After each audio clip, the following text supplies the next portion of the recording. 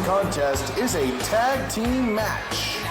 On their way to the ring, the RWR Tag Team Champions, the team of Brandon Richards and his much cooler brother Gary, the Blue Gary Kudas. For those of you that are watching on YouTube, welcome to part 2 of the show tonight. You can blame Twitch, as always, as Blue Gary Kudas Tag Team Champions in the ring. They'll be defending in just 2 nights against 2 teams, and this is one of them. On their way to the ring, the team of Chad Bryant, Stephen Wright, the Inner Circle. Is the Inner Circle one of 2 challenging teams for the tag titles, as well as the Coalition?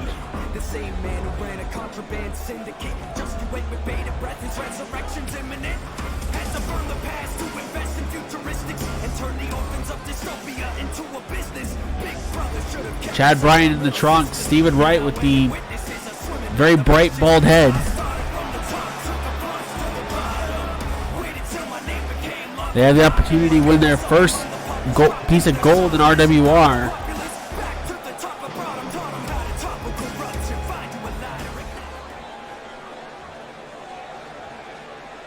Looks like we're going to get Stephen Wright starting things off with Brandon Richards. So here we go. And it's Wright with a leaping knee. Takes Richards down.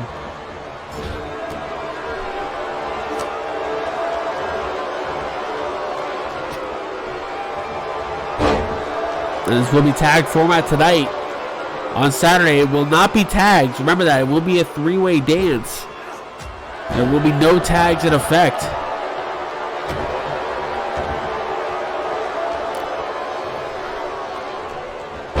They do, yes.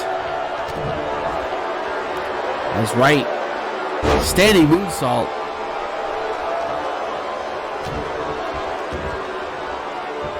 There's now a knee right in the lower back of Brandon Richards. He's now running into Gary. Look like he caught him underneath the armpit.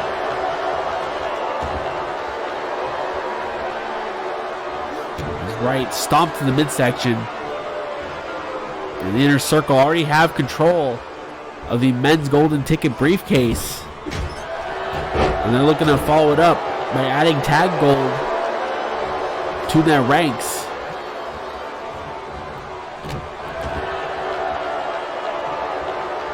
That's right. Trying to stay in control. Front face lock switches over to head control. Brings over to his corner. And a tag to Chad Bryant. As now double team. Bryant going up to the top. Double stomp to the back. As you can see, Gary Richards wanting a tag. Was unable to get it. As Bryant show off the power. Deadlifting powerbomb.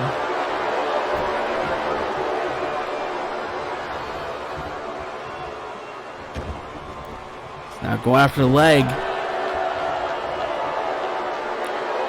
The tag titles have been kind of all over the place this season when it comes to all the different teams that have held it.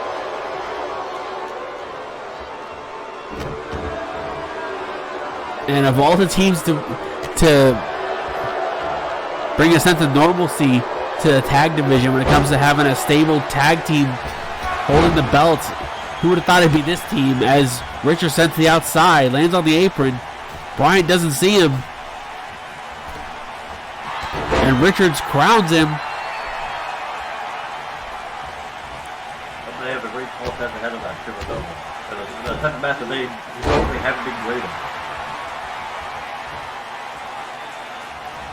And it's one of those things that has not been very good to the Blue Gary Kudas. The 3-way dance when it comes to tag teams. You know, the last time they were involved in a match like that, Brandon Richards was the first man eliminated from the match, and Gary was the last man eliminated. What we've seen ever since that match, it seems like Brandon has kind of let the fans, he's kind of embraced the fans a little more since then. I think he's realized with the popularity of Gary Richards, of his brother, he needs to somewhat embrace that to probably help. Of course, Brandon, who has last year was involved with the Revolution title as Mindbender. As Wright looking to end this quickly. Gets him up.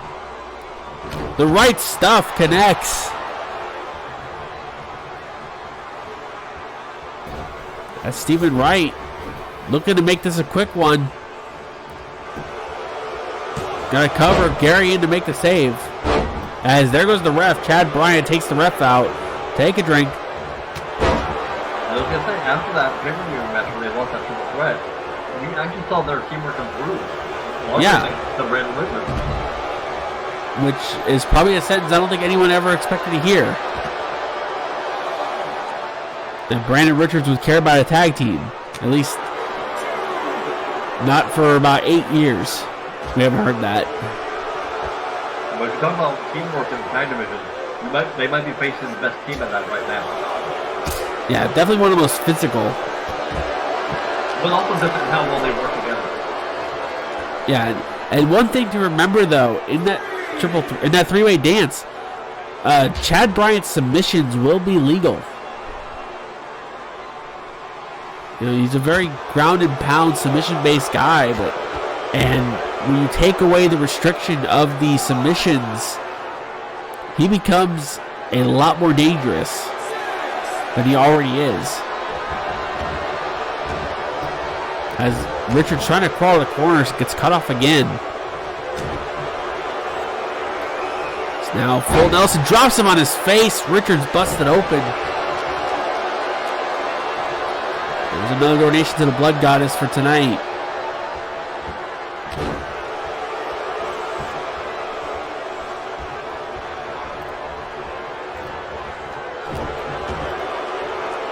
Seems as though whatever issues we were having earlier, I think they have been fixed. As, oh boy. Well, this will turn the tide. This will definitely change the momentum of this match. As now, Deathplex.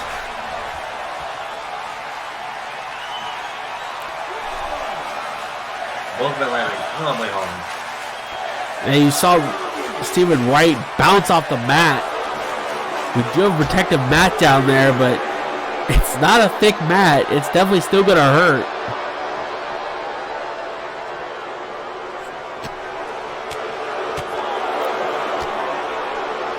As Wright just laid in the shots. You hear the referee counting. Well, Richards turning it back on him. Oh my God, brainbuster on the metal ramp. Caught him right on the edge of it. Yeah, that was a very snug spot to do that. Speaking of snug, back body drop on that metal part of the ramp. And now DDT to follow it up. That is hands down the most dangerous part of the entire ringside area because that is solid steel.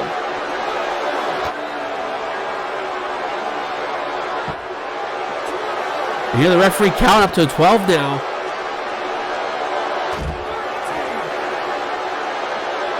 As Wright smartly getting back in the ring. It's not about the tag titles tonight, but definitely could send a message to an opponent. Oh, this is going to be close. There's a 16. Richards starting to stir on the floor. You got to think how much were ribs telling him after that fall. As we get an 18, there's our hope spot for the night. DT by Richards goes for a cover. Bryant breaks it up immediately.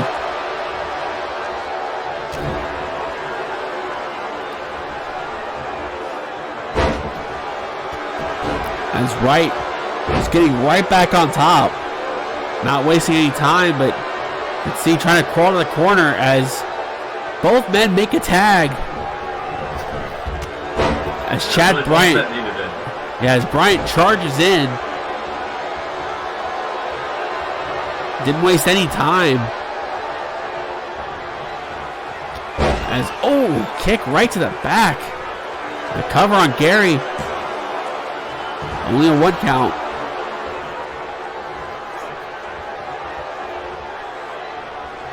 As Chad Bryant. MDK. The cover. Richards distracting the referee for a moment.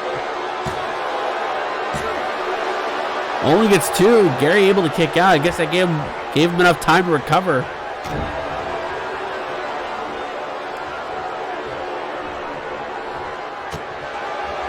As Gary trying to mount some offense, but Bryant stops it immediately.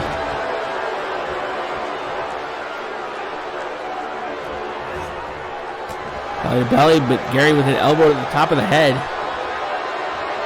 Swinging neck breaker. And see Stephen Wright just now getting to his feet. Shows you how much punishment he's taken so far in this match.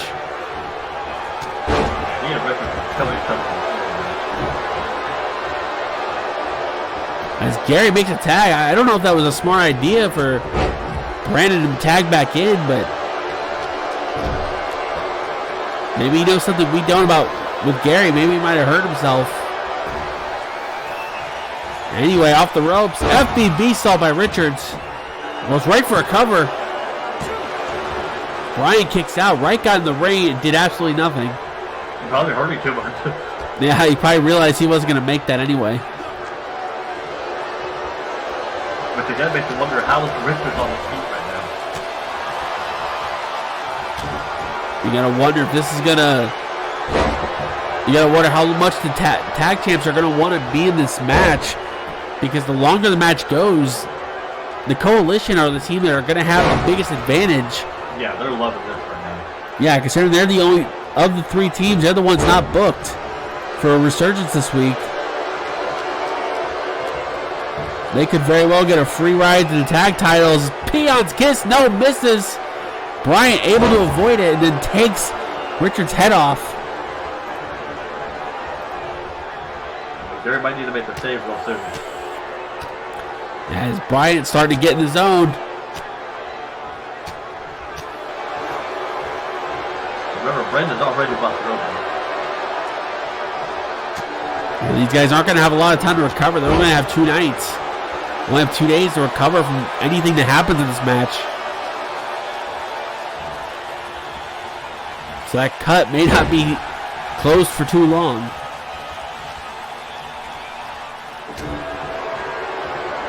It's now Bryant from behind. German suplex, holds on. Switches it up. Yeah, dragon suplex. And now, straight jacket. Got cover. Gary makes a save. But Bryant is not done yet. Gets him up. MDK. Right into the open wound. Goes for a cover, but Gary was still in the ring. Breaks it up on his way out. Oh boy. But Bryant isn't done. No, Richards. That was Brendan. Yeah. And now Northern Lights suplex. Richards holds on, flips over it. And now deadlifting into a suplex. You know, it's strange to say that Brandon Richards is the veteran of this team, but FBB salt again. Cover with the leg hooked as Bryant kicks out. And Bryant makes how much strength does Brandon Richards have left in him? And makes a tag, cuts right off immediately. As Richards now taking the top turnbuckle pad off. I don't know if that's a great idea, but he's taking it off in the inner circle's corner.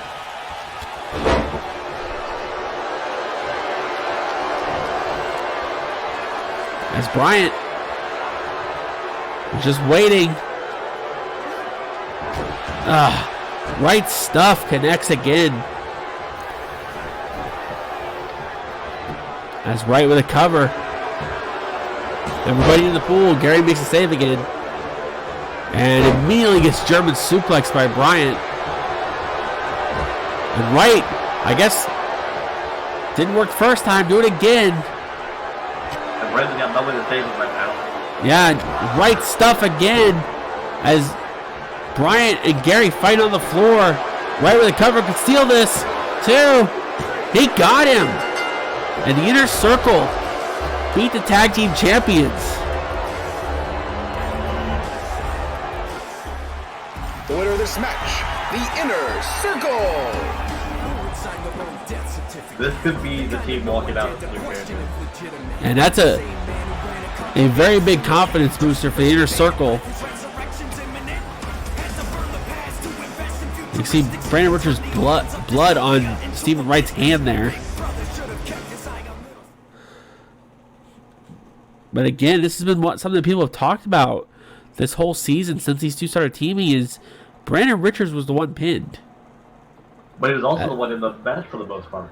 Yeah, but that's been the story of this team is that whenever the Blue Gary Kudas lose, it's usually because Brandon Richards is the one that loses the fall. That may be the case on paper, but when you look at it in context, Gary was almost ineffective in that match, while Brandon Richards got his ass beat for a good majority of the match. Yeah, now we're switching things up. Women's action coming up next.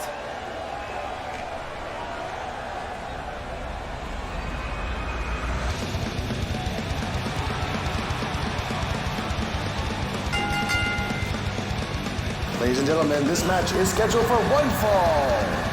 Coming down the aisle, from the Ghost Pirate ship of the Rogers Foundation, Faith Rogers. Faith Rogers, first time we've seen her in action since, I believe, when she was eliminated from the Phoenix Cup. She's had a couple weeks off.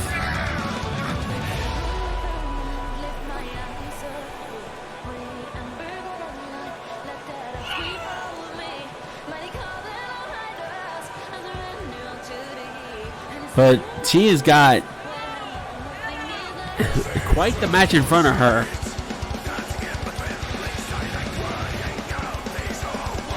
Even though she's facing a newcomer here in RWR. I don't know if you want to call her that.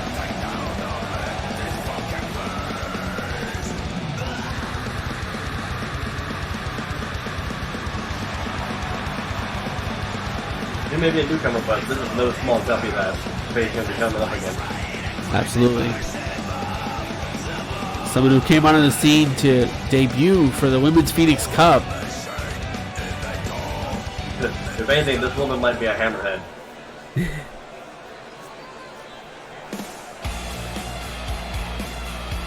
If you ever want to see Pirates versus Vikings, well, you're in luck. On her way to the ring, from the Nordic states, the Shield Maiden, Torvi. As I said, Torvi debuted during the Phoenix Cup and immediately made an impact. And that might be the understatement of the year.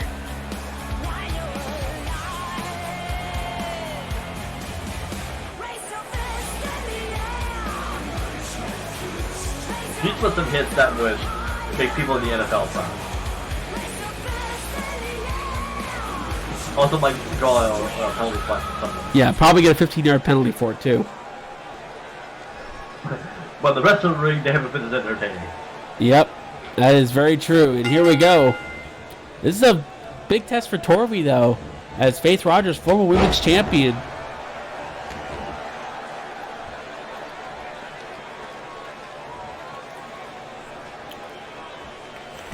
Like we had said before with Torvi, like she's only had 2 matches here in RWR, but she's been extremely impressive. And a lot of it is just her style, and you can see like her size is Uranagi slam by Torvi.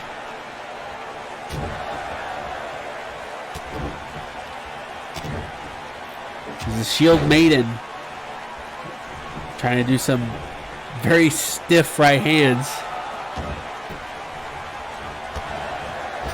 Yeah, if there's one thing Faith Rogers knows when it comes to stiff, it's definitely her having a stiff drink. I'll be honest, I had no idea where I was going with that.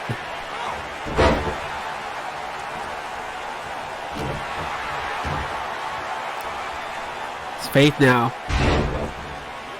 Faith, a longtime veteran of E-Feds. Like I said, former women's champ, former women's revolution champ. Hell, former EWA women's champion.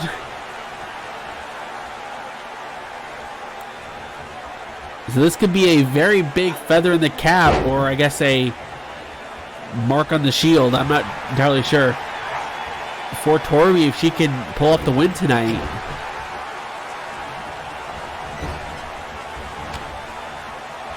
But we know with Faith Rogers, she's very resourceful.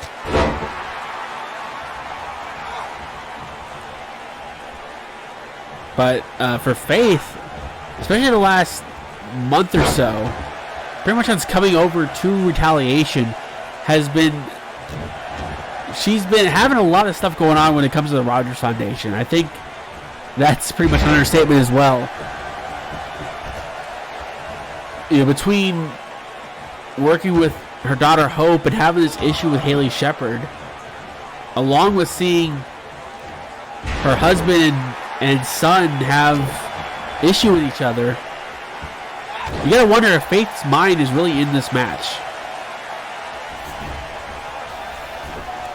And if it's not, it might get knocked into the fourth row as Faith will quick cover. Torby kicks out at 1.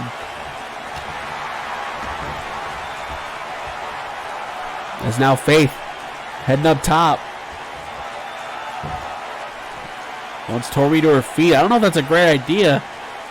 Off the top. Went for Meteora. Misses.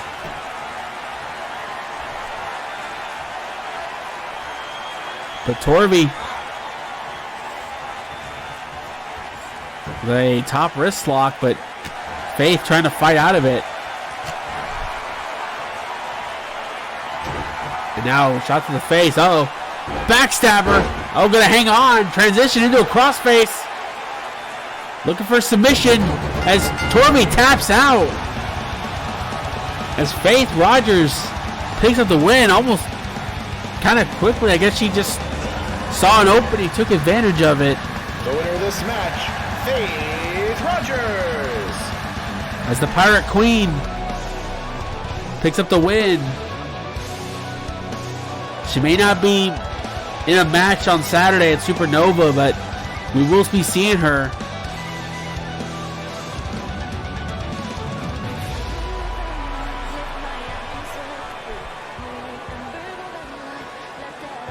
But Faith Rogers getting the win tonight. Yeah, it's been a while since we had seen Faith in a match anyway, so it was good to see her in the ring, but yeah, that's the Faith you remember. That's the Faith you remember and fear a lot of times. But picking up a good win last show of the year. And are you ready for some tag team matches, playa? Because if you are, well, I got good news for you. Because here comes our first of 3 big tag matches. And I can't see. The following contest is a 3-on-3 brawl. Now coming down the aisle from Las Vegas, Nevada, the Devil Dealer, Duke Dice. Also, apologies to anyone who have an issue with what you're currently seeing.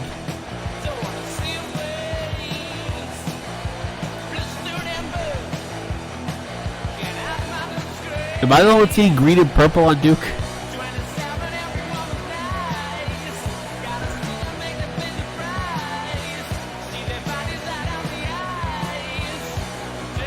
But Duke Dice in his 100-gallon hat,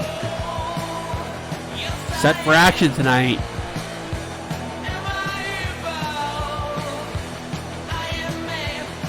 It might as well have been a sombrero at this point with how big that hat is tonight.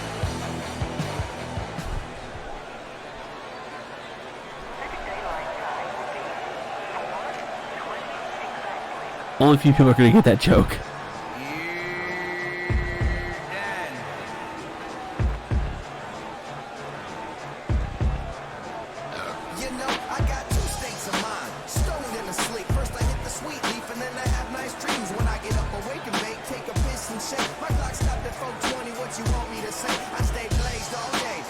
Coming down the aisle, Brandon Deaver. Brandon Deaver, who will get a shot at the United States Championship in just 2 nights against Chris Jones.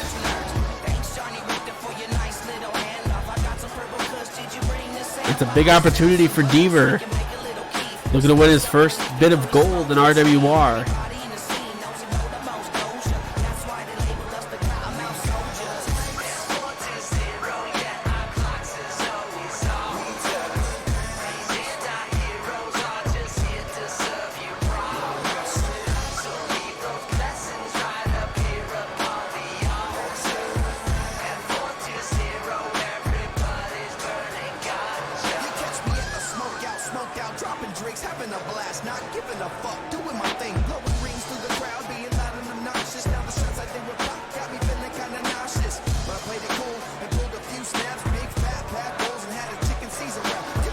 When people ask what are the most random things you see on these games,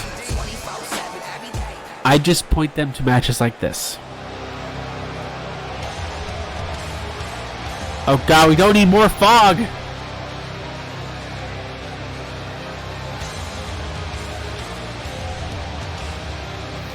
On their way to the ring, the leader of the Riders Foundation, Jake Rogers.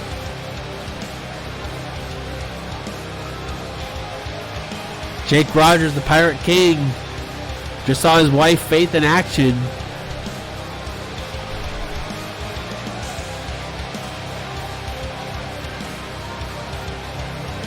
It probably will, honestly. That hair is comically long.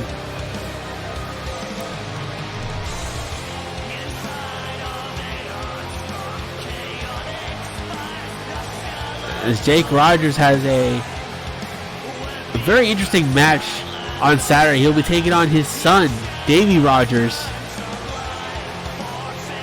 We'll get to talking about that match once this match starts. But there's your first team. This fucking visual.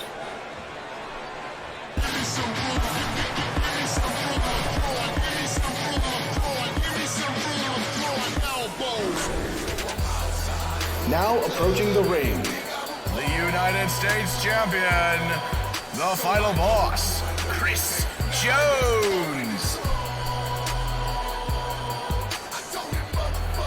I had to give a mic for a second there.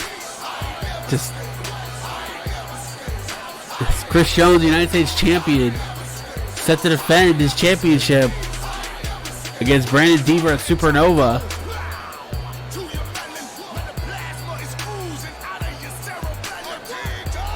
The Mace hasn't tripped over his own beard.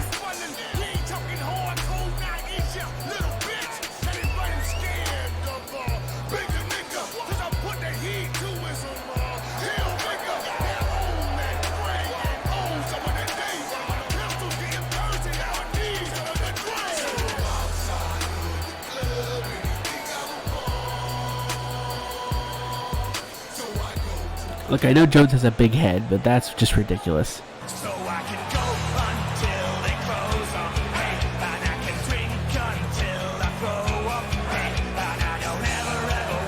A man who's had the Florida Keys, this is the Party Pirate, Davey Rogers.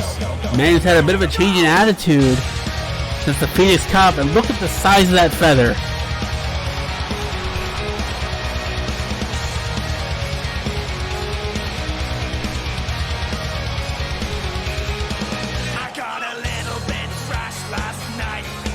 I just lost my train of thought. I've seen the size of that feather.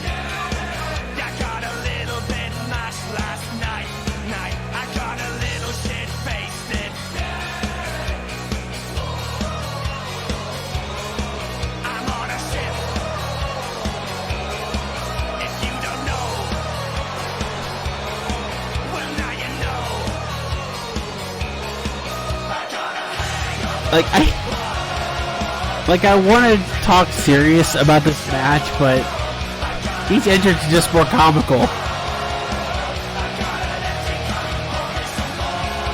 It's hard to keep like a straight face looking at this. Like I know I'm gonna break some kayfabe for a second. Like I know we usually just don't talk about the big head mode, but this is great. I'm glad we found a reason to take advantage of that mode.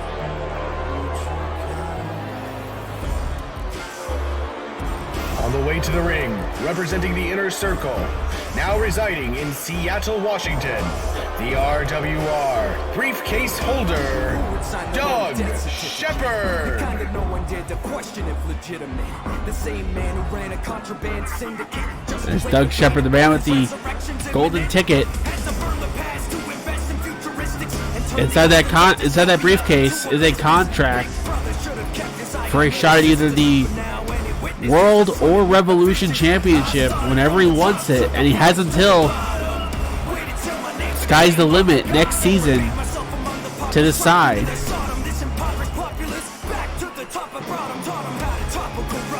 And yes, the clock is ticking. Oh God, oh dear God. And this is how we're starting, huh? I don't even know if I can actually call this match. This is just so wacky. We'll drop some frames. If you like big facial hair, this is your match.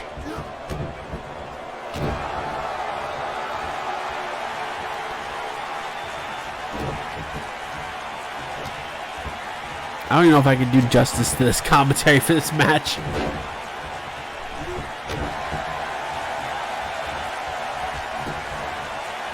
Like, I know I'm gonna break a little more kayfabe here, but like usually when we do these big head matches, I just ignore the fact it's in big head mode, and we just make the jokes about it being foggy and shit. This is just that one where it's like it's so outrageous that it has to be mentioned. You can't ignore it. Like, look at the beard on Jones. Like, it's literally touching the mat as he's walking.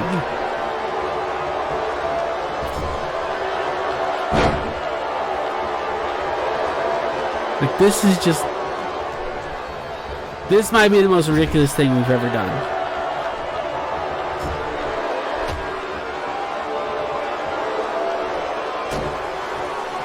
And considering where we came from, that is saying a lot.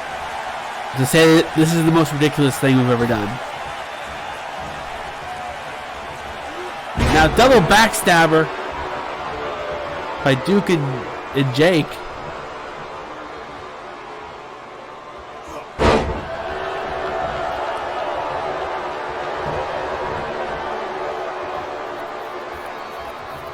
Honestly, if this was just the big head mode and nothing else, I probably could do commentary for this.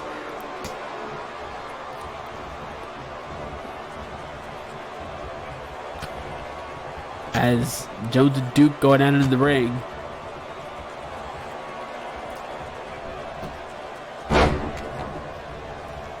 gonna have to remind myself to, when commentator Cody comes back, to remind him that we're not in the Twilight Zone yet. Can't find my chair. I know it's a little foggy in here. Don't worry, it got worse when Jake came out. Like a double fog.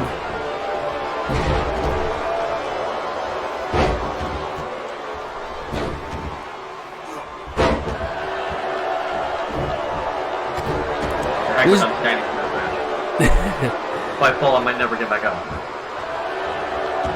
This is just one of those ridiculous things. Is Jake with a heel hook, or I guess a fish hook if you want to go with that.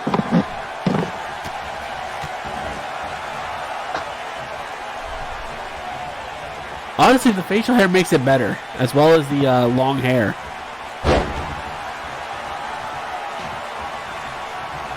Why is there a squid on the apron?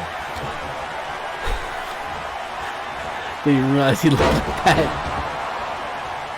A squid wearing blue as well.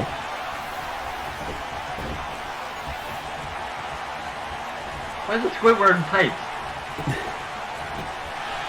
Look, we had some budget. Razor wasn't booked for a few weeks. We had some budget. Oh, it's Davey. Okay. The hair parted, I could see who it was. As Jake crack and stretch. Jones able to fight out of it. I guess his head was too big to get it locked in.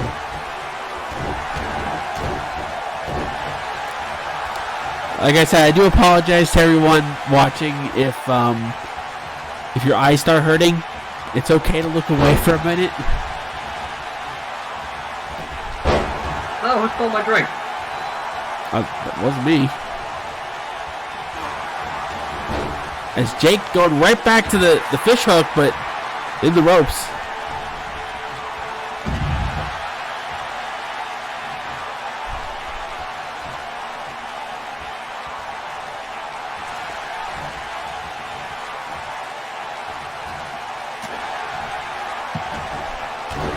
As Jake just stomping away.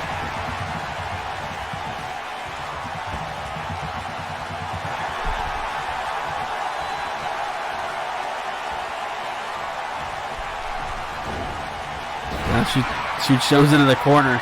Now Jones reverses. As Duke decides to just kick him in the side of the head. Yeah, I thought he just fell for some reason. That's also very possible. Jones, not the most graceful. As, oh boy. Especially in these conditions. And now I see a squid and a manta ray. I'll say, I feel like I'm playing Sea of Thieves. As Deaver gets tagged in. I feel like I'm playing Monster Hunter. It's also very possible.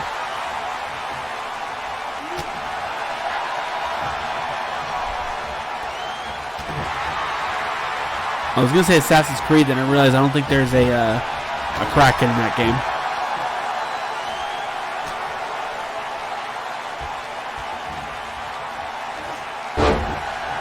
And ironically, no coming from this normal person looking at this match. You know it's fucked up when that's the case. I mean, the big head just suits him just fine. Yeah. Looks normal. Oh, there is? Oh. As Davey with a backstabber. Oh, it's hidden, that's why. That's why I don't know about it. I can't tell you what's happening, but pinfall by Davey. Deaver kicks out.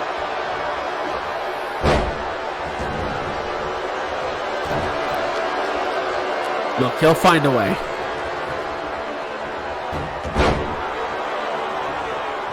If I've learned anything from Jurassic Park, is life finds a way.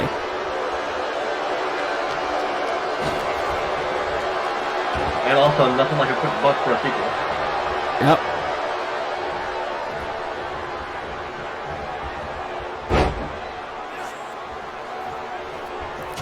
As Davey with the right,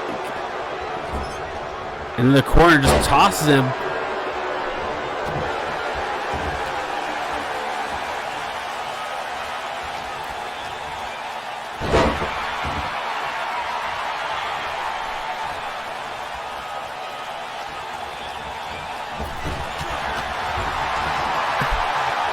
I'd like to remind everyone, the first 6 fans in the arena tonight or 6 fans in the arena tonight will get an exclusive RWR bobblehead of one of these 6 men. You'll actually get to take them home with you.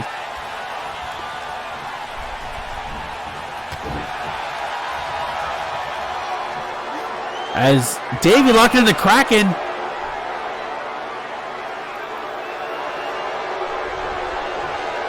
But Deaver able to escape.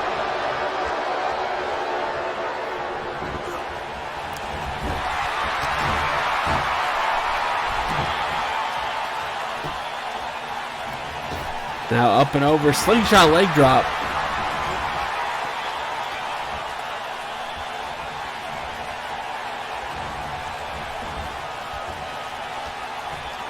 Yeah, there is a way to do that. There are custom ones you can make. They do cost a bit to do.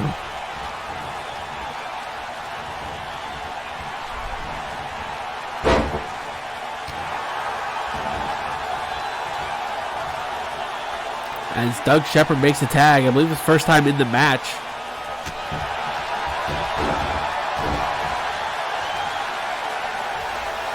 That's also true, yeah. As this is a bit of a preview of match these two men will have at Supernova. With the added stipulation, it's not just a regular one-on-one, but Doug Shepard's golden ticket will be on the line. For the first time, we're having one of the golden tickets be defended in a match. So there's actually a good chance we could see Duke Dice leave Supernova with the men's golden ticket briefcase, and I don't even think he was in the match to begin with when Shepard won the briefcase. As, oh God, dumping Duke on his head. Almost destroyed the mustache. As now pop-up powerbomb. I'm surprised nobody's grabbed hold of it yet. You would think he's such a giant target. His yellow wingspan of about 3 feet.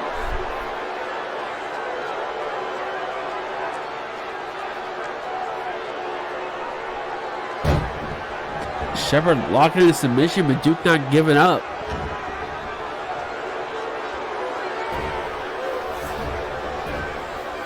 There's one thing that can be said about Duke Dice, he doesn't lay down and die very easily. No, as Shepard with his feet on the ropes, only gets 2.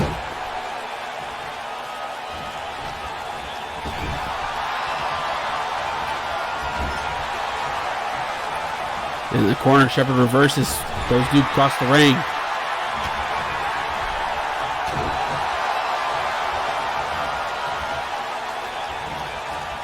If only. You would think of all the things they could have done, that's the one thing they didn't do. I get it.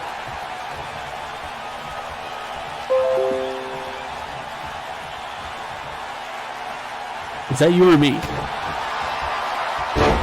Backstabber by Jake. I can't tell if it's me though. Actually, if it was me, I think I would have found out. That was me at the time. Oh, that's true. If it would have been you, I wouldn't have heard that.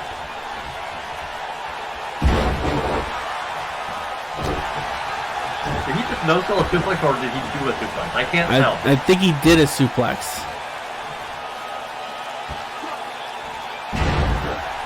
Of course, considering it's Jake, I would not be surprised if he no-sold a suplex.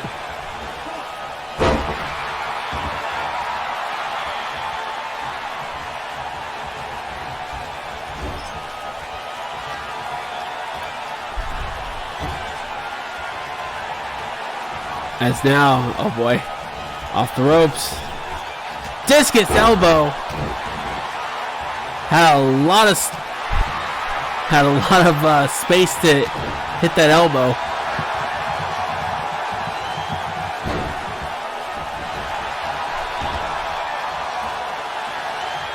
It's Jake with the fish hook.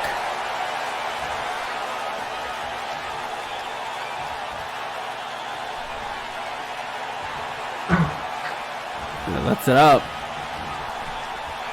You'd think Jones could just put his beard over the middle rope and just get a break for it, but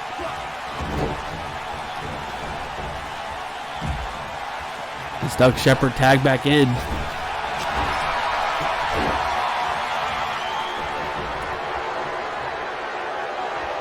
And as you guys have noticed, submissions are legal just like this. Crack and stretch.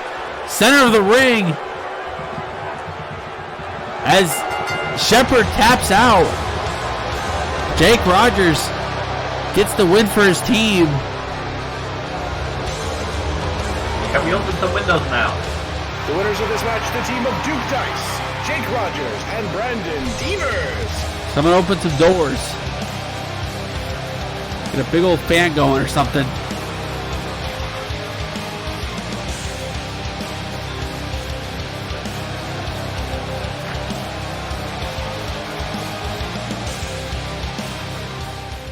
That That was a visual at the end.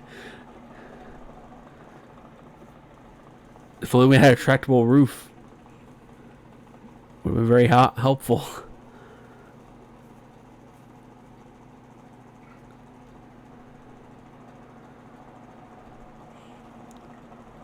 As we're going to move right along. This time, another 6-man tag, but this time it's the women. Just like before, 3 matches, 3 Supernova matches, all intertwined.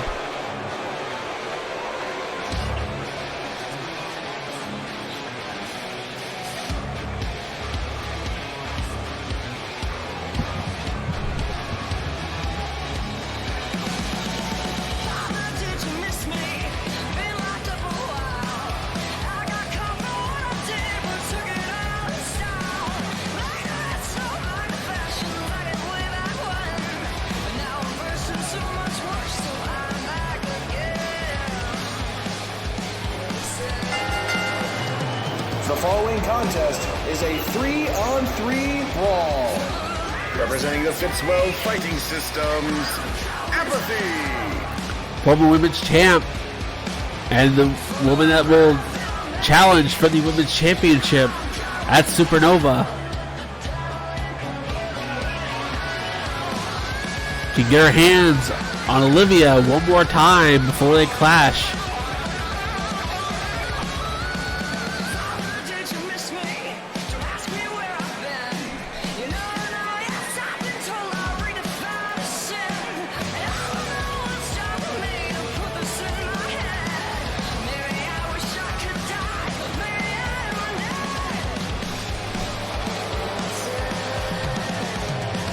Apathy made a return a couple weeks ago, attacking Olivia Taylor. After we found out Olivia had put out an open challenge for her women's championship. And really, Apathy getting the shot was because... On her way to the ring, hold on. The Mermaid Princess of the Rogers Foundation and the winner of the 2019 Women's Phoenix Cup, Hope Rogers. It was really because of Hope Rogers, after winning the Phoenix Cup, deciding not to challenge for the women's championship, that really left the door wide open for Apathy to come back and get a shot at the title. And considering how the women's championship has been hot-shotted all season, you figured it would have been a prime time for Hope to go for the title.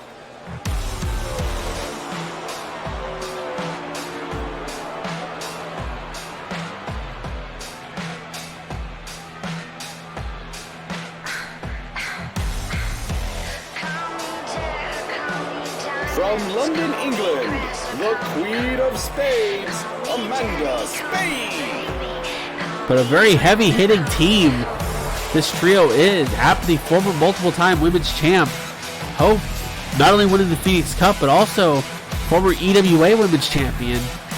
And Amanda Spade, their partner, another former women's champion.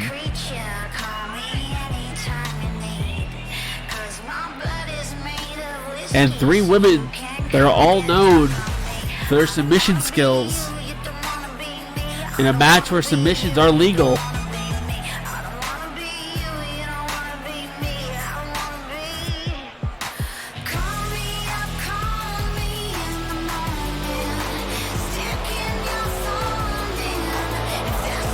And like I said, Amanda Spade, becoming women's champ this season, was one of the recipients of the Hot Potato.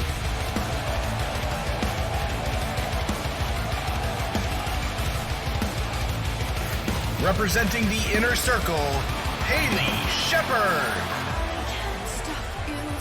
When you look at this opposing team, you may not think a whole lot of championship success.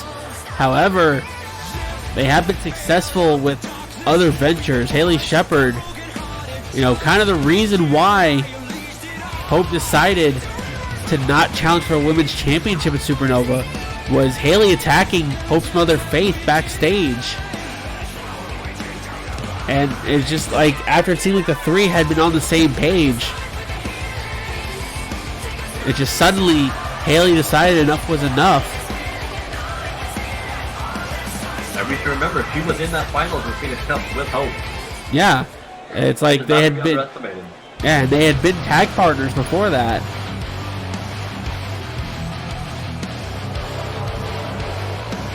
Making her way to the ring, Jenna Reed. And Jenna Reed, another newcomer to RWR this season, seems like she just started recently finding her footing. After she debuted, she had a team with Amanda Violence to challenge for the women's tag titles. They were unsuccessful. And then, of course, the women's tag titles were destroyed. And since then, Reed has been trying to find her footing in the women's division. But it seems like she's starting to find something.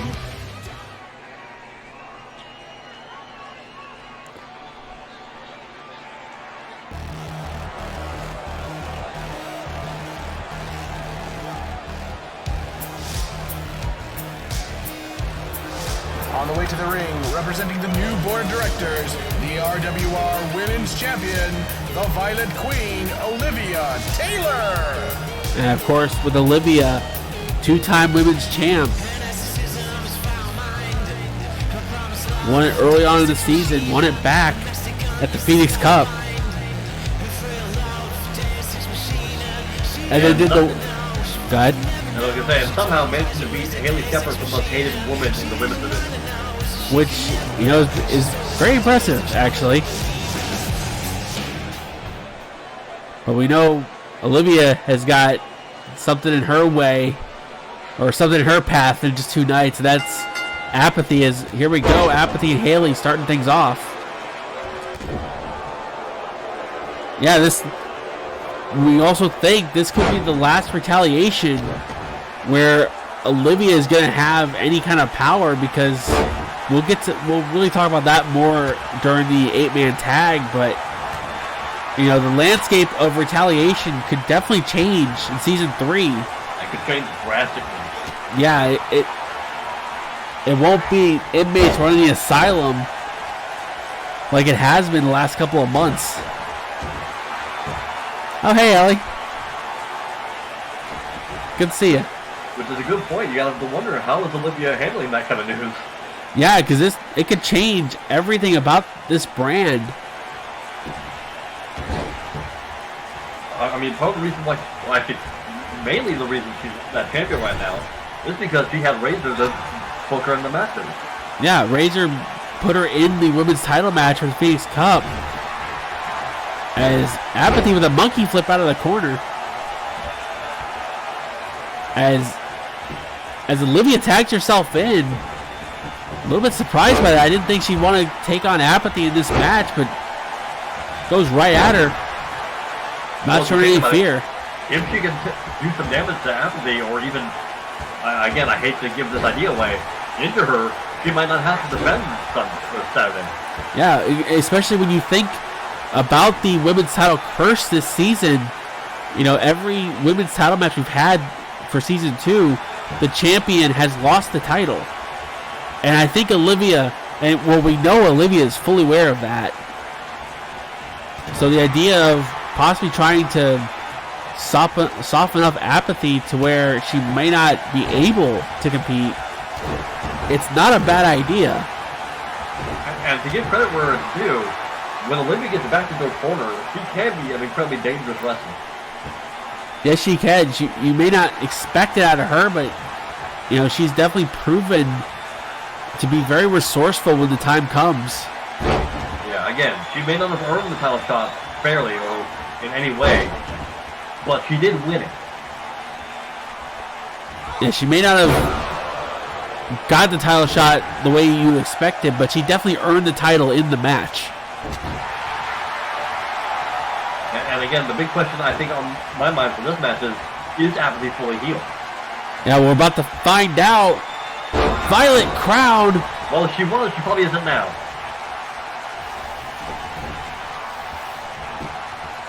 As Olivia with a cover, everyone in the pool. Hope breaks it up. Olivia went for a knockout and Hope caught her. If there's one thing about the Rogers family is that they have eyes in the back of their head.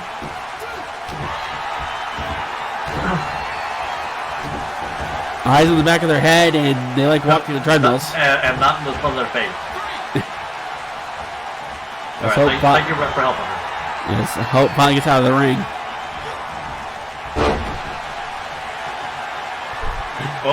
Oh God. Apathy telling Spade and Hope to get in the ring.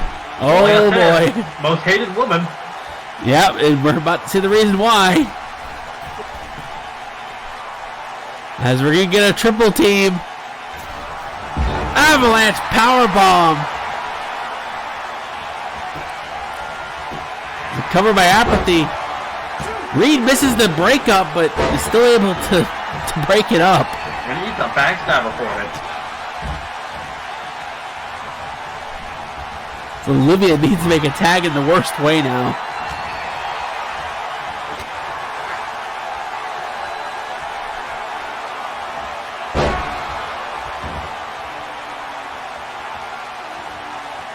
You gotta wonder what was the strategy for Olivia and her team, because she is using the Ramblin' Rabbit. Thank you for the follow. Can't wait to see on Firefly Funhouse on Monday. As now Olivia, Violet Crown again.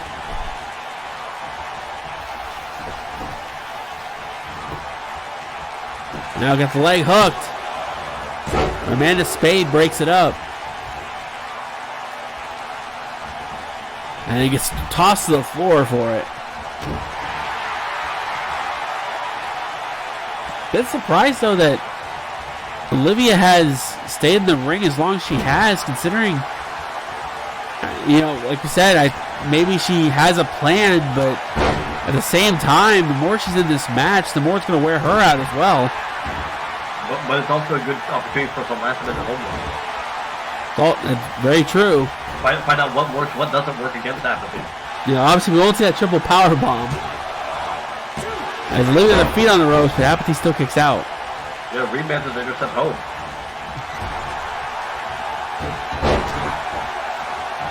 Haley dropped off the apron, not wanting to tag in. She wants no part of what's going on right now. And to be honest, I don't blame her. As Reed getting out of the ring. As now Olivia, what is this? Has her by the leg. Oh, God. Reverse Alabama slam. But takes her. Piece of whiplash. Yeah, takes her eye off to tag Haley in as Amanda Spade tags in, but is immediately German suplex.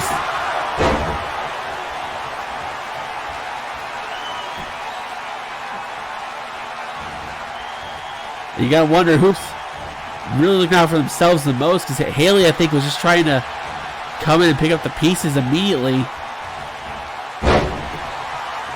Tiger suplex.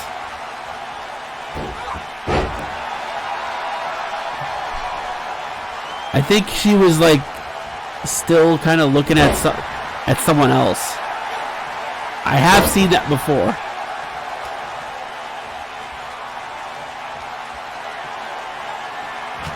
The kick gets caught.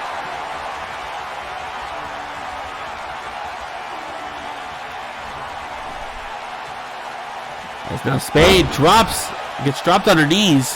And there's that cross ankle breaker.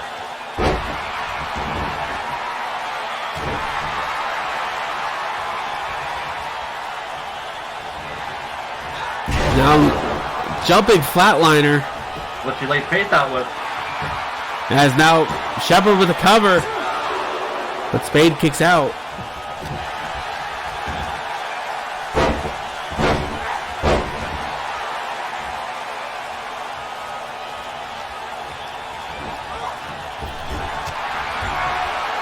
Spade was trying to get out of the corner, but Olivia gave her a quick shot. Didn't matter though.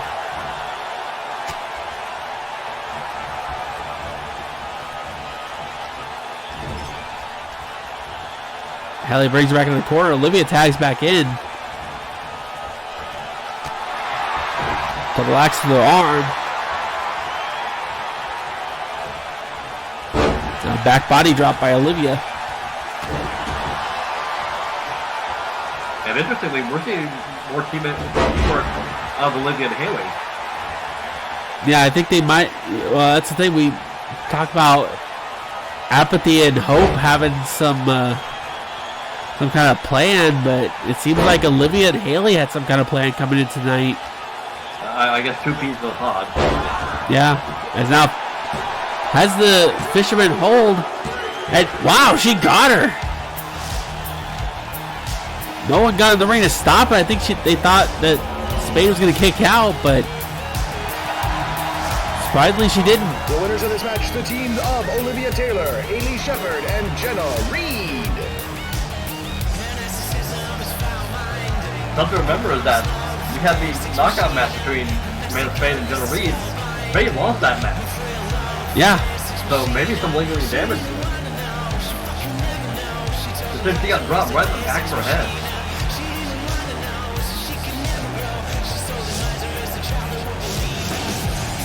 And considering that Spade will be taking on Jenna Reed at Supernova, Reed didn't get in the match at all. She was never tagged in. So she's going to be fresh as a daisy. Yeah, ironically, I think the same might be for Hope. Yeah, absolutely. As we've reached our main event of Retaliation. And, buckle up and maybe grab a lunch. Yeah. We're going to be here a while.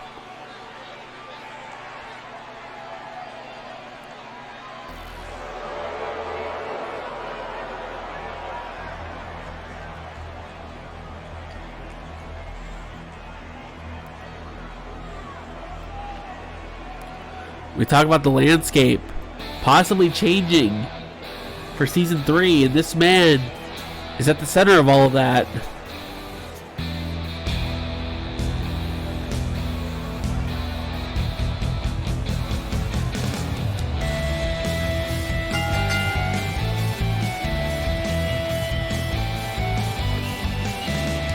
Representing the new board of directors, the main man, Razor Sharp.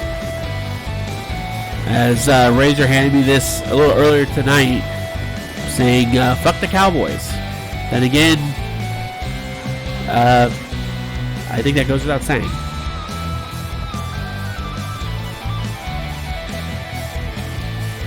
But you're talking about a man who's walking in tonight with, or Saturday with everything, might end up leaving with nothing.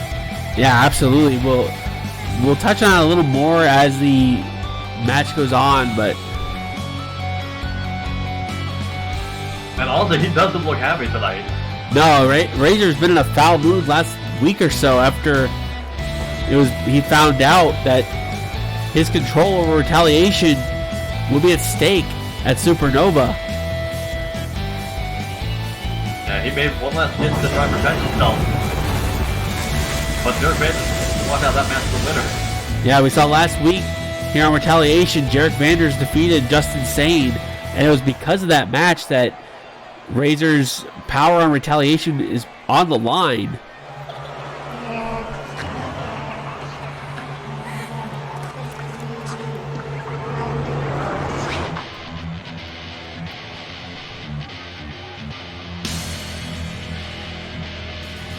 From an undisclosed location, representing the Fallen Kingdom, C.A. White. And C.A. White has got quite the match in front of him Saturday, as he will take on Norns. We've seen the rest of the Fallen Kingdom try and fail against Norns in the last couple of weeks. Multiple singles matches. But at Supernova, C.A. White will be the man to get the shot.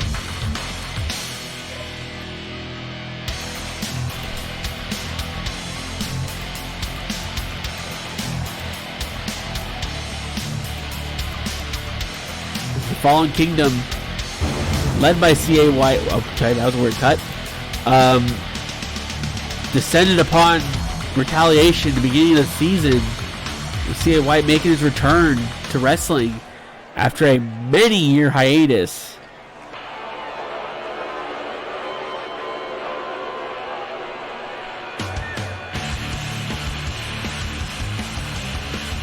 From London, England, the fallen star, Martin Starr. And Martin Starr, who's, people would say had a much better season 2 than in season 1. And honestly, he did, especially punctuated by becoming world champion for the very first time this season.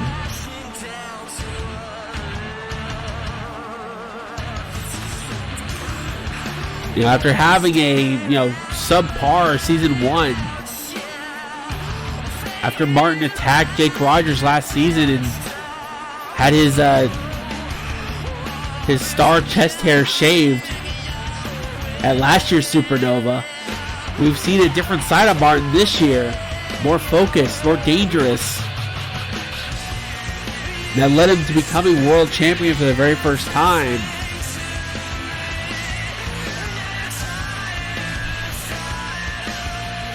Sometimes it just shows what a year can make to someone.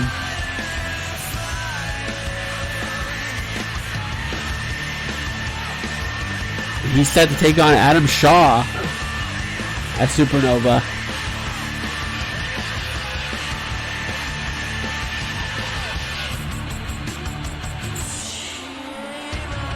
The match that has been called Thunderdome. No man enter, one man leave. I was going to make a reference and I realized that was Highlander, not Mad Max.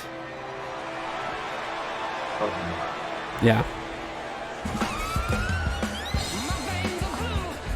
Representing the new board of directors, from Toronto, Ontario, Canada, Justin Sane. The final man of this 4-man unit, another former world champion. And I'm wondering how he feels about being beat by Jared last week, considering the stakes at hand. Yeah, high stakes in the match. It was, and Razor put Sane in the match figuring it would be enough, and it turns out it wasn't. I mean, on paper it wasn't a bad plan. Just to say that they're doing incredibly well against Jared this year. It was a good idea in theory, but it just didn't pan out the way Razor intended. I remember last year, Supernova, Justin Sane was the world champion, defending in the main event against one of his opponents in this match. It's funny how a year goes by and some things don't change. I think it was Target. No, he was the world champ. Yeah, that's Yeah, he was facing Norns. This man. Yeah.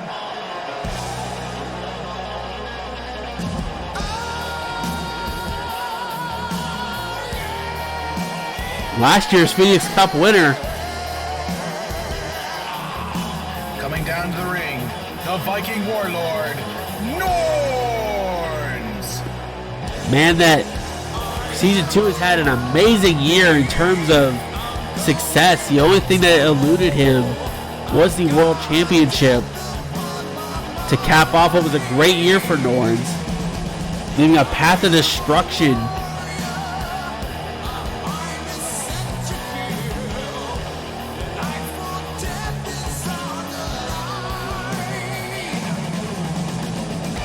And he looks to end things off of Season 2 by defeating C.A. White.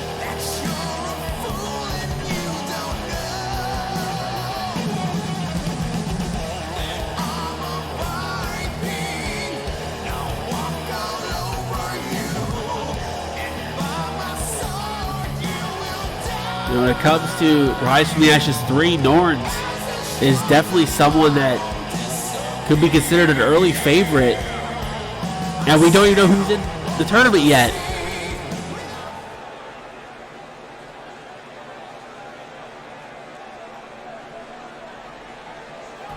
What's up, Ace?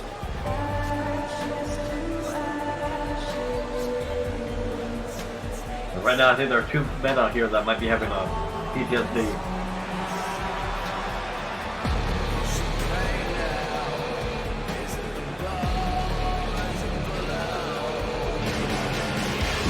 gentlemen, this is Adam Shaw.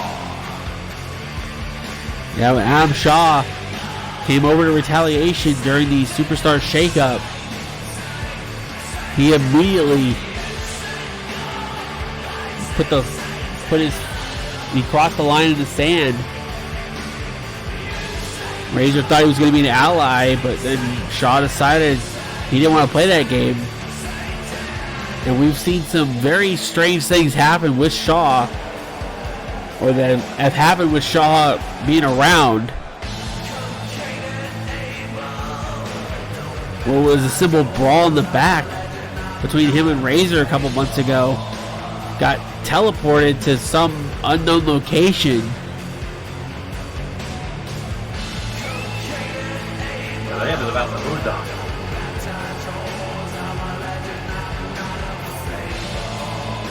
Razor better be happy that he doesn't have to deal with that next season, because there's been some rumors of Shaw having a few more places he might want to go.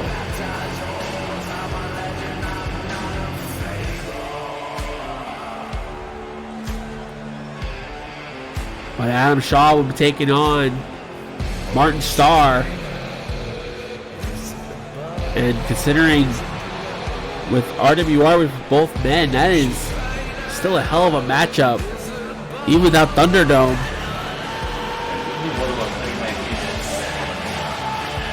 And the transformation we've seen from Shaw just this season. Well, we want to talk about somebody who's had a good season. Oh yeah. There are two names. To the ring from Jacksonville, Florida, Jarek Vander. Another former world champion who's really the future of Retaliation could be on this man's shoulders.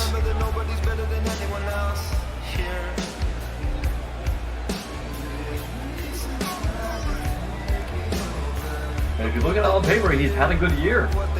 Yeah, like I said. Revolution World title twice. Yeah, some people are lucky to win it once. Jarek's done it twice just this season alone. Yeah, he's the only person to have won it 3 times. Yeah, and having great match after great match this season. He's been putting the work in this year. Oh yeah, he's had his working boots on this year. He's got a hell of a one coming up Saturday. Yeah, he's got a war in front of him coming up. But if you talk about the 2 people who've had the best year this season, the one being Jarek, the other is right behind him. Yeah, is the final man in this match, our world champion. Someone who's also won the world title twice this year. And his first world title win, probably one of the biggest moments in RWR's short history.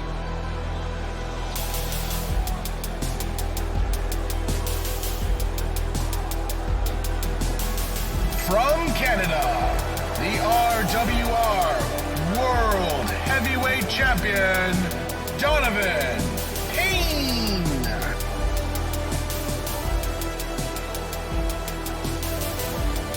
Leaving the belt in the back tonight, because tonight it's not about the title. And you talk about some PTSD. I can look over and see Martin Starr not eager for this. Yeah, because it was when Martin Starr challenged for the World Championship for the first time in his career. He faced Donovan Payne for that title. And it was one small mistake that cost him the title in that match. But when they had the rematch, Martin was able, or actually, excuse me, when Martin got a second chance at the title, it was against Jarek Vanders, and Martin was able to become champion. But Donovan Payne... But this man is his kryptonite, it feels like. Yeah, absolutely. He may not be wearing green, but he's definitely kryptonite when it comes to the Fallen Star. When you think about it, this man has wins over a lot of this opposing teams. Yeah, this with is the exception of one man. This is really an all-star 8-man tag when it comes to all the former world champions in this match, and C.A. White. Yeah, I didn't want to say it like that. there's one person in this match that sticks out as one of these things doesn't belong, but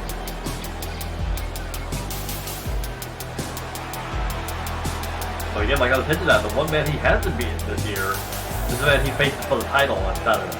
yeah, Donovan Payne defending the world championship against his former partner, former friend, former brother, Just Insane.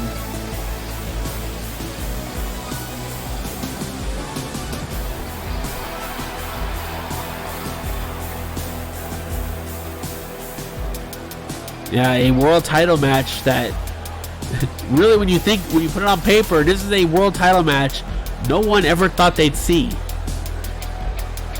Just Insane and Donovan Payne. Yeah, longtime friends. Even before they were in the same group together. Yeah, longtime friends. Just like you said, even before Pentakill was a thing. They hung out all the time. They were basically brothers. That all changed this season when Just Insane turned his back on Donovan Payne and joined Razor to be part of the new board of directors.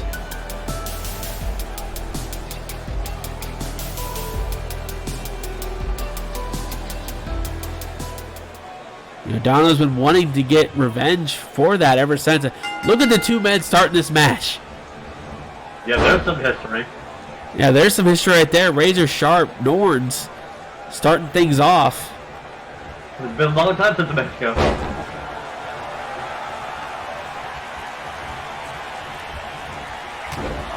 When we look at the talent of all the men in this match, former world champions, former Revolution champions.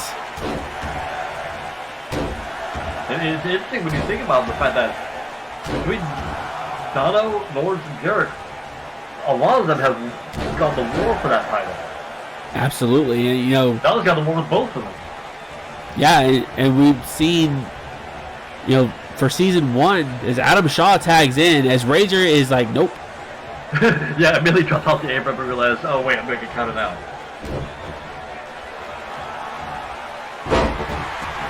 Adam Shaw, his career resurgence in RWR with season 1 laid the groundwork for season 2.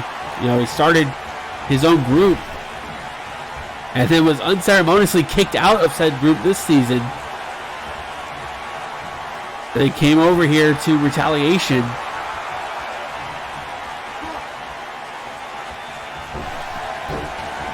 Man, you talk about kryptonite. This man has gotten deep in the mind of Razor Sharp. Well, considering all the things that Shaw has done to Razor since they started having issues back, like I said, after the Superstar shakeup. Yeah, and really, it's because of Adam Shaw that the reason that Razor might leave Supernova without control of Retaliation. Yeah, because I think Razor's been in more of a fragile state of mind since all that. As Martin Starr tags in, shoulder right in the corner as double team. Now Martin, belly to belly throw.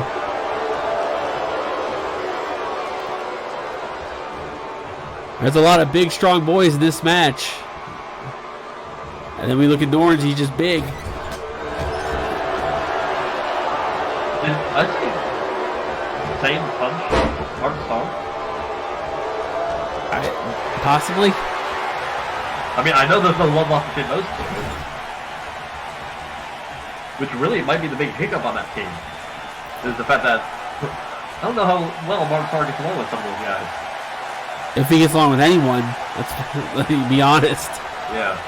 I mean, with this other team, this other foursome, Dono and Jarek still close friends, still close allies. Norns, I don't know if you consider him friends with Jarek and Dono, but he's definitely an ally to them. There's certainly a level of respect between the three. Yeah, Especially when you saw the build up to him versus Donovan Payne. Yeah, there's definitely a lot of respect between the three men. Shaw, I think I'm not entirely sure. We've seen him work with Jarrett for a couple weeks. Yeah, him and Jarrett definitely had the ability to work together. As Martin is getting the hell out, trying to get the hell out of there. I was going to say, Martin is backpedaling. This is the man who dethroned Jarrett. As C.A. White makes the tag. Bailed quick.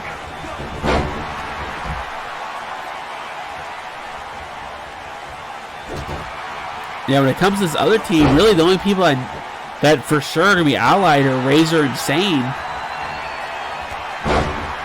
But at the same time, C.A. White does have a history with Razor Sharp, former member of Far Beyond Better way back in the day. So there is that old, not communion, that's not the word I was looking for. Muted? Yeah. I couldn't remember the word for a second. Couldn't English. And interestingly, Martin Storm may have had a plan when he tagged in C.A. White. He was the only person that Jarrett doesn't have any real beef with. So maybe he's severing that fire a little bit. Or maybe not. Maybe not. V-Trigger connects. Like I said, C.A. White kind of seems out of place in this match as Jarrett looking for a sharpshooter. Going for a submission. Jarrett not really known for submission wrestling, but... Certainly not lately. Yeah, not lately. There is one in his back pocket. It hasn't been used in a very long time. Uh-oh. As Shaw and Dono trying to hold him in place. Get a big run up. Drive-by dropkick. Looked like Shaw and Dono were trying to hold White in place for that as a cover. I think Jarrett made the dropkick between Shaw's legs. Very possible. Star breaks it up. Just Lawrence takes the brunt of that. Oh, in their faces.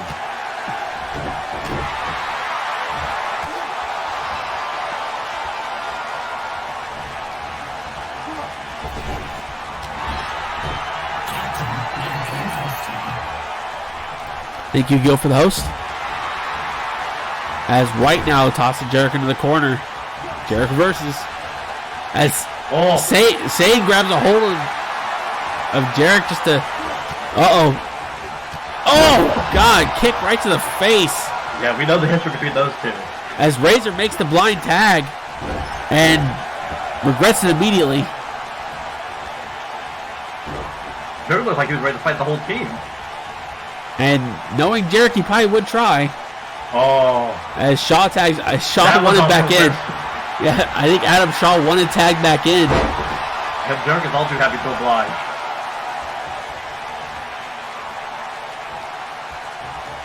We got some mind games going on 2 days before the pay-per-view. And the biggest event of the year, the final show for the season, as Shaw makes tag back to Jarrett. Double team. Yeah, we've said before, these two have been working together the past month or so. Yeah, very good teamwork. Oh, what a chop. Chopped and a shot to the back. Shoots him into the corner. Knee right to the midsection. Razor stuck in no man's land. Razor is stuck in the wrong part of town. With a bunch of people who don't like him. Is now V-Trigger again. This time Jericho in 2 days. right in the cover. Is Razor able to kick out? Yeah, it could. Honestly, if Jarrett hits it, he could just hit one, and that could be all. That could be Razor's whole world crashing down around him. His entire master plan for this season could come just falling apart. I had a reference I was going to make there. I chose not to do it. Looking for Clash, but Razor able to counter. Yeah, Razor had that move scouted. He's been hit by it in the past, so he knows what Jarrett was going for.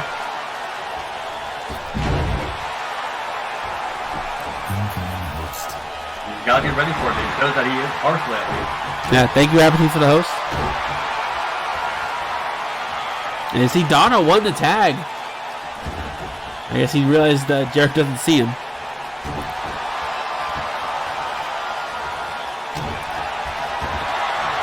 As Jarrett now Dragon Sleeper. Yeah, looking for another submission.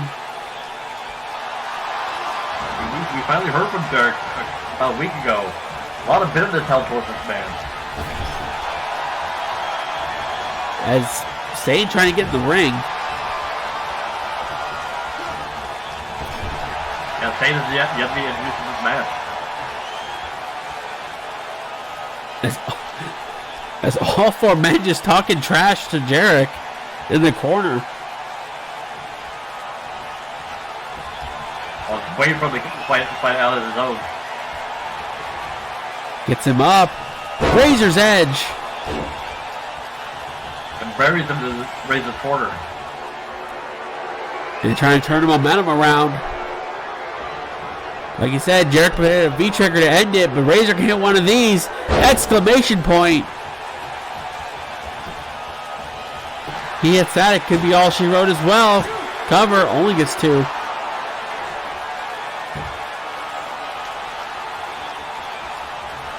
I guess it's going to do it again. Another exclamation point. This time hooks the leg. Shaw tried to break it up. I think he missed it, but Jarek still kicked out. And, for a second, I think I saw Razor panic. Oh, God. Razor clocking Shaw in the face. Oh, Razor has completely lost focus. Yeah, Jarek's down. Jarek's hurt, but Razor not paying attention to him. I think he's finally realized. I think I hear Sane screaming at him to turn back around.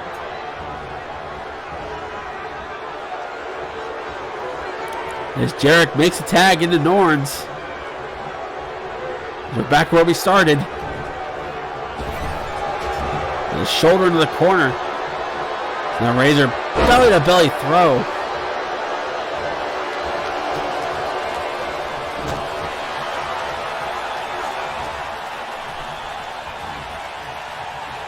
There's one person.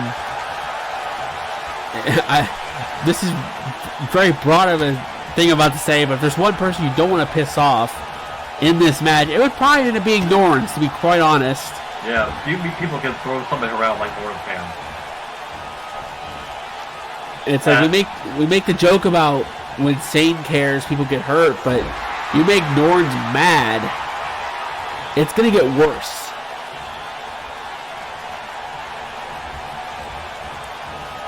As Norns shot in the corner. Razor, you're not getting the zoom out. So stop trying. We don't have that kind of budget. It wasn't to the hard cam.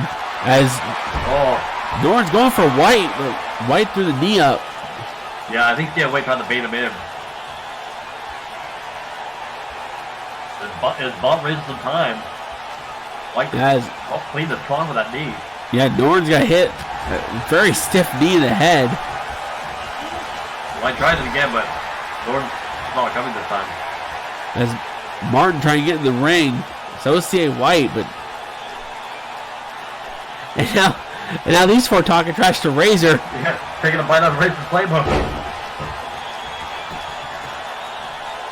It's 3 fates.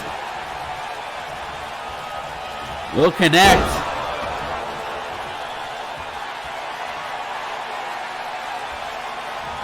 And now Razor, you're in a bad place. Oh, Norton. Yeah, we're able to fight that off. And now looking. Oh. Epicenter. Epicenter. But Norton's able to get out. His feet were almost touching the ground to begin with.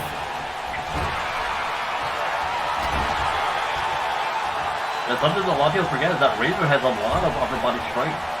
Yeah, and you just saw, has a submission hold of his own. As, oh boy. Burning hammer right on the back of Razor's neck.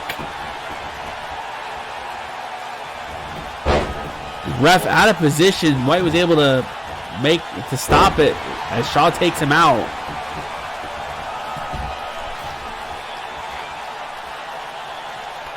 We saw Nords hit about 36 of those to Donovan Payne back at the Phoenix Cup.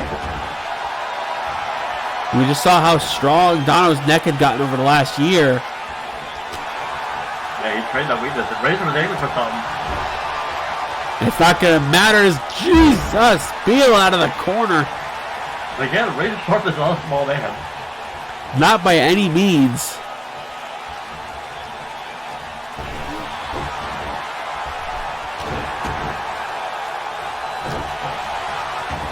You know, you can argue Razor might be the second or third biggest man in this match. Yeah, easily probably the third. Yeah. Thank you, Libby, for the host. As we got a claw.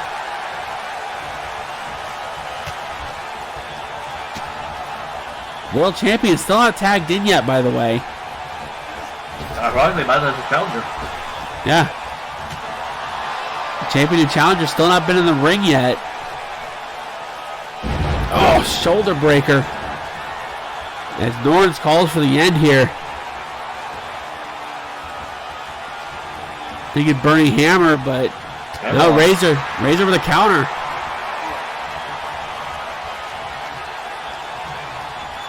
As, oh my God! Razor thrown out of the ring. Oh, I thought it was like a sun got him across the top rope. Oh dear God. Oh dear God, no one's on the top rope. Jesus! Okay, Razor might be dead.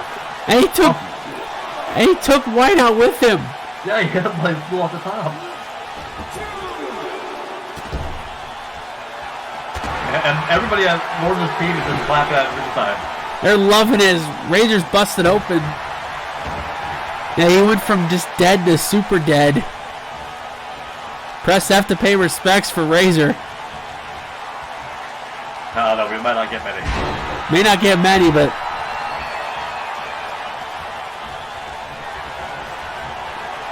Jordan's ain't done. It's about to get worse. There's a powerbomb. Now bringing him back up. There's a second. Oh God, you gotta think. Somebody remembers Mexico. Yeah, Dono, Shaw, and Jarrett just loving every second of this. As are the crowd.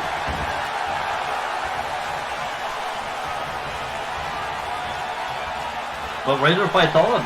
Yeah, I was looking for Epicenter again, but Norton's able to counter. He's able to slide off. Oh boy. That's not what Razor wants to be.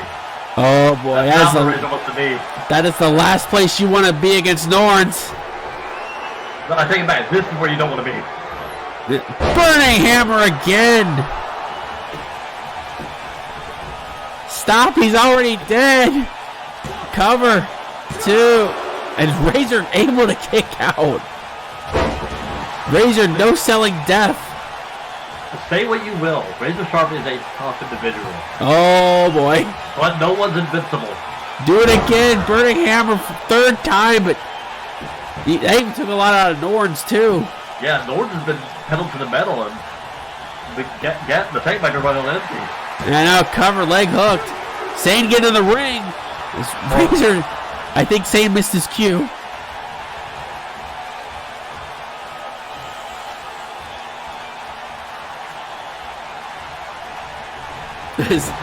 No one wants to tag in. They're just enjoying watching Norns destroy Razor. I think they were fighting to try and get a tag. John stepped over like he wanted to get back in the ring. As now up on the shoulders. Oh God! Just tossing Razor around.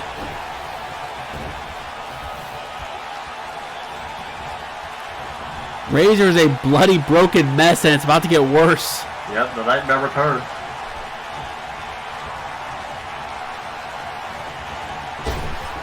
Shot hard in the corner. Razor trying to do anything. Butterfly, no reverse. Into an arm drag. Razor going to the wrong corner.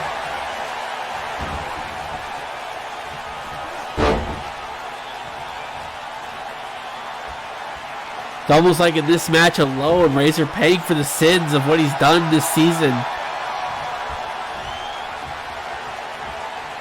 Or as Shaw has said, is being purged.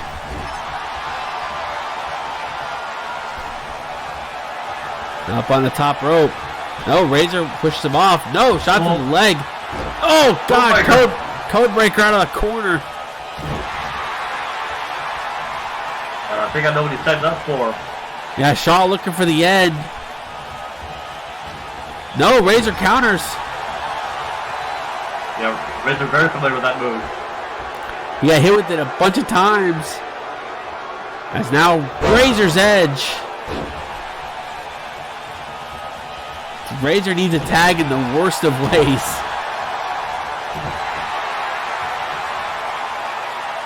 Yeah, but I don't even think he remembers he has a team right now. That might be the concussion talking. Well, it also might be the man he's laying eyes on. That's also true.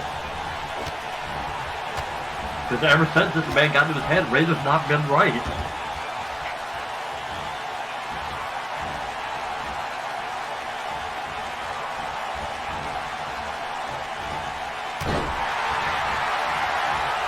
It's almost like Razor's in a fight or flight mode, and the only thing he knows how to do is fight. And speaking of fighting, has Shaw up. Exclamation point. Leg hooked. Only gets 2.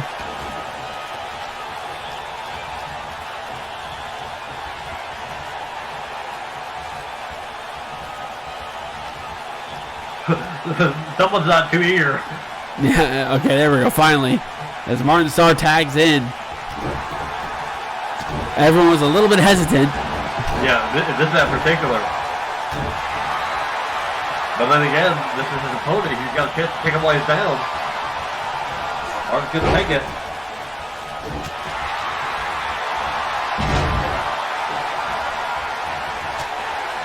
Yeah, we'll see these two men compete in Thunderdome. Be a cage match. The only way to win is by pinfall or submission.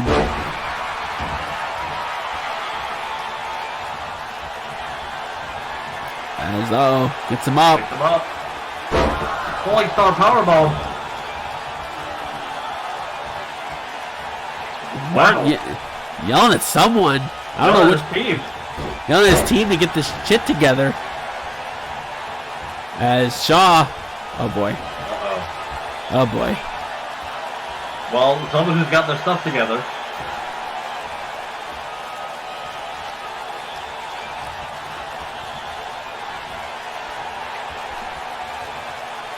I think this goes to show the lack of cohesion on that team. Might come to bite Martin Starr. Yeah. Oh! God. There's some blood. There's a blood for the blood goddess. There's blood for the blood goddess.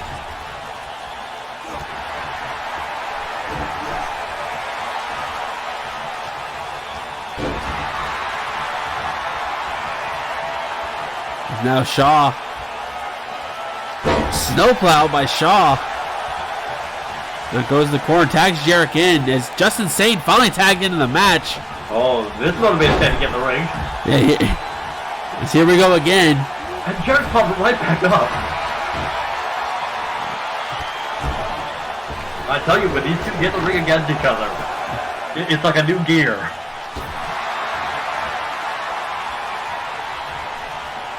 That CJ meme ready. Oh shit, here we go again. Just saw this match last week. Anytime you see these two against each other.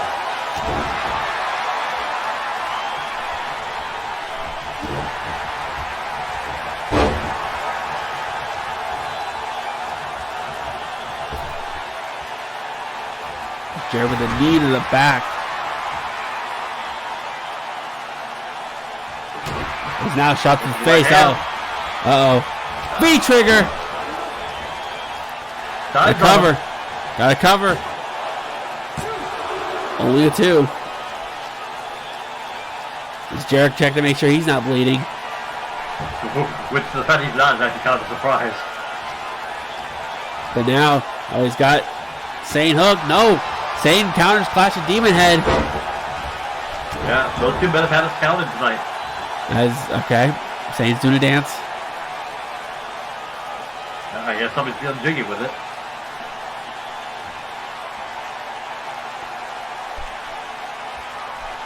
Can't help himself. Song in his head. Happens to all of us. Oh boy. And that's why. And you think a couple months ago, Derek would have been one of the people helping him. And this is what happens when it comes back to bite you. Triple team avalanche powerbomb. Damn it, D'Lo. And now cover. Jarrett kicks out. Which just goes to show how stubborn he is. Yep. Oh, I think Dave would go for KFX. That's how he was going for Hadouken. And Shaw tags back in. Donovan Payne still not tagged into this match. You know what? I think Jarrett was trying to keep him fresh. It's a good possibility because you can wear Sane down, makes the job a lot easier for Dono to defend. I think Jarrett consciously is not trying not to tag Dono in. Because if there's one person who wants him to retain the title, it's probably Jarrett. Yeah. I mean, that could have been their game plan going into this match.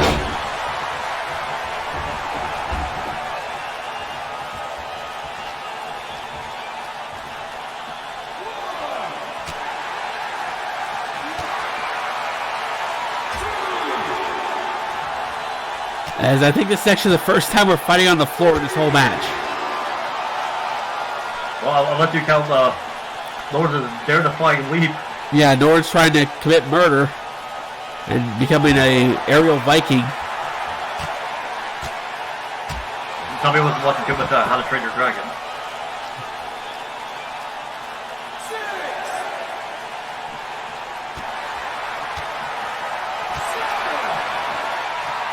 Shaw heard the count, decided to get back in the ring. Razor went for a cheap shot, missed. He might have been a little delayed, but KFX. Lazy pin. He got him. Just like that. Sane gets the pin. The winners of this match, the team of Martin Starr, Justin Say, C.A. White, and Razor Sharp. After all of the punishment, Razor took that whole match. He still wins the day. Gets the last laugh for tonight. But will he get the last laugh? But what might be more interesting is the fact that their target at Supernova is untouched. It is completely fresh. Yeah, the person they wanted never got tagged in. And if you think about it, he's been fresh for a couple weeks because Sane fought last week. Yeah. Donovan just at ringside. So really, when you think about it, Donovan Payne has got has everything on his side right now. Oh, Supernova main event is going to be so interesting. Yes, it will be. I'm telling you guys, you do not want to miss this show. If you guys give me a minute to get things set.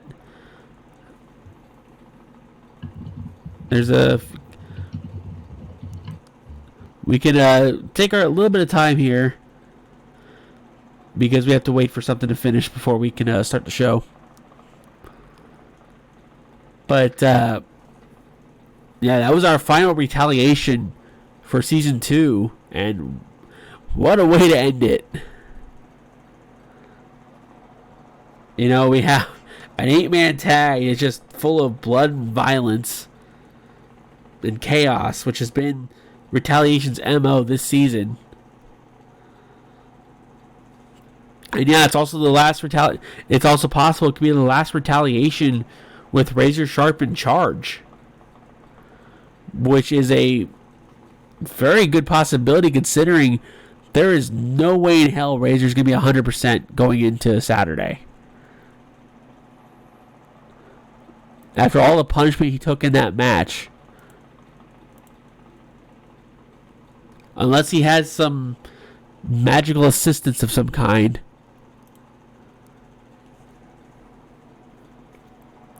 But yeah, for those of you wondering, I'm just waiting for something to take care of itself before I start. But thank you to everyone who's been here from the start. I know we had some issues at the beginning of the show. Looks like that worked itself out. So I appreciate you guys sticking with us for that. But yeah, we've got one more thing. We got to go through Resurgence, and after that, we have one more show for the season, and that's Supernova on Saturday. And then after that, we will be taking a month off of RWR shows before we start Rise from the Ashes 3. And for those of you that saw on Twitter, I threw a tweet out saying, because we are going to do a midnight release stream for 2K20. At least we're going to, as close to midnight as it'll allow us, because last year, since I'm on the East Coast, they decided to release the game at 3 a.m. because apparently it was a midnight release for the West Coast. So you can yell at Razor about that. But one thing's for sure is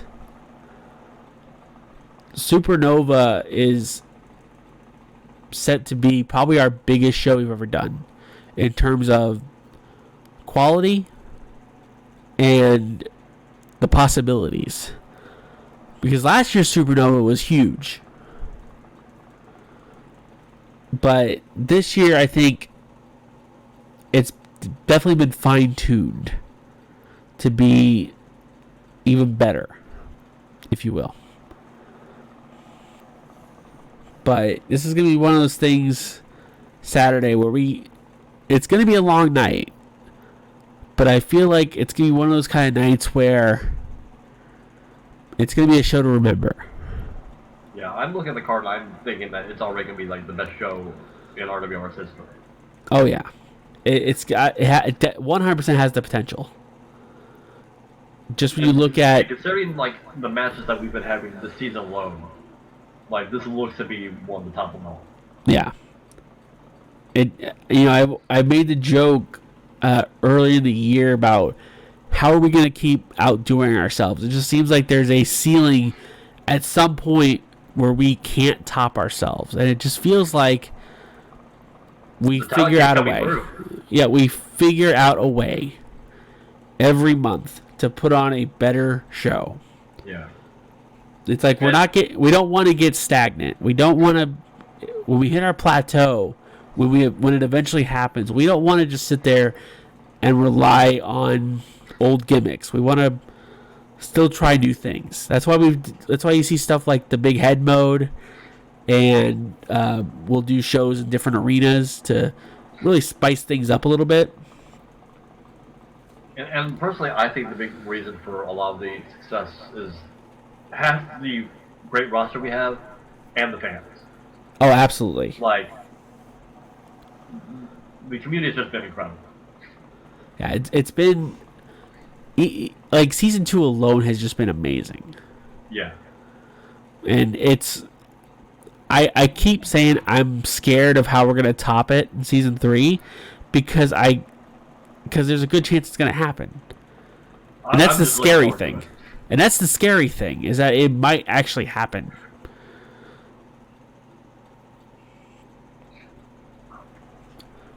But yeah, if you're wondering why I'm stalling, I'm waiting for some stuff to finish on my end.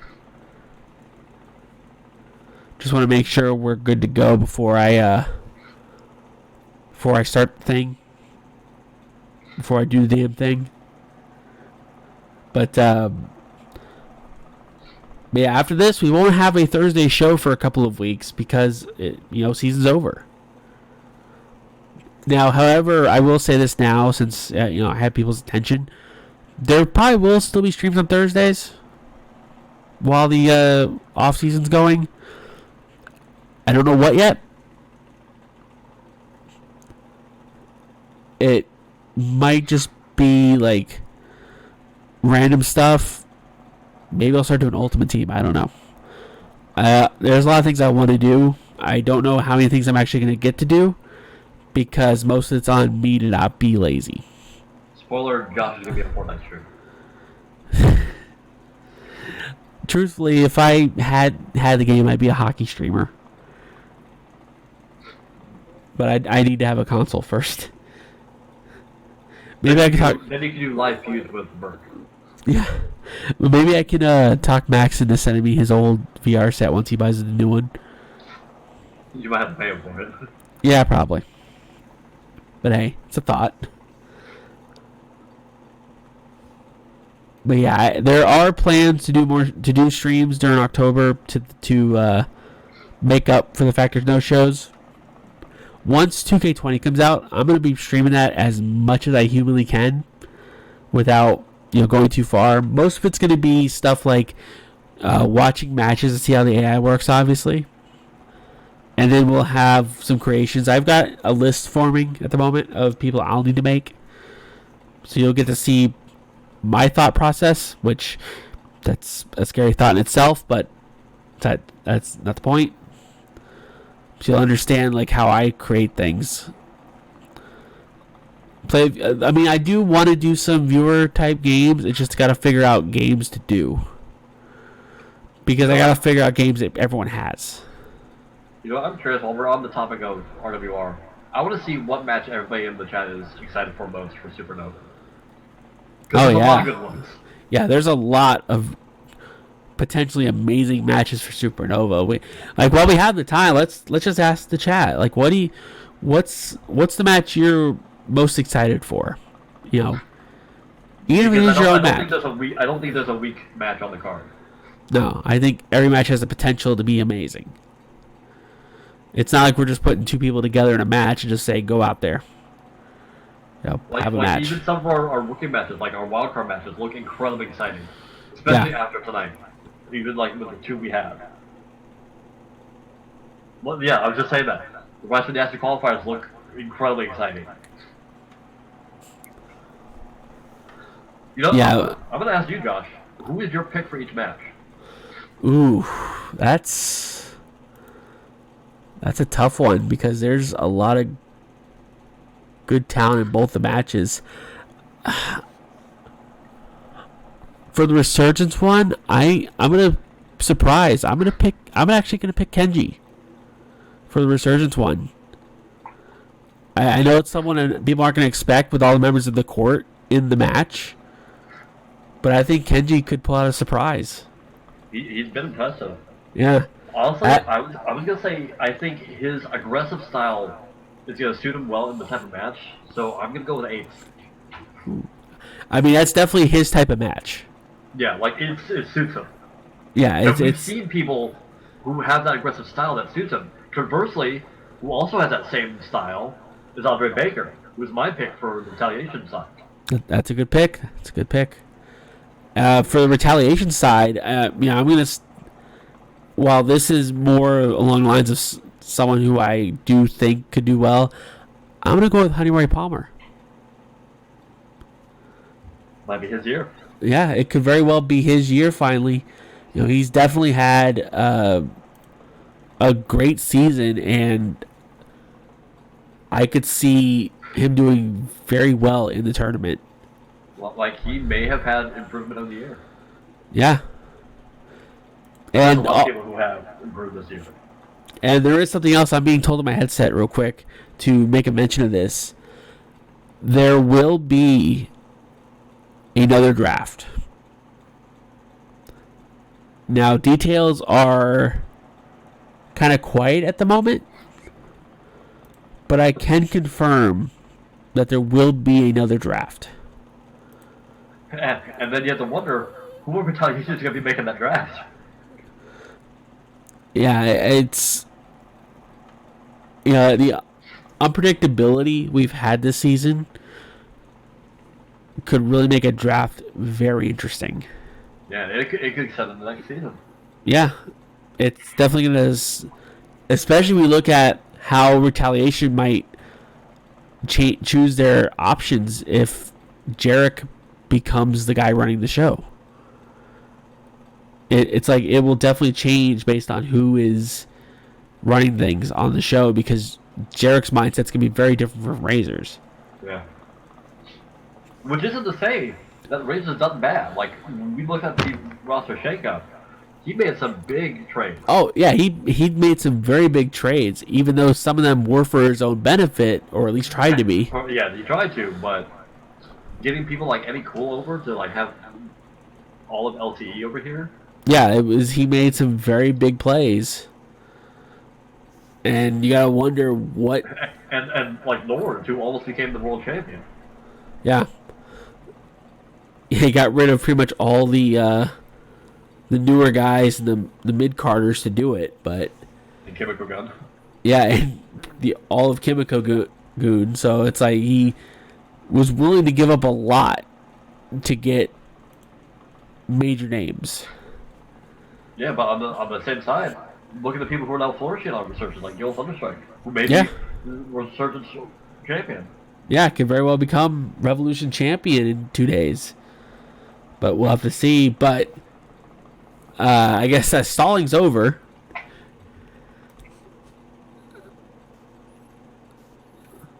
But with that, we'll see you in a few minutes for Resurgence.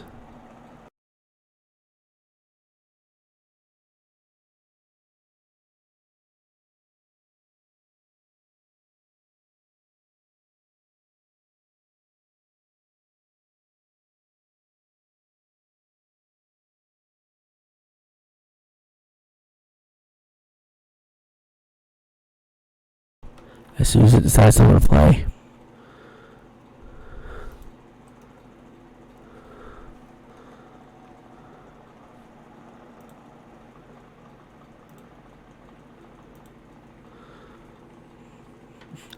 Yeah, had it perfectly set up, and then it just decides to not want to play.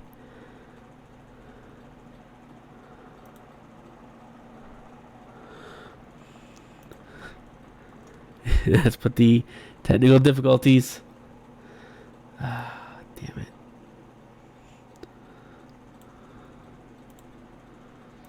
Okay, now we're good. Yeah, all that stalling for nothing. Alright, here we go.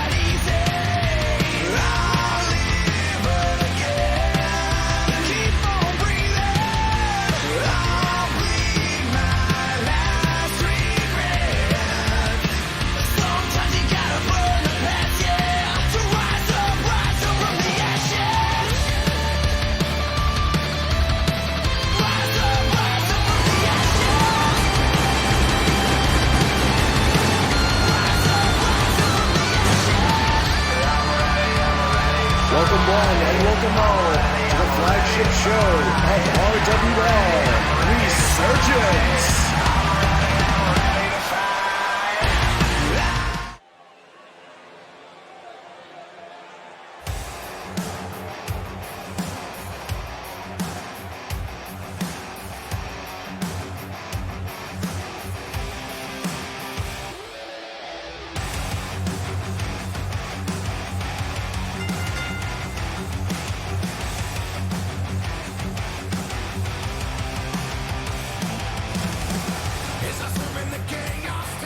The following contest is a triple threat match.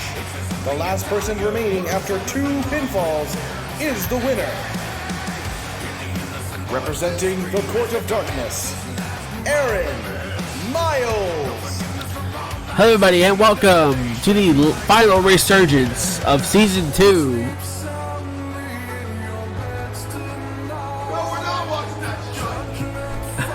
As always, I am commentator Josh with commentator Cody.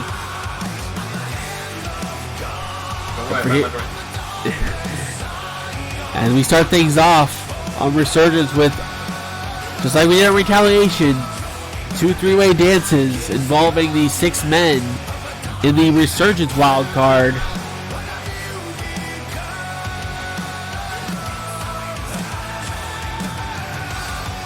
Now we know that there are quite a few members of Resurgence in this six-man match Saturday. The question is, how many are we going to see in each match tonight?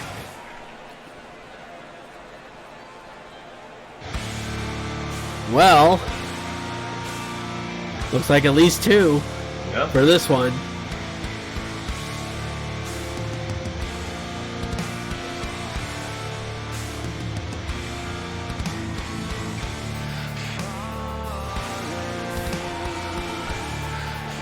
From Asbury Park, New Jersey, the Violent Expert Ace Violence. And tonight, here in Resurgence, well, if you want chaos, you're going to see chaos. And a lot of tag matches play up. As our main event, just like on Retaliation, will be an 8-man tag involving... Yeah, we're sorry for that after what you just saw in Retaliation, which will involve 4 of the Resurgence matches at Supernova. As we will see Max Silverstein, Damian Longoria, Gil Thunderstrike, and Cole Rayner take on the team of Marvelous Matt Matthews, Josh Wolf, Mr. Troop, and the Revolution champion, DJ Kraft. We'll also see 2 tag matches involving our 2 4-way dances at Supernova, where we will see Catherine Asujin, the Revolution Women's Champion, team up with Ellie to take on Paige and Bella Angel.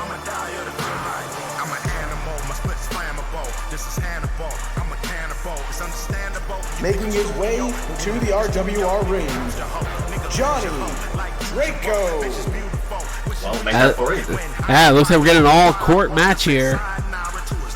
We'll also see the 4-man involved in the Intercontinental title match as Buzz teams up with Corbin Ganea. That's a hell of a team right there.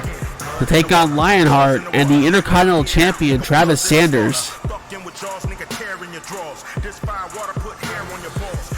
In our other regulars, in our standard tag match format, we will see Voided Green Card team up to take on Danny Richardson and Victine Miser.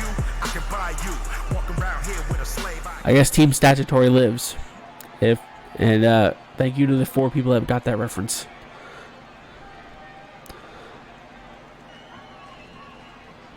As here we go, bell rings as Miles leaves the ring immediately.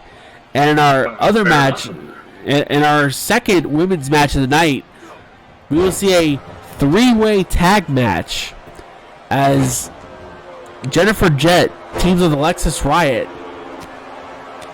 versus Goddess Dawn and Roxy Riot. I almost said Ruby Riot, wrong person. And Kimiko and Izami will also team up. So 3 different teams. Well, you can almost say 3 groups, but Jet and Alexis, more of the friendship to have formed. As obviously we'll also see the other 3-way of the other 3 men in the Resurgence wildcard, Kenji, Titan, and Keith Moniz. Poor Kenji is all I can say. Yeah. You know what, if I'm Kenji, I might have been happier with the 2-on-1 handicap match.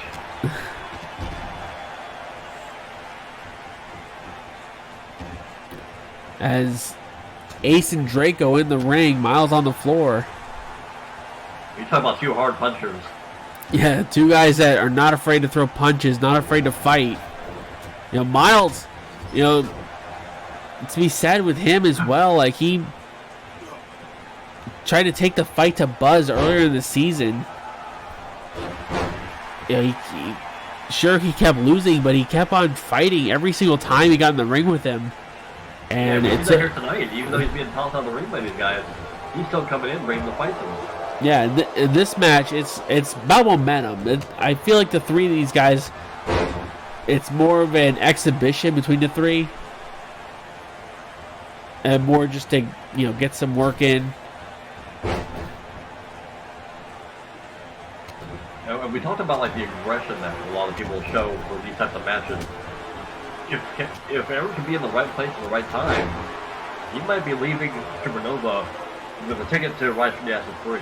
Yeah, and really, that's what the qualifier is going to be about. Like, when you have 6 men, and really when you realize that, block. especially when the court has 4 men in that match, you know, the numbers advantage is definitely on their side. But it's going to be who's going to be the one that ends up getting that contract. As Ace with a cover only gets 1. Well, they might take a bunch of them to try to take down somebody like Titan. Absolutely, because, you know, Titan with the biggest man in the match, just as Ace just cleans Draco's clock. Which is ironic considering Miles' finisher's called a clock cleaner. Oh. And you see, these guys aren't holding back on each other. That's for sure. As Draco kicks out. And this is tragic. We see these guys going for like the knees from the legs, trying to weaken somebody from being able to climb the ladder. Yeah, well, you gotta remember, Draco also known for that leg submission of his. Definitely trying to soften people up. That's the thing. If you can't stand on your feet, it is almost impossible to climb a ladder. And, you know, this might be basically a friendly between these 3, but they're not going to hold anything back. Yeah, make no mistake, it will be every man for himself. Yeah. As Draco grabbing a chair from underneath the ring, there's no oh, he takes out the ref! What's that strategy? Yeah, it was no DQ, it wouldn't have mattered, but takes out the ref. That's a super ref bump. As Miles had his steam, Arsenal 77.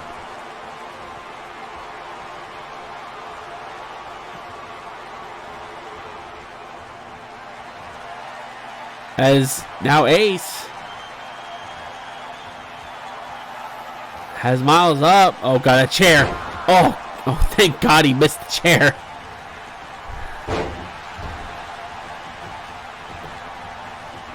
But Ace with the cover on Miles. Edge of Violence got the edge of the chair, and Miles has been eliminated.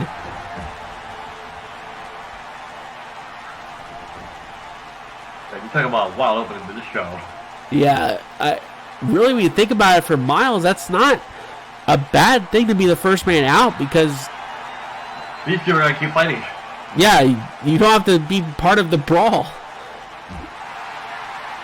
You can go get some ice on your back and you try to rest up for the ladder match, because you need to be as close to 100% as possible for that.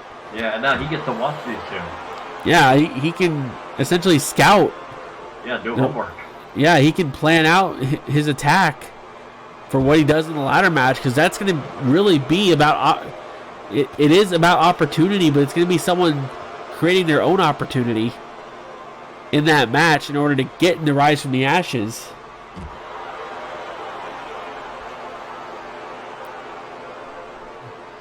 As you can tell, no count out in this.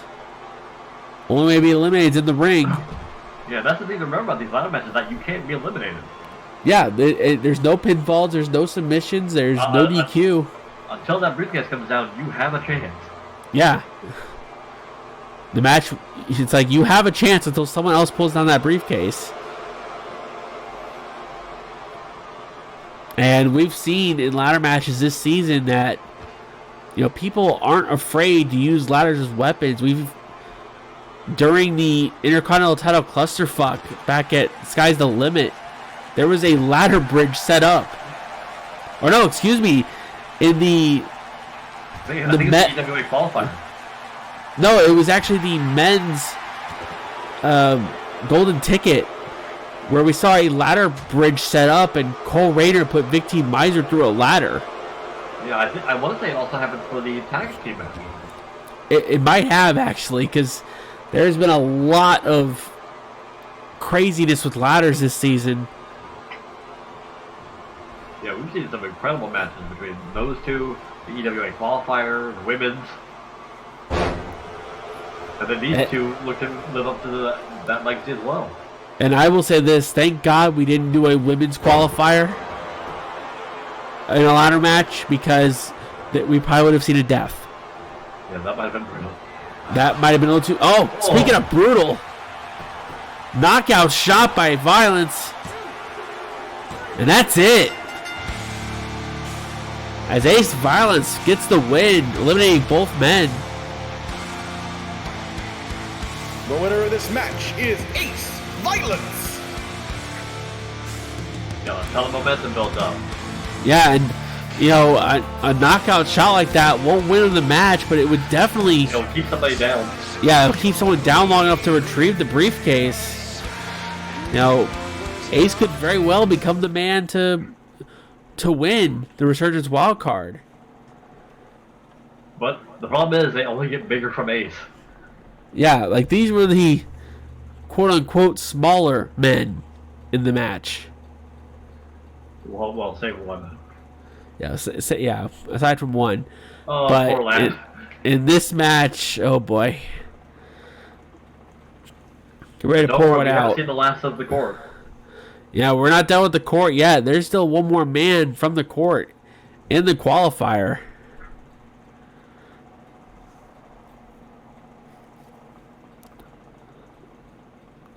Yeah, Ace is 6'3", and there's still two men that are bigger.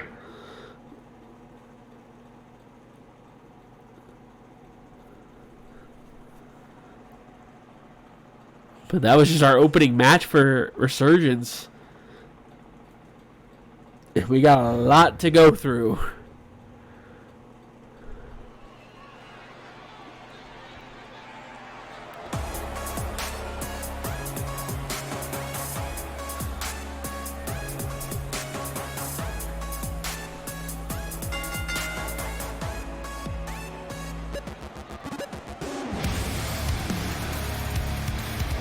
The following contest is a triple threat match. The last person remaining after 2 pinfalls is the winner. From Flint, Michigan, Kenji. The lone member of Kimiko Goon that gets to be in the qualifier. But really with RFTA, he will probably not be the only member of Kimiko Goon in RFTA. But unlike his stablemates, he's got to earn his way in.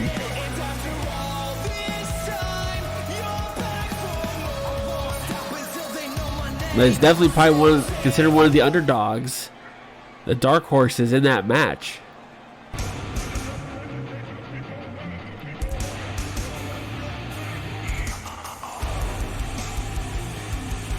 Ladies and gentlemen, making his way down to the ring, Titan! Possibly the biggest man in the match, Titan. No, I'll just scratch off the possibly. This is Yeah. the biggest man. Yeah, fair point. And Titan has experience in ladder matches as well. Like I said, with the IC title clusterfuck, he was part of that match. If I recall, he came close to winning it. He did. He actually had his hands on the title, but wasn't able to pull it down. So we know he's not, afraid of climbing a ladder. You usually see when it comes to ladder matches, bigger men seem to not want to climb ladders, but Titan is, is different from that. He's willing to climb the ladder. He's willing to try to win the match. He's not there just to kill people. That just happens to be a side effect of being there.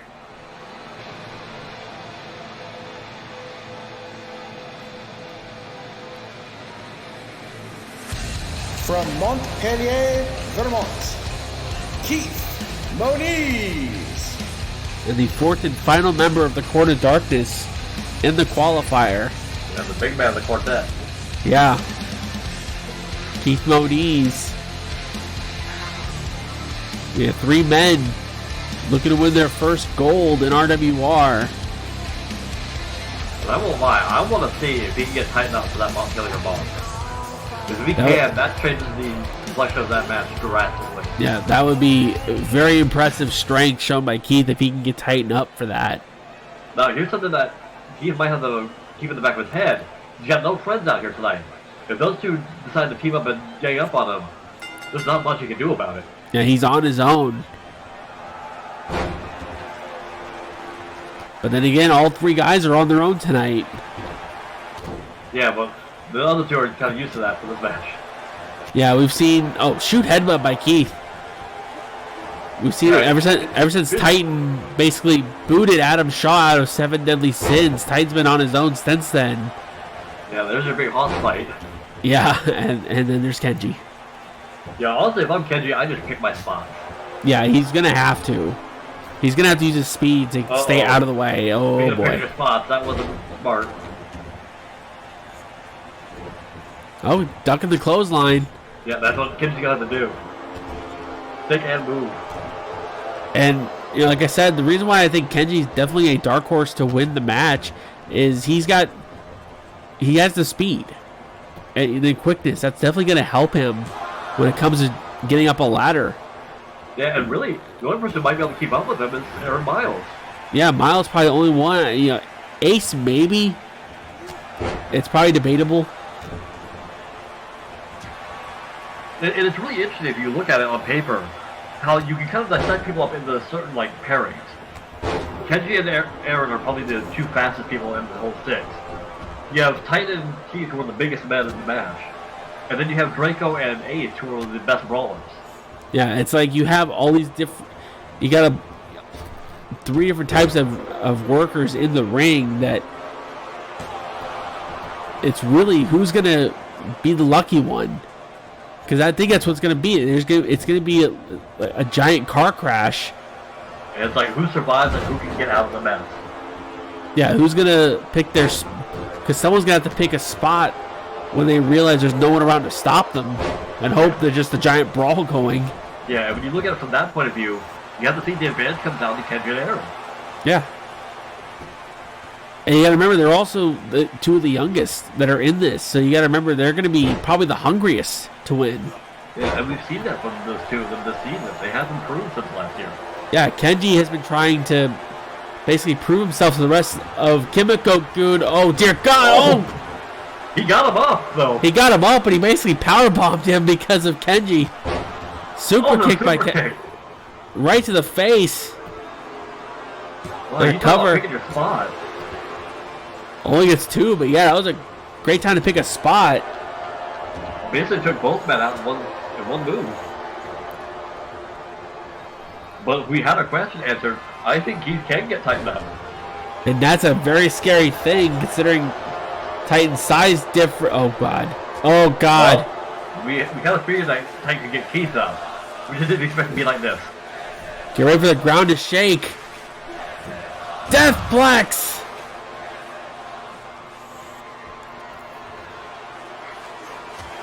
Yeah, and Kenji goes after the man who got up first. That's smart.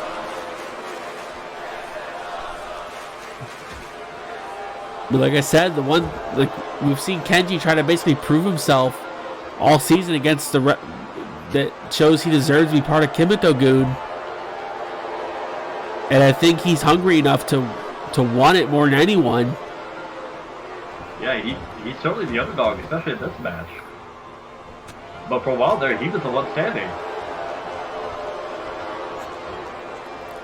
He's in a bit of a sandwich, though, at this point. Yeah, it's kind of in a... Fight it off.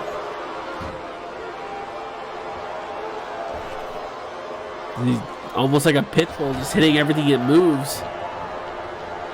Yeah, and Keith took his eyes off for a second, and Kenji jumped on him. As now, oh God, end of the world. Covered by Kenji. Is Keith able to kick out? Yeah, and that's the challenge that he's going to face this match. Because he's the smallest man, he's got to work extra hard to make sure that the 2 of them are knocked out, so they can't just push him off. That's why I say he's going to have to use his quickness and his speed to take every advantage he can. Brainbuster into a cover. Oh. Keith able to kick out again. If the ref had got that a little bit faster, that might have been it. Now Kenji snapmare. Rolling next snap. Look at this, he's got the big man down. Yeah, he's been able to get his spots, able to get some quick shots in to slow both men down. This shows you can't count anybody out of this match. Especially when there's 6 of them. Yeah, like once you have all 6 men in the ring and you introduce some ladders. Yeah, there's certain put the ball out the window. Yeah. Oh.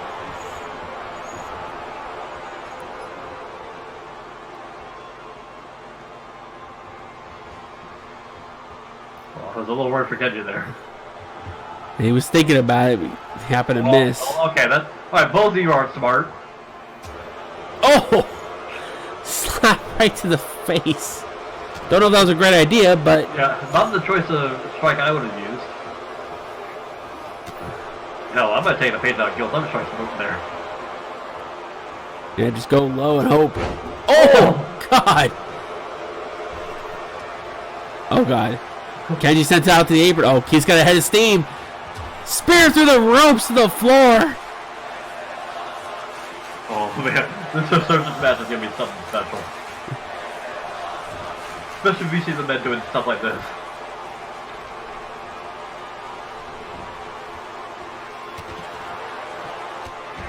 Oh. Like I said, some of these men. Like I said, it's gonna get scarier once you introduce the ladders and the weapons. But honestly, that might be the equalizer for some of these men. Yeah, as Kenji trying to pick up the scraps. Only a 1 still. Oh, went for a super kick. Oh boy, Titan's got a hold of him. Well, we know Titan can powerbomb him.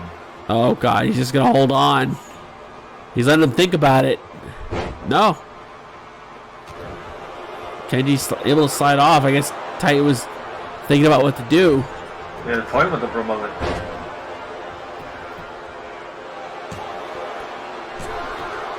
He's probably thinking about how should I murder him. Now single arm DDT. As Kenji go right for a Fujiwara armbar. You may not be strong, but no matter if you get your arm twisted. If you can't lift your arm to grab the contract, can't win then. So you don't need to be the biggest man to get a submission. You can just break a guy's arm, pop their elbow. Ooh. Tight with a cover. Tell you, harder to climb a ladder with a broken shin.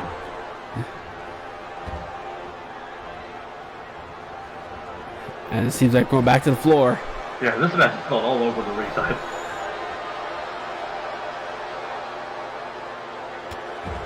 Oh, this is a discus sledgehammer. It's Keith able to counter out. Quick forearm shot. Yeah, throws Titan back in. Gonna just go for a cover. Got the leg hooked. Not even a 2 count. Kenji was trying to get Titan up, but Keith just threw a kick. Yeah, no, Keith wants to take him out. Oh, what a headbutt. And now Keith busted open. It's definitely Keith. Somebody was watching a Torpy match earlier. It's definitely a Keith Moniz match if he's busted open. Oh, so. Kenji, why?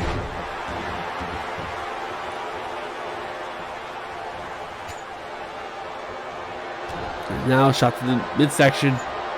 Oh wow, gets Titan up, brainbuster.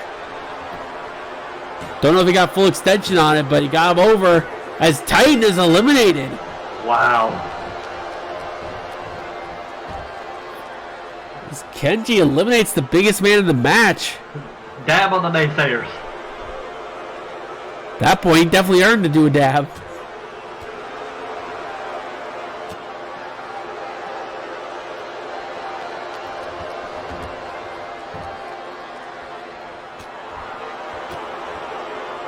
Because like I said, you know, Kenji could definitely use his speed. Looking for a pile driver, but Keith able to counter with a backdrop. I think it's the first time. You know what's bad? I think that's the first time I've seen that counter. As now Montpellier bomb. A thunderous one. And that's it. It's a sweep from the court. Keith Moniz gets the win. The winner of the match, Keith Moniz. I think that was legitimately the first time I've seen that counter in this game. It's like it knew we were about to stop using it. So hey, let's give a brand new counter out of that. And you know what? That's a big momentum boost for the Court of Darkness. But give your props to Kenji for fighting his heart out in that one. Yeah, it's something he that Kenji almost pulled that off. Yeah, Kenji almost pulled off a huge win. But unfortunately tonight it wasn't meant to be, but you gotta wonder, could he pull it off? He may be your wild card. Yeah, he might. Maybe your sleeper hit. Yeah, he could be the guy to do it. You ready for a tag match? Here's about 12 of them, so get ready.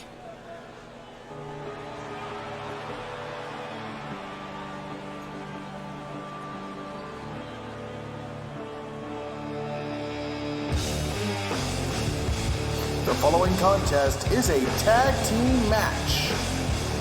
On the way to the ring, the EWA World Heavyweight Champion, Dastardly Danny Richardson. This is an interesting match due to the fact that Supernova will see a three-way dance between this man, Danny Richardson, Vic T. Miser's tag team partner tonight, and the Green Void.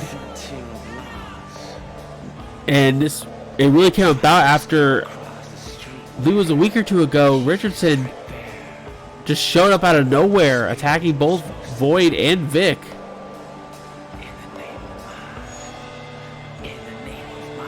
Mostly just because. You're talking about a man who marches to the beat of his own drum.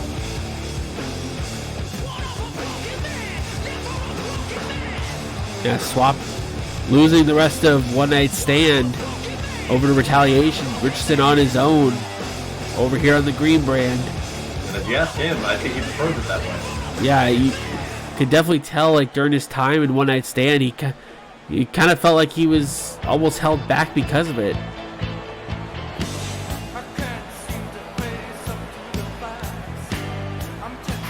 Representing the Fitzwell Fighting Systems Gym, the Psycho Killer, Vic T. Miser. And Vic T. Miser, like, last year, had a fantastic year. Tag champion and Revolution champion, surprised everyone. Became the Revolution champion. This season, Vic's kind of just been there. With Fitzwell Fighting System, you can tell he's took more of a back seat for the group to try to, for the benefit of DJ Kraft. Yeah, to try to make sure DJ Kraft stays Revolution champion. Because I think he sees that as like the crown jewel of Fitzwell Fighting System. Yeah, it's easy because Vic has even said it's not about him holding a title; it's making sure that someone in the group has the title, and he's willing to watch their back.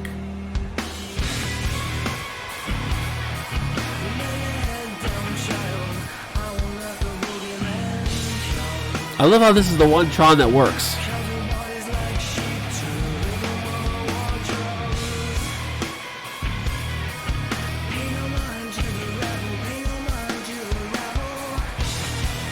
I have no idea why. Making their combined entrance to the ring, the team of the Green Void and Pedro Sanchez, Voided Green Card. Was a team that really rejoined together last year while Void was part of the Red. Pedro made a surprising debut in RWR last season. It took a little bit more of a backseat as their team during the season. And they started off being a team, trying to become tag champs, but at some point, they kind of went their separate ways for a little while. Yeah, right about the time when Green Boy was number one contender. Yeah, they wanted to try to become singles champions. Unfortunately, it never didn't have either one of them. Came close to Green Boy. It came very close. Almost became Revolution champ.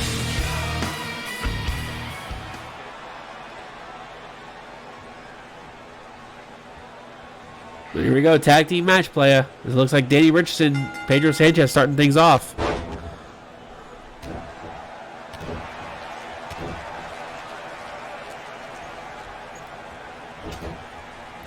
You know, Pedro kind of the odd man out, as you would with this match, considering Supernova, as the other three men in this match will be taking on each other in a three-way.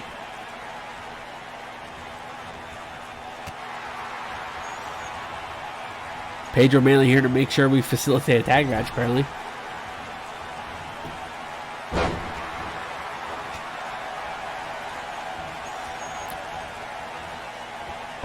It's Ushi-Goroshi by Richardson. Not to mention the only man who will willingly team with Green Boy. That's also very true. Like I said, Pedro making his shocking return to wrestling last year, joining the Red. As at the time they were called Voided Red Card. But then when the Red, basically broke up, two of them stayed together. They tried to get the tag titles. Like I said, they were unable to do it, but then they kind of went their separate ways, staying a team, but kind of trying to strike out on their own. Pedro, he tried. He got close to getting the U.S. title. And like we said, Void almost becoming Revolution champion.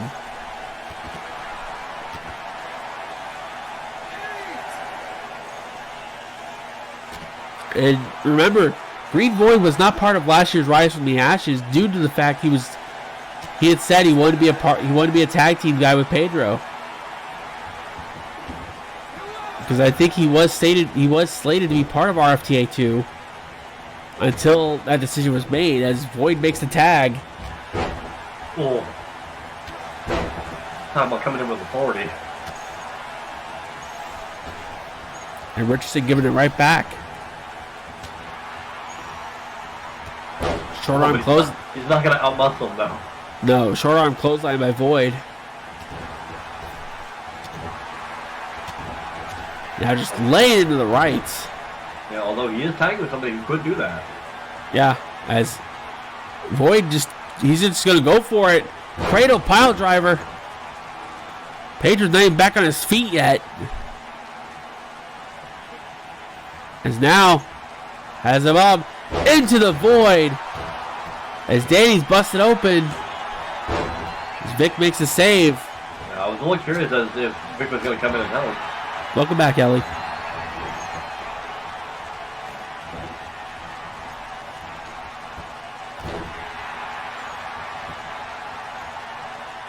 He might have had a little too much of bubbly.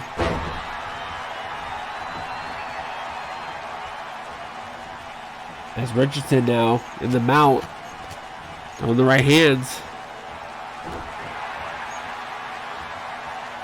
And you see Danny with the blood on his face. It's not going to stop him in the corner. Super kick connects.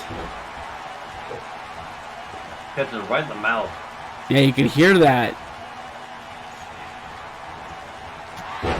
He didn't need to slap his thigh for the noise to be heard.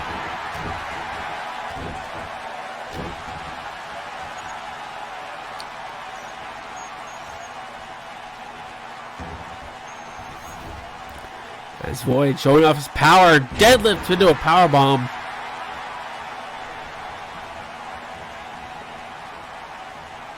Now follow it right up, stop to the midsection.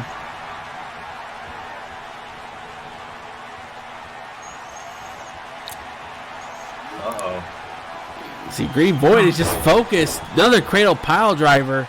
Yeah, he means business tonight. He is in a mood. Sadly, Richards is the one stuck in the ring with him right now. Yeah, Vic still not tagged in. At least momentarily. Never mind.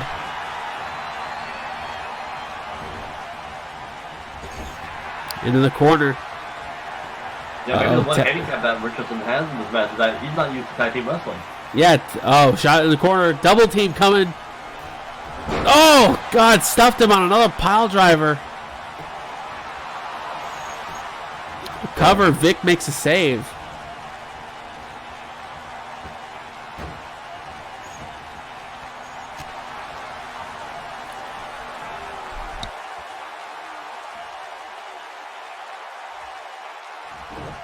And actually, now that I think about it, this is not the first time that Vic's been in a tag match against the Void and Green Card. Yeah, it's almost been like a team he's faced multiple times. Yeah, and he has not won most of those matches. You saw Void grabbing the foot. That distracted Richardson just long enough for Pedro to get a reverse CDT. Now hammerlock DDT. Well, you have fun with that. Covered by Pedro. Vic makes a save again. Yeah, Vic playing a lot of defense in this match. Yeah. Oh, really breaks Green Boy in half though. As Vic also saving Richardson there. That gave him an opening. And he needs to make a tag. Yeah, he needs to go make a tag. He shouldn't have bothered picking on Pedro. He should just make a tag. Yeah, the problem is I think he's too proud to do that. No, he's the one that wants the spotlight, nobody else. And that's when it's like ego can become a big problem when it comes to a lot of these type of matches, these tag matches especially, as he gets hung out to dry. Makes tag to Green Void. Yeah, and you look at the team against them, they have no problems working together. They're doing great tonight. And you can see Void and Green Card they are in a rhythm. Cutting the ring off right in half.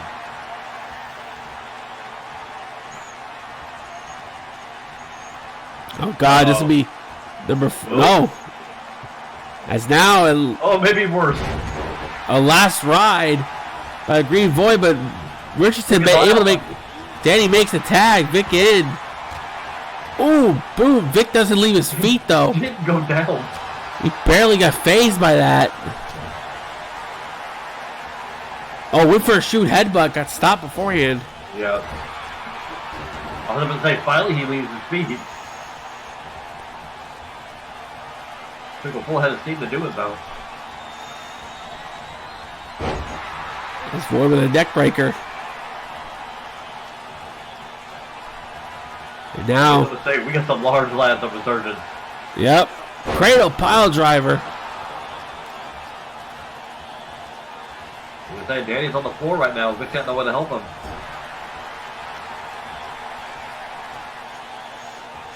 I think Vic is okay with that. Ooh! Oh, onto his shoulders. Another goated knee. Kicked him off the top rope onto his shoulders. Good but doing that. Into the Void. He was fighting through it. As Vic able to kick out. Richardson just now getting back on the apron.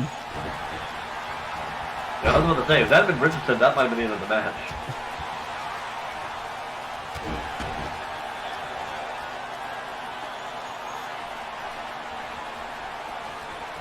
But Vic now, he's got the hammerlock. Into a clothesline. But Pedro distracting the ref for a moment. Is Void able to kick out? Yeah, bought him just enough time.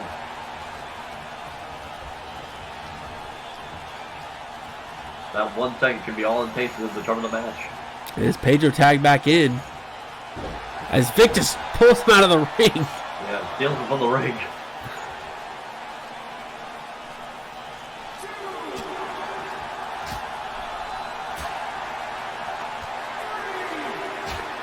Oh, the straight chop. Yeah, there's something you don't see all the time. All right, well. Oh, boy. I'll beat it. Oh! Oh, you can hear the thud.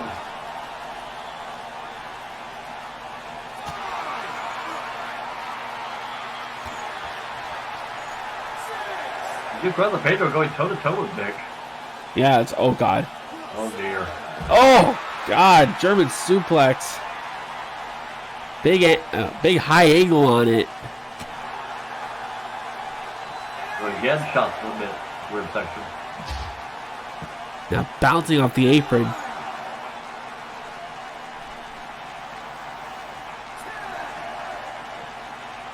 As Vic's trying to take Pedro somewhere, I'm not sure. I'm kind of scared where.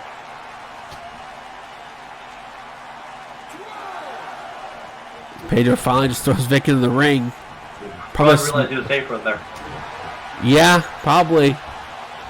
As now, Jesus, Pedro tossing Vic. Good use of Vic momentum.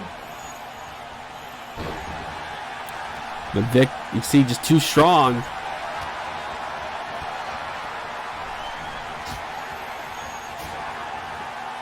Still trading chops like this is a Ric Flair match.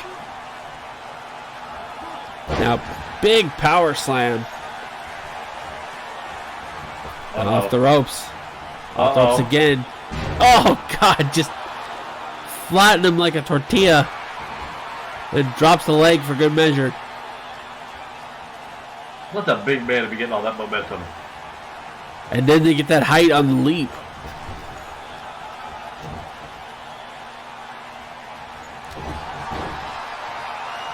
And of course, it wouldn't be a match that has fistful fighting systems in it if we didn't get one of these. Well, I didn't think they'd be able to work together. But I guess tonight they can.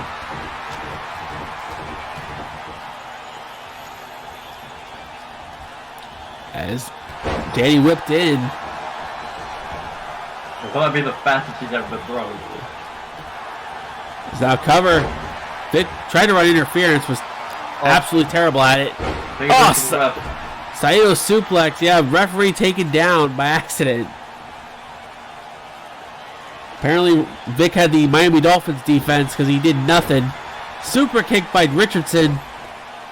Both of retard are down. So is the ref. Everyone down in the ring except Richardson. Remember, he's not the legal man? Oh, I think he does. They made him like they're getting pointed out of the ring. He now has him hooked. Clean shave. As Void leaves the ring, didn't see his partner getting pinned, and that does it. As Danny Richardson gets the pin. The winners of this match are Danny Richardson and Big T Miser. Void was leaving the ring as the pin was happening, didn't see it. I think when he turned around, he realized. Yeah, didn't realize it was too late.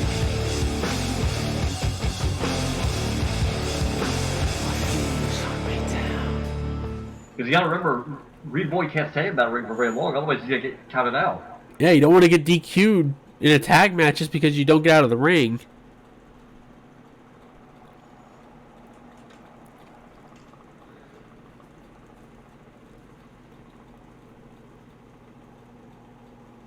And this next match, oh boy, get ready for this one. Do we have a big enough ring to contain this? Probably not. But you want chaos? Well, here's some chaos.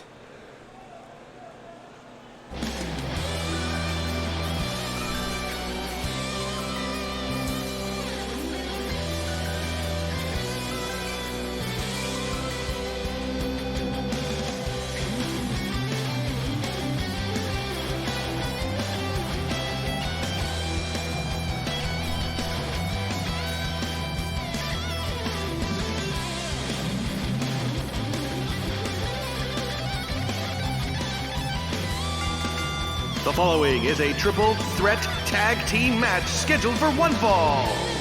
From Brisbane, Australia, the ass kicker, Jennifer Jett. As you just heard, one fall to a finish. Got 3 teams. All, I guess, captained by the 3 women that'll face off at Supernova to determine who is the best.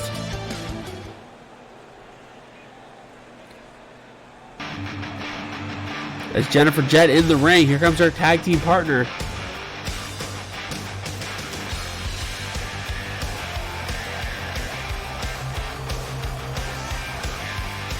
Ladies and gentlemen, this is Alexis Riot. Another woman that had a meteoric rise on Retaliation.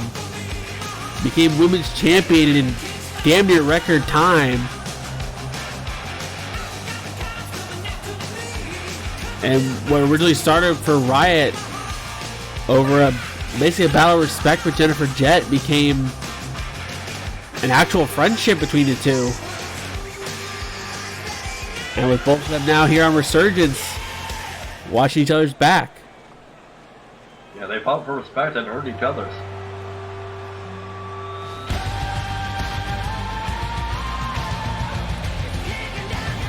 Introducing at this time, from the Sky Dojo, the legendary Goddess Dawn. Goddess Dawn. Talking about someone who's earned a lot of people's respect over the years. Yeah, Dawn, I believe the longest tenured of the 3.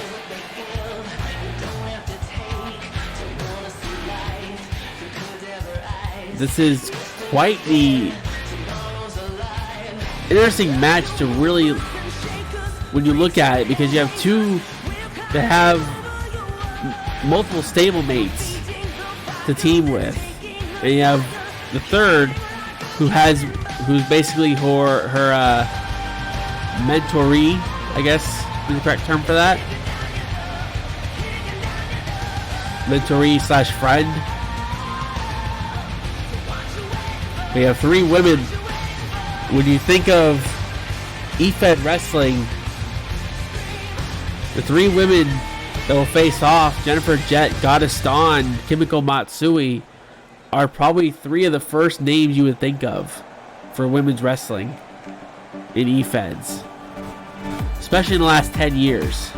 Representing the Court of Darkness from New Orleans, Louisiana, the Dark Lady of Voodoo, Roxy Riot. And it's been a while since we've seen Roxy in a match. I believe outside the Phoenix Cup, she's been seldomly seen. I think spending most of her time at the Sky Goddess Dojo.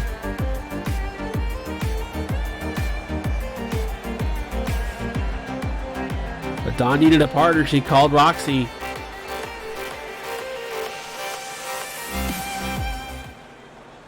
And that was team number 2.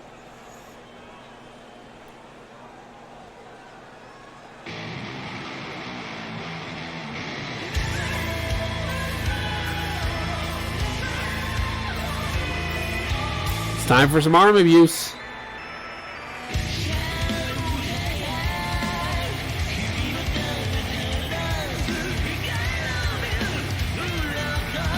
On the way to the ring, the EWA Women's Champion, representing Kimiko-gun from Shibuya, Tokyo, Japan, the world's greatest, Kimiko Matsui. You talk about who's the most dangerous of the 3. Kimiko is usually the first one you think of due to the arm abuse and all the different submissions she has. I've said in the past, Kimiko, if she could, she'd rip your arm off and then make you tap out still, wrap it around your throat probably, just make you tap out. Or just beat to death with that arm.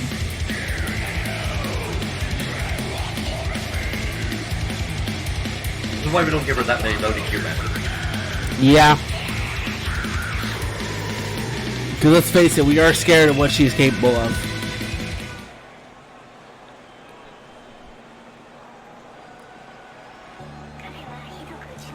Their tag partner, someone else we haven't seen in a while.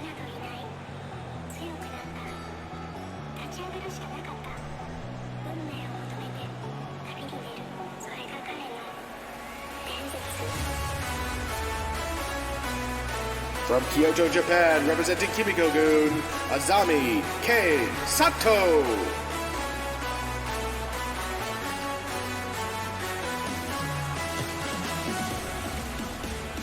As Azami, first time we've seen her in quite some time.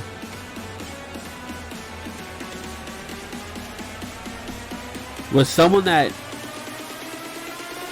you know, this season actually came very close to becoming Women's Revolution champion. You know, after she joined Kimiko-gun and, you know, had a makeover, which, you know, because someone didn't realize it's on the alt.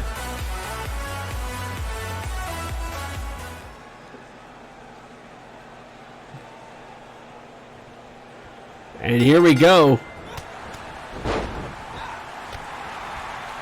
As, you know, here we go for chaos. And this is First Falls. As Riot knocked out of the ring.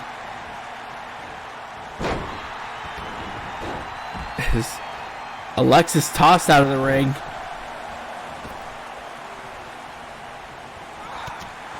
As this was the match we saw earlier this season, Goddess Dawn and Azami K. Sato for the Women's Revolution Championship.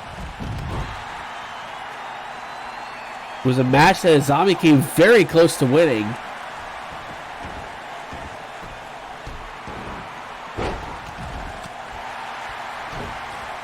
You know, really what led to her demise in that match was the fact that she just was very inexperienced when it came to singles action. She was, even though she had done really well in season 1, you could tell moving to a tag team for a bit definitely affected her.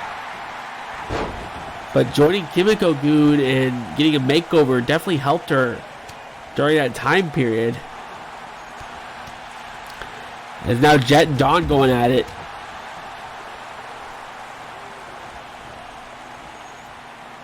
As Kimiko and Alexis Riot on the floor just throwing everything as Jet's got a submission. But Dawn reaches the ropes. I guess there are rope breaks in this.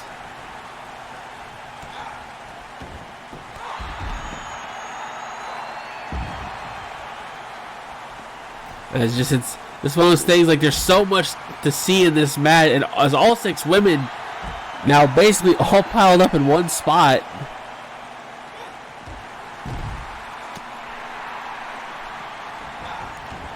As Dawn and Jet tossed into the ring.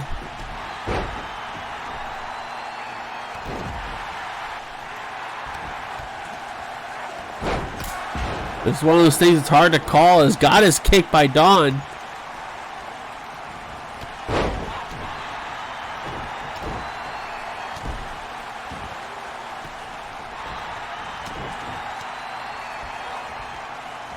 It's now Jet with a neck breaker, Dawn with a curb stomp. As Jet now put an end to Roxy. Boomerang. She's trying to go for a quick cover. Dawn able to break it up.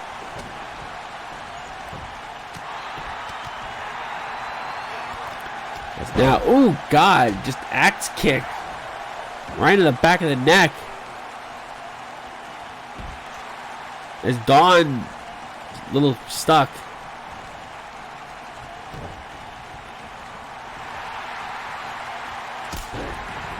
Okay, that was something. As now Dawn with Jet running powerbomb.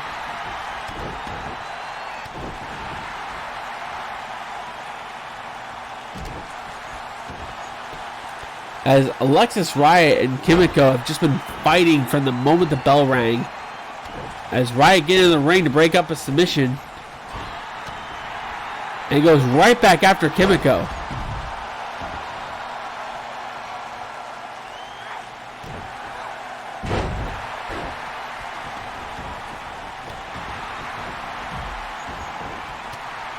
I'd say all 6 back in the ring, but Roxy rolls out of the ring right before that. Is now Poison Rana by Riot.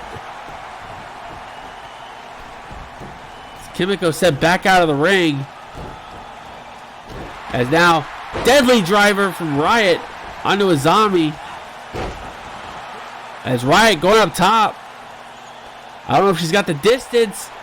Phoenix Splash. Able to hit the mark. Goes for a cover. Dawn breaks it up instantly. And now backdrop driver by Dawn. As Dawn, I think, was thinking about going up top, but Kimiko takes her out.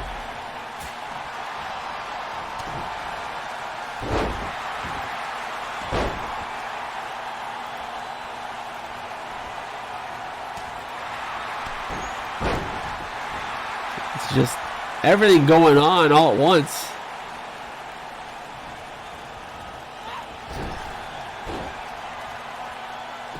But Kimiko Good taking control of the ring as Kimiko has got the arm of Alexis.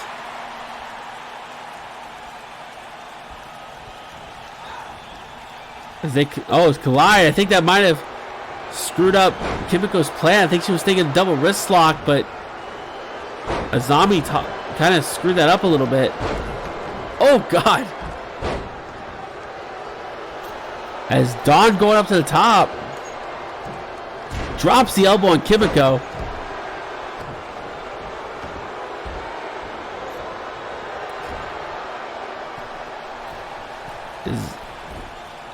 Riot go up to the top.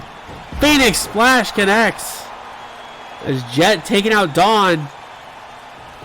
Is Riot going for a cover?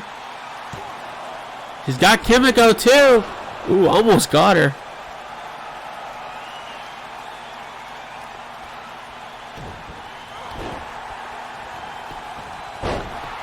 Jet tried to go for a quick cover, but the zombie breaks it up immediately.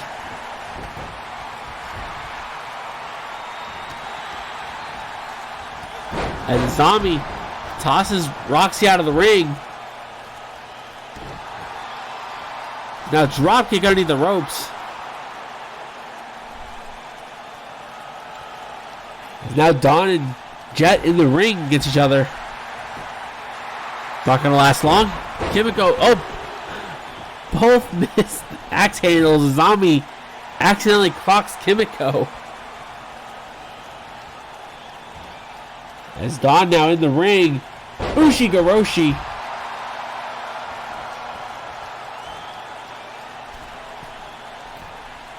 Now up top. 630. Covered by Dawn. 2. She got her. As Dawn pins Jet. The winners of this match are Goddess Dawn and Roxy Riot. As the Court of Darkness pick up another win tonight. Looking strong heading into Supernova. That is for sure.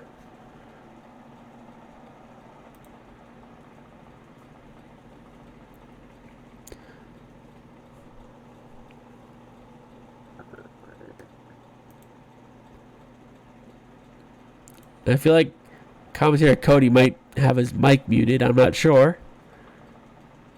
We may have lost with a slight emergency to take care of. Yeah, but Dawn getting the momentum. As the Court so far unbeaten tonight.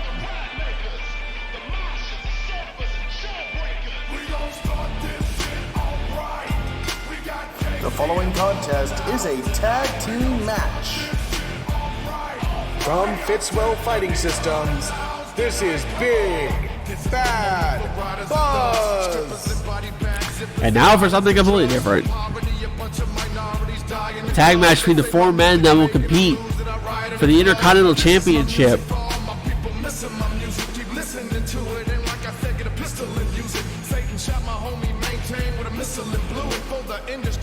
Three men that Travis Sanders has defeated to retain the Intercontinental Championship.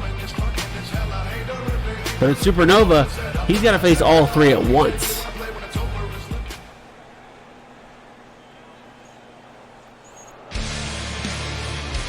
As Buzz already in the ring. On the way to the ring, from Romania, Corden Ganea. Corden Ganea, newest member of Kimiko Goon.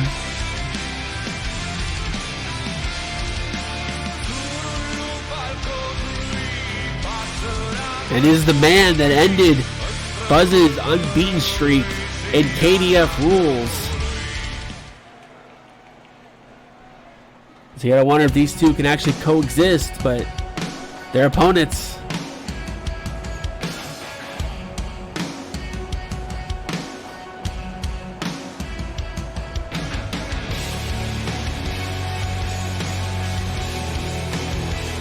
The smallest man of the four.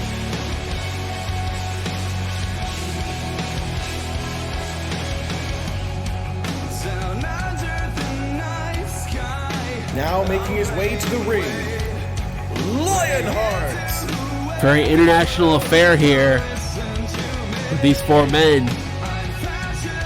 You got Buzz representing the U.S. and Texas. Ganea representing Romania. Lionheart representing the United Kingdom. And the IC champion Travis Sanders representing Scotland.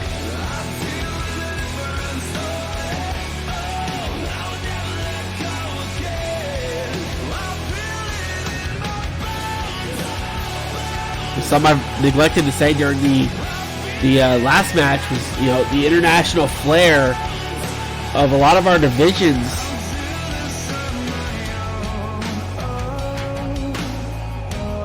Pretty much.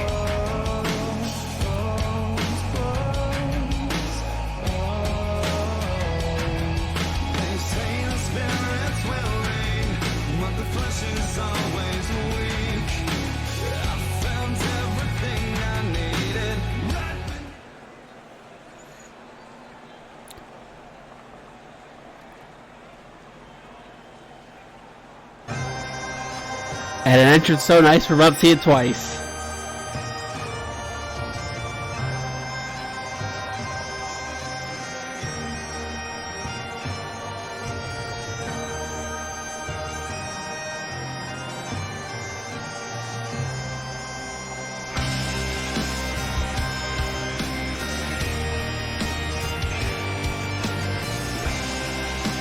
Ladies and gentlemen, the Intercontinental Champion from Scotland, Travis Sanders.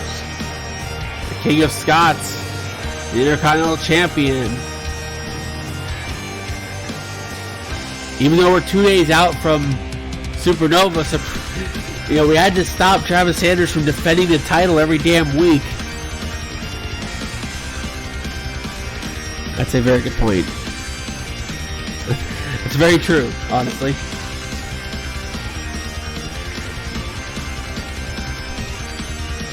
I did chuckle to go on a small kayfabe break.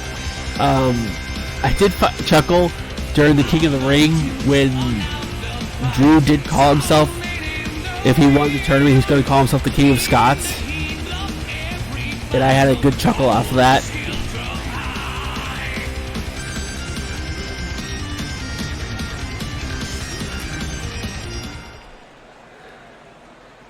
Because I bet someone back there thought that was such a creative name that no one's ever thought of.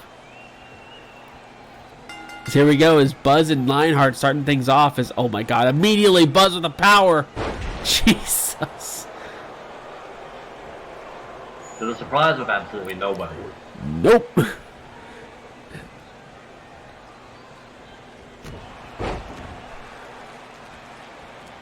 Because there's one thing we know with Buzz more than anything else, is that he is going to throw you as much as he wants, and there's not a thing you can do to stop it. And then probably drop you on your head. Probably. At least a few times.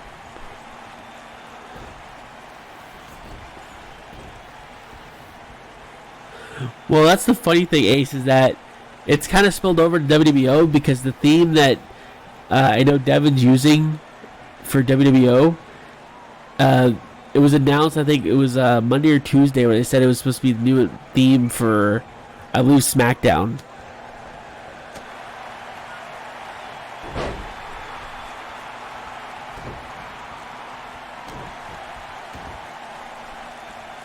It's possible.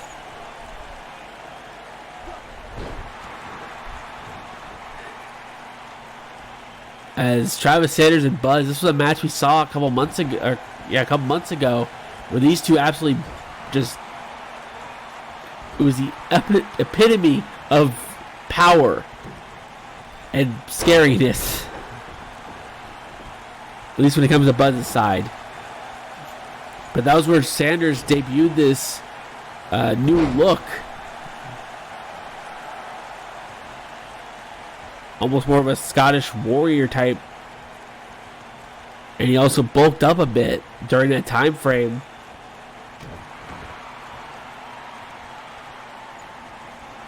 You can see Sanders' spear connects. The one thing that Sanders definitely does not have going for him is his height. Because as you can see, Buzz has almost a good foot. It's Ganea with a quick right.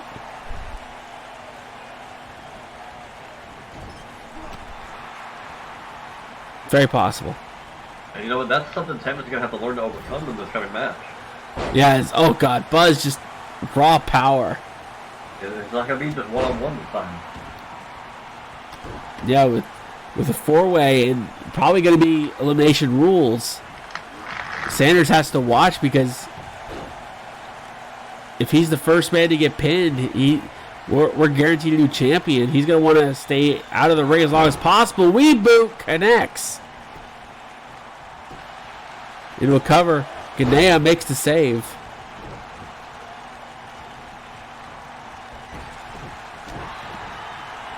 As Ganea now, you see going after the arm of Lionheart. He is the Romanian arm crusher. But something to think about tonight is how interested is Lionheart going to be in protecting his partner? Yeah, it's like, yeah, he's going to want to, because the more Sanders is in the match, the more it's going to benefit Lionheart.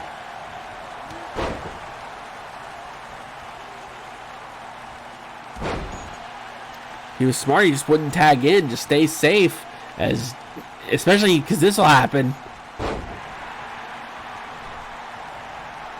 It's very possible it could. Could you imagine a match between Travis Sanders and DJ Kraft? The two kings. As now, Fisherman's Buster.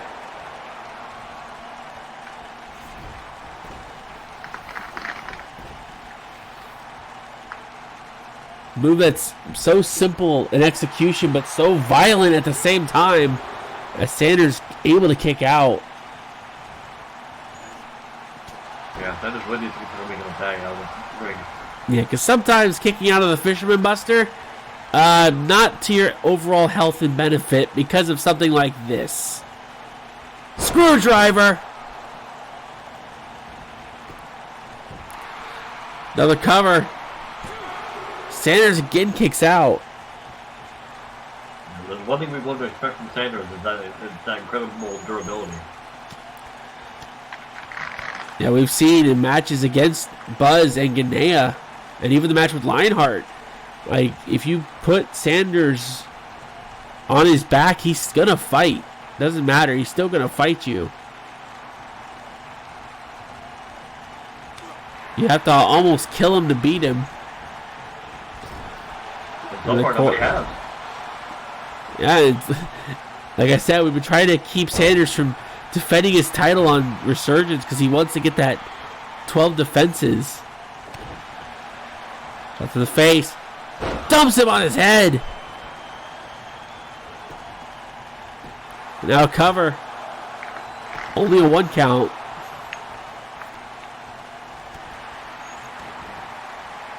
As now Sanders.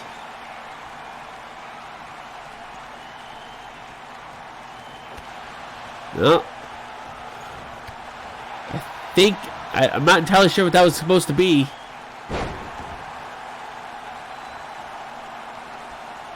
I don't know if that was actually going to be a submission or not. It was kind of weird just to do a back elbow.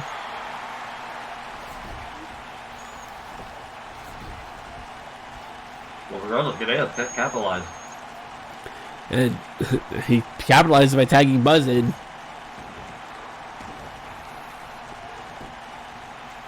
Yeah, because submissions are turned off in regular tag matches.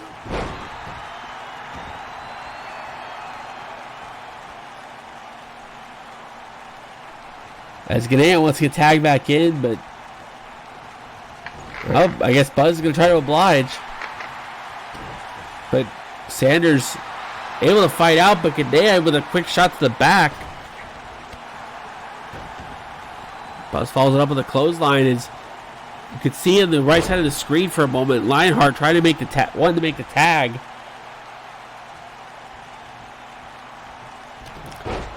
Sanders now with a clothesline, another clothesline. Ducks one from Buzz's, hits a third of his own. And now spear.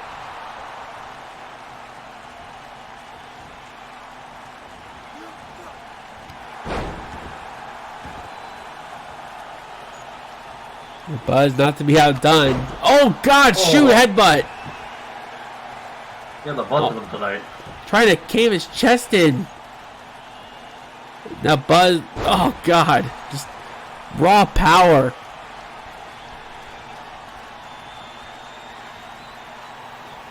It might have been a running head, but it was hard to tell because it was so quick, the animation.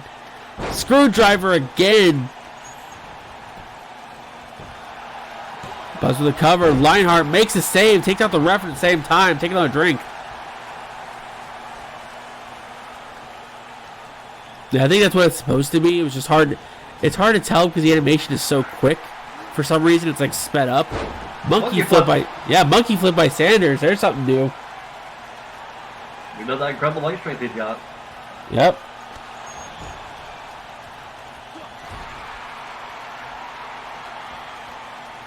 It's Buzz now. From behind. Diving Bulldog. There's something new out of Buzz's repertoire. He doesn't take the air often, but when he does, it's just as scary.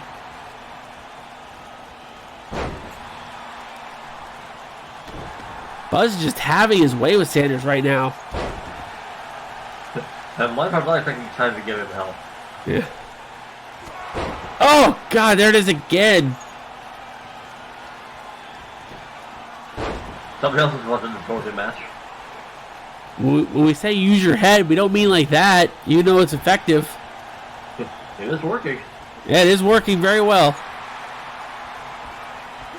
Shoots him across. Ref barely got out of the way.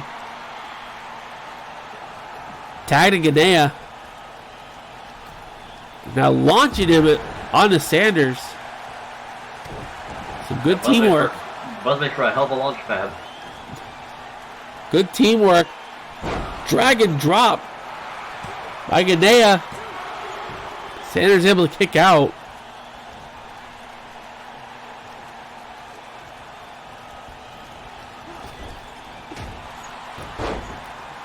Forearm to the face. That's Ganea. Gets the neck breaker. Because that was going to be a submission. To the cover. Lionheart again breaks it up. Still yet to be in this match legally, by the way. But if you think about it, he's making the match continue on. Yeah, because he's the only one that hasn't been in the match yet. He's not the one that's getting tired. Yeah, he's putting more abuse onto Travis Sanders because of that. Well, not just Sanders, but also Ganea and Buzz, because they're both participating in the match. So in a way, he's wearing on everyone else but himself, as long as he doesn't get tagged in. Yeah, as long as he doesn't get tagged in, he's actually in a great position because then he'll come into Saturday completely healthy.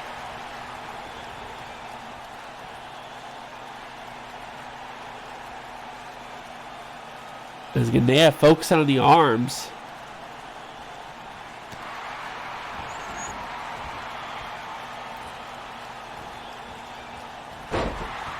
Sanders with some strength of his own just picks him up.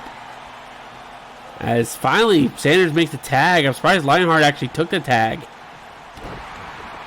Well, here's the other thing. Say, for instance, that Lionheart doesn't win that pay-per-view. If he gets a pinfall in this match, that might put him in consideration for another shot. Very true. So Lionheart might be actually thinking long-term in this match. Well, he's not going to have much long-term if this goes a certain way. His Buzz is just a boot to the face. If he's thinking long-term, he's thinking more of the Brexit kind of long-term. No, he countered him. No, he countered. Now X-Plex. A cover. Ganea able to break it up. I was going to say, think about it conversely. What if he pinned Buzz? That would be a huge statement.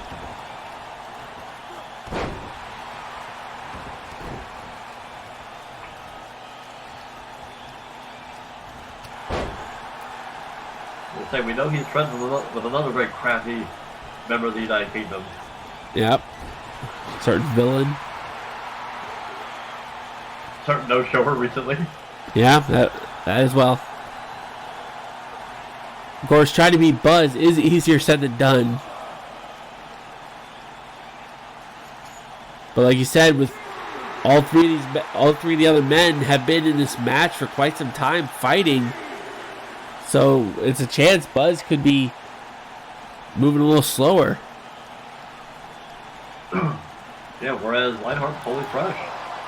Oh boy. Oh boy, I don't like this. Oh, okay. I was scared there for a second. I was really scared we were about to see a barricade break. Oh god. Press him over. Lionheart saving his own life there. Yeah.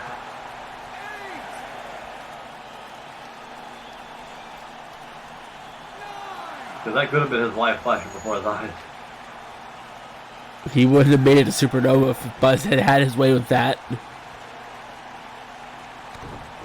And now DDT.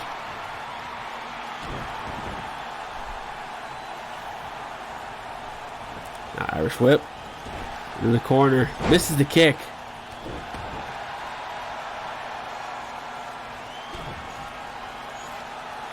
After the midsection. Fisherman's Buster.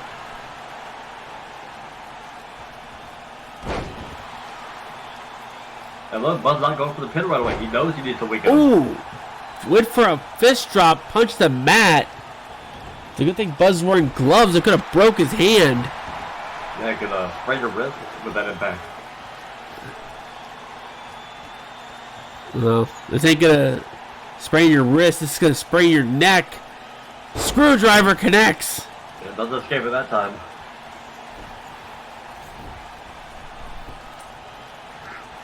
Now a cover. Lionheart able to kick out.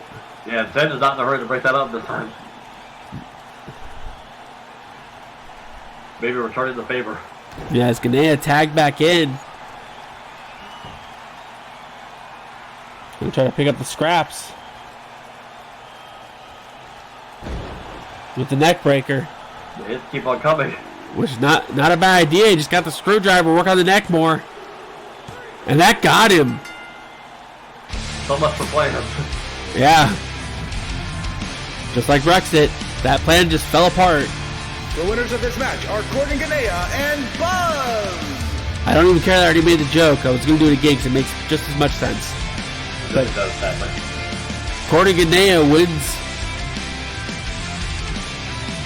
One of these two men could leave Supernova Intercontinental Champion.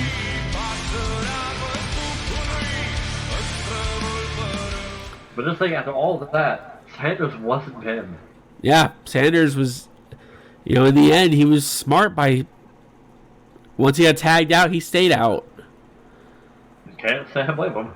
No, I don't blame him after the punishment he took before that. But we got another tag match. This time, another 4-way that we'll be seeing Saturday. But this time we have the women of the Women's Revolution Championship match.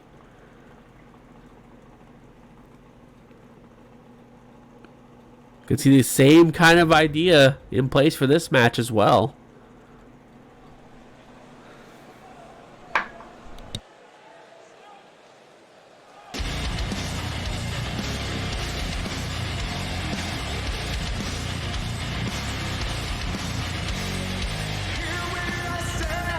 The following contest is a tag team match. Making her way to the ring, the Women's Revolution Champion, Catherine Isogen. And just like Travis Sanders, is someone that the odds are not in her favor to retain her Women's Revolution Championship. Catherine Isogen. The difference is these are 3 women she's lost to.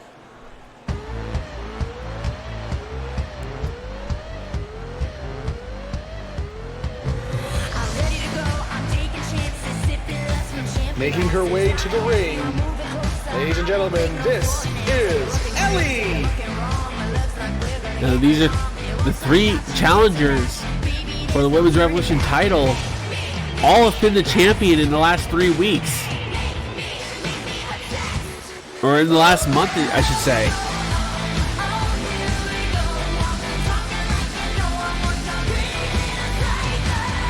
And considering how long Asuka has held the Women's Revolution title, you know, talk about long title reigns and how they're somewhat rare in RWR.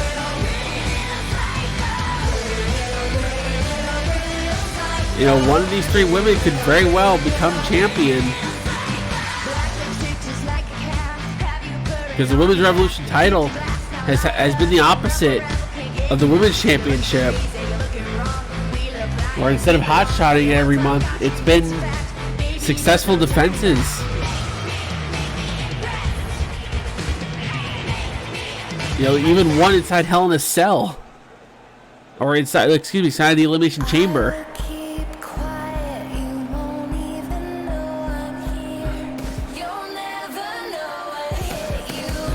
Making her way down the aisle, Bella Angel. And what was probably the most surprising of all of the losses for Asuka was against this lady, Bella Angel, who beat her with her feet on the ropes. Which was surprising in a number of ways.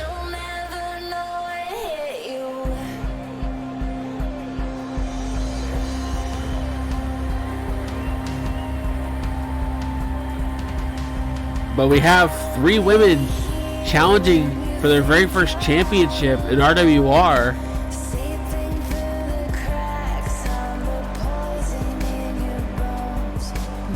One of which, it's her first championship attempt, well, pretty much ever, in Bella Angel.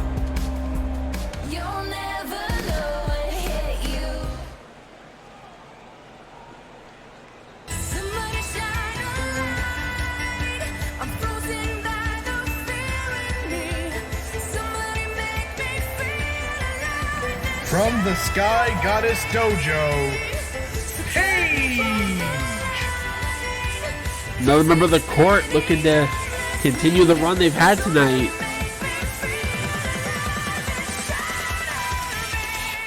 The Goddess of Tomorrow looking to win her first championship gold in RWR.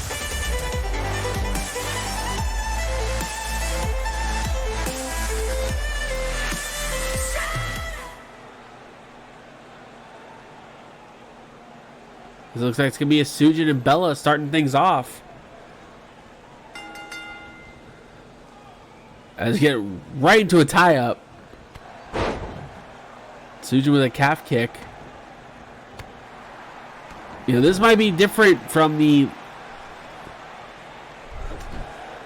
last match, because for Ellie, I don't know if she's got the same type of game plan as Lionheart did, by letting the champion just stay in the match and then just to get pinned.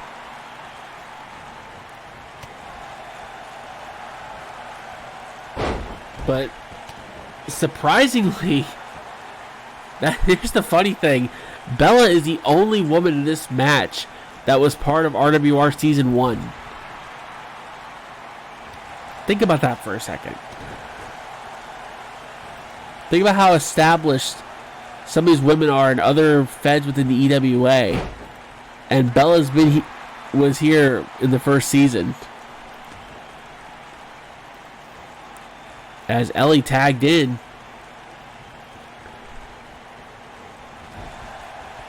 As into the corner, monkey flip out of the corner. Let's say if you like a lot of red, then these two facing. If you like a lot of red, these two facing off is right up your alley. Never mind, as Bella tags in Paige. I think they heard you. Yeah, they might have, yes.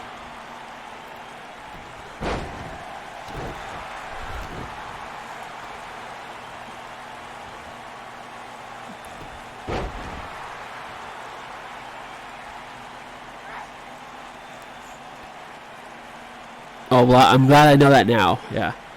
So you have a couple. You have both Ellie and Bella looking to win their first gold.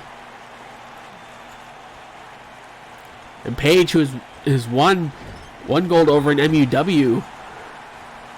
And I believe that's it. I'll be corrected about this in a second, but there's a big question mark there. So I'm not 100% sure.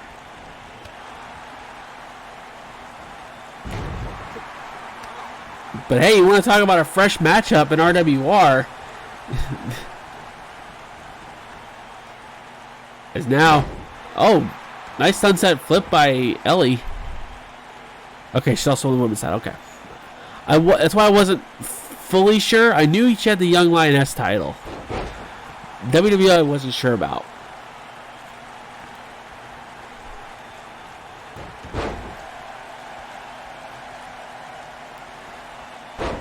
As Paige, Northern Light Suplex, had a bridge, but only gets one. As you see, a Sujin wants tag, wants to get back into this match. As Paige, it's Ellie up, snowplow.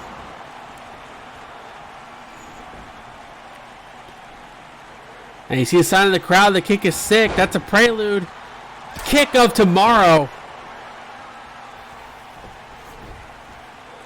Someone in the crowd was already ready for it. Covered by Paige. As Ellie kicks out. Oh yeah, I want to point out, I don't know if people have actually noticed this, but with Twitch's update, when I opened Streamlabs today, it actually had the update applied to it for the chat. So I have this, so my chat visual has updated because of that, which is nice, but I don't like it too much.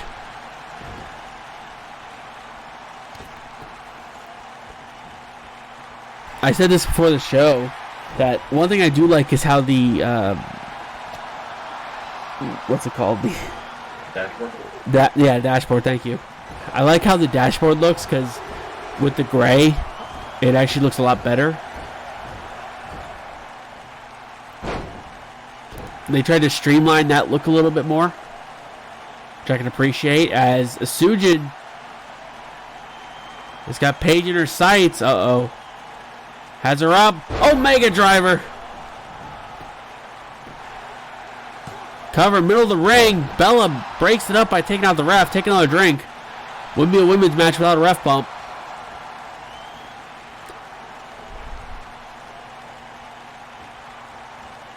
As Sujin now going after the arm.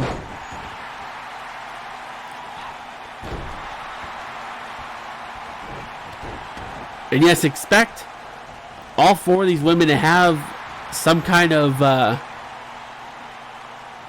unique aspect to their attires for Saturday.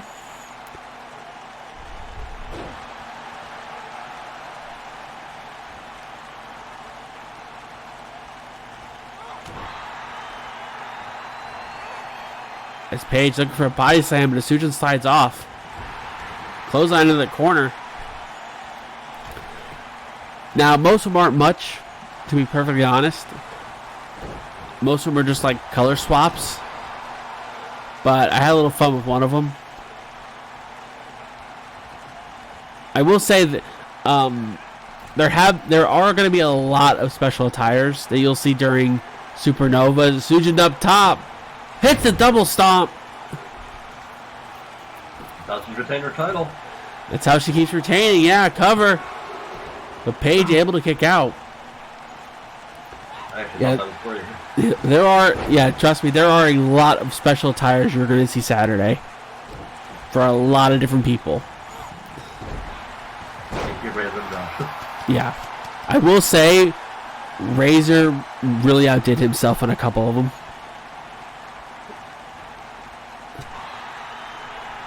There's one in particular, it's probably who you think.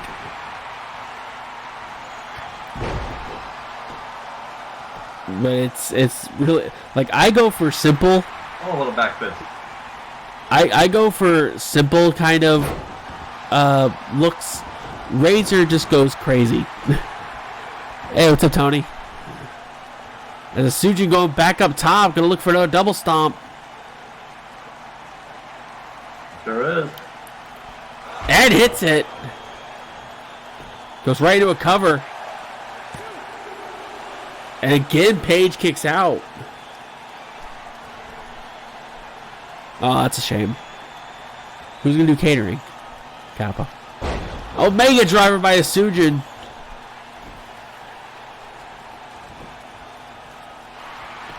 And now another cover. Bella makes a save. Oh, hits both women. Hits them both with a single slap. That was impressive. Just windmilled it. As Paige kick of tomorrow. That's a good point, yeah. As Paige with the cover. Ellie not getting in the ring, but Asujin kicks out. Yeah, Paige might have wasted too much time dragging her across the ring. Yeah, if she just pinned her where she was, she may have pinned her. May have been able to beat her.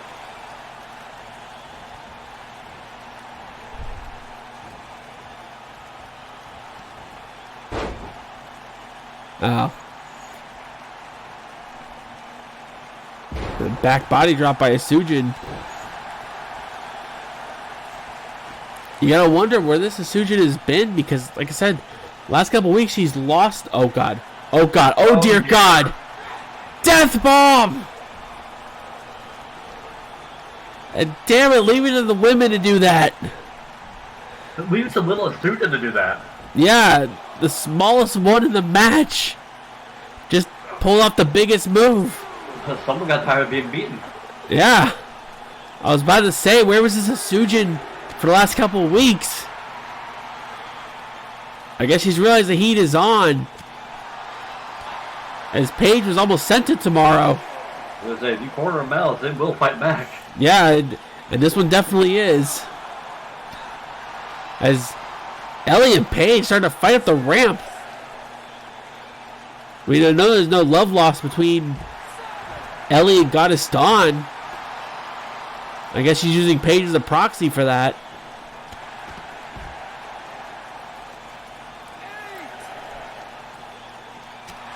On the floor. I'm amazed Paige can even walk at this point. Now looking for a suplex, but Ellie able to slide out. Knee right in the back. Paige's face almost had to look like it bounced off the apron. As Paige trying to crawl to the corner. Trying to make the tag. And is able to. Bella tags in. Hot tag. There's a clothesline. Another clothesline. And a third. You see Bella even grabbing her shoulder. I think she threw her arm out doing that.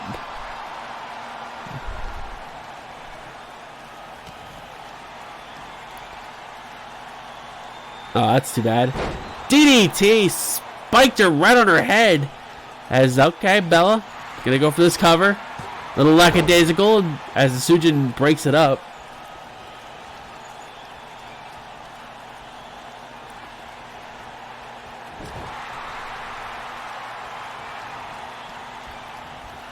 She turned to the corner. And now Ellie gonna spin her around. Oh boy. Tosses Bella out of the ring. Now drop kick underneath the ropes.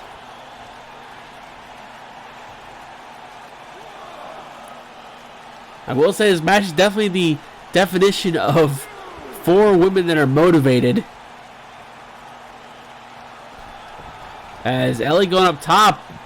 That's the wrong corner, but still able to get the elbow off. Able to jump before Paige stopped her.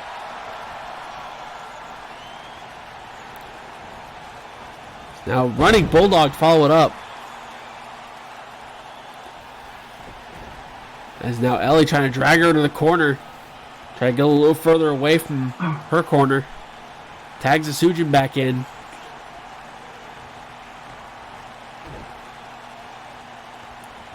You know, it's like what I always say with the women. They're going to throw it all on the line. Even in just a match like this. The real match is on Saturday between these 4. Now neckbreaker.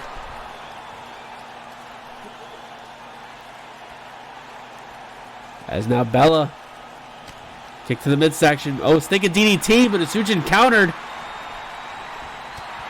Knee to the face. An unpadded knee as well. Saito suplex. Yeah, did I tell the people on Retaliation how that feels? Yeah. As Asujin going back up top, gonna look for another double stomp. Got a bit of distance to clear. Oh, but Bella able to get up. That could be dangerous for Asujin. Could roll an ankle. You know, wrestling in bare feet. But not, yeah, not letting it deter her. Has her hooked. Omega driver. Goes right for a cover. Ellie stopping Paige. And Asujin gets the win.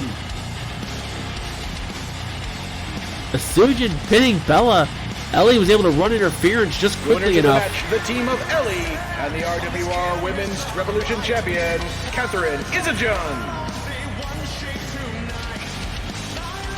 That's a good confidence booster for the champion, because she definitely needed it going into Saturday. But Asujin and Ellie pick up the win. Just about everybody in that match has a win now. Yeah. And now it's just going to be about who's the last one standing on Saturday. But with that, we've come to our main event of the night. And if you were with us throughout the entire Retaliation main event, we're sorry. We're still sorry.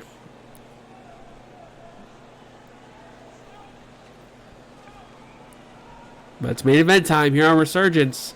The final main event of Season 2 for Thursday.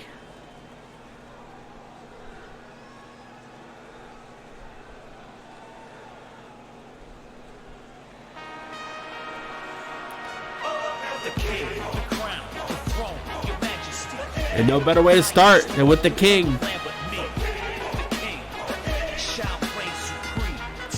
The following contest is an 8-man tag scheduled for one fall.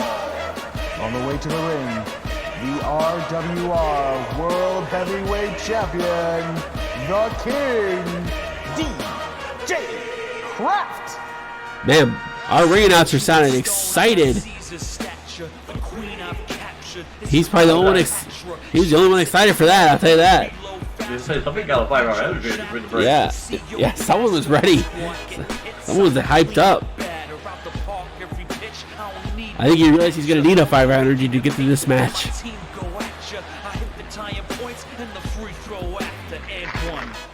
But DJ Kraft set to defend the Revolution Championship against Gil Thunderstrike. As DJ Kraft attempts to cap off an unprecedented 2-year run. Something that will probably never be replicated. Whether it be... Yeah, that is the question. We've seen him get slowed down. seem to get paused. Yeah, but never full on stopped. But that will be the question we will see on Saturday as we get his partners.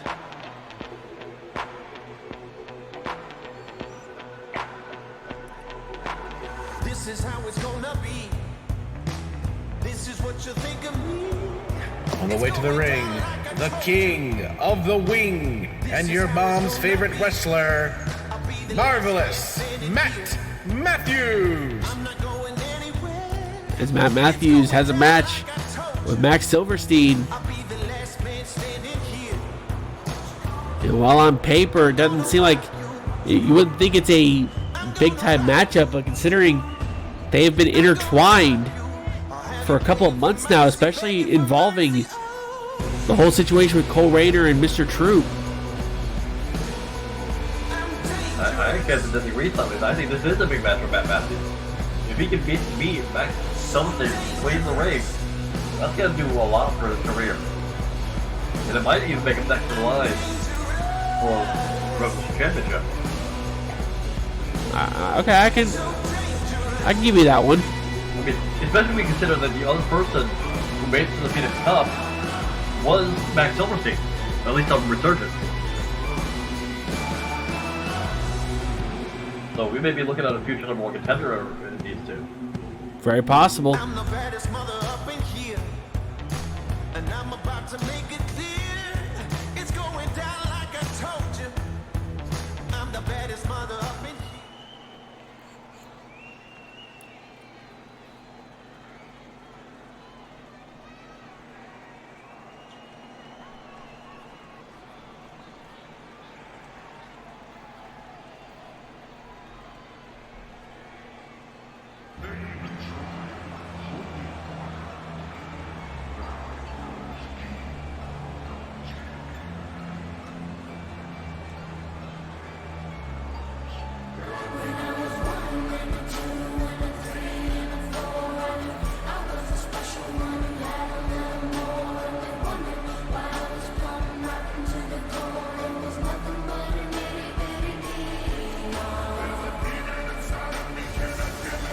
From St. Louis, Missouri, the 2018 Rise from the Ashes tournament winner, the Demon, Mr. Troop. Like you said, with Matt Matthews and Max Silverstein being intertwined, Mr. Troop, you know, him and Cole Rayner have been intertwined for a long time here at RWR. But for the last couple of months, that relationship is taking a downward turn very quickly.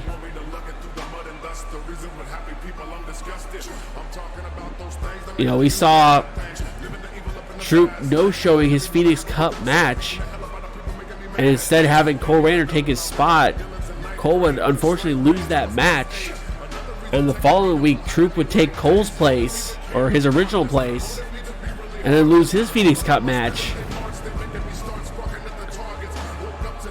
But even before that, when Mr. Troop debuted this look, this Joker-inspired look, it raised a lot of questions. The main one was there jealousy between Mr. Troop towards Cole Rayner? And we've seen things have gone more downhill as time has gone on, and it's culminating. It's going to conclude in 2 nights in a match between Mr. Troop and Cole Rayner. If Cole wins, he's free from the court. Troop wins, Cole's got to stick around. If that's the case, who knows when he may get free.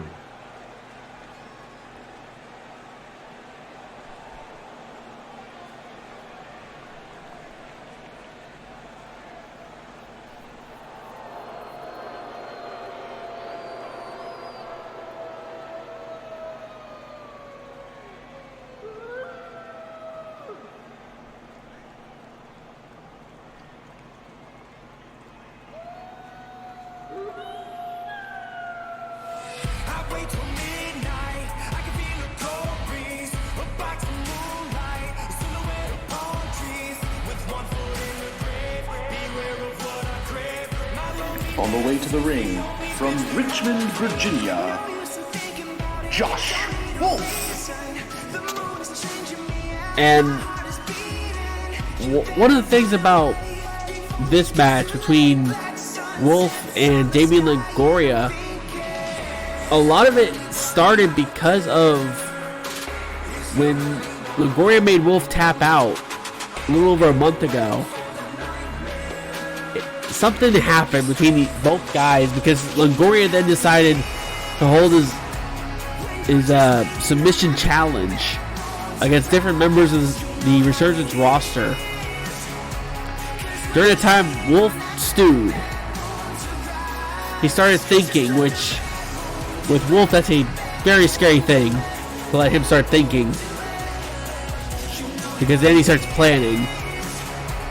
And we saw in their match last week, Wolf made Longoria tap out, and then after the match said that the two of them would face off at Supernova in a submission match. Mind you, that was Wolf making the match, not Longoria making his submission. That was Wolf making his submissions. Which you would think that if you had guessed otherwise, that he would have picked something different to take away that submission advantage. Yeah, as I've said in the past, Wolf, he's been in almost every type of match imaginable that you could think of. And knows how to play around the stipulations. Yeah. And yet chose a submission match. Introducing at this time, from New York, Max Silverstein. And a lot of the issues between Cole and Troop, as well as stuff with Matthews and Silverstein, it seems like it got quickened when Silverstein started calling out Troop, calling him a coward for not appearing for his match with him. As Max Silverstein, since the beginning of the season, a lot of people were unsure how to really, handle Max Silverstein because of season 1. But you talking about wondering about Max Silverstein. I wonder how he's going to react to being on this team, considering what happened at the end of the Clash of the Ashes. That's very true. On the way to the ring, from Anaheim, California, representing Kimiko-gun, the Shoot Wrestling Cyborg, Damian Longoria. Well, I think for Gil and Max, I think it's going to have to be about either Longoria getting between them or Cole saying something to keep the two of them at peace for this match, because while this isn't like the Retaliation 8-man tag where it was full of former world champions, most of the people in this match, at least a couple of them, have never held a world title in RWR. Or I think is that they just don't like each other. Yeah, it's also quite true. But remember, Max has also had issues with Longoria during Phoenix Cup. Yeah, the only person I think that Max will really get along with is Cole. Yeah, and I think he's going to have to be the peacekeeper on this team. And speaking of Cole,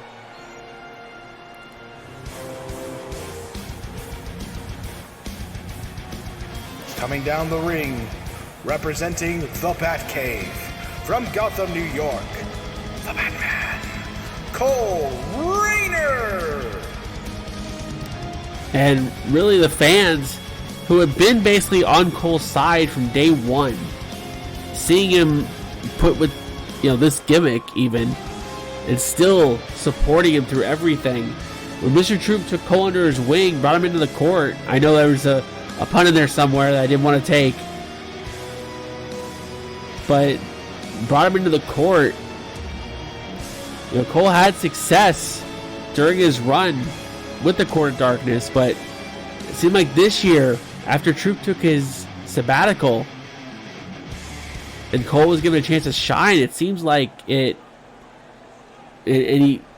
after Cole became Revolution champion, I honestly think that's where the things started going wrong for him and Troop.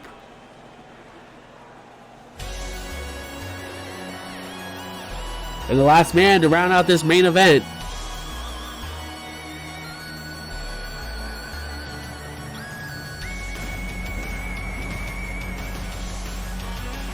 ladies and gentlemen, the winner of the 2019 Men's Phoenix Cup, Gil Thunderstrike. as you said, you gotta wonder how Silverstein and Gil are gonna coexist, because during the Phoenix Cup finals, Gil low-blowed Silverstein and then immediately hit a 50-star salute to win the Phoenix Cup. It looks like we're gonna get, wow, here's a start. Max Silverstein and DJ Kraft kicking things off. If that hadn't happened, could this be the match we'd be seeing? Yeah, this could very well be our Supernova main event we'd be seeing.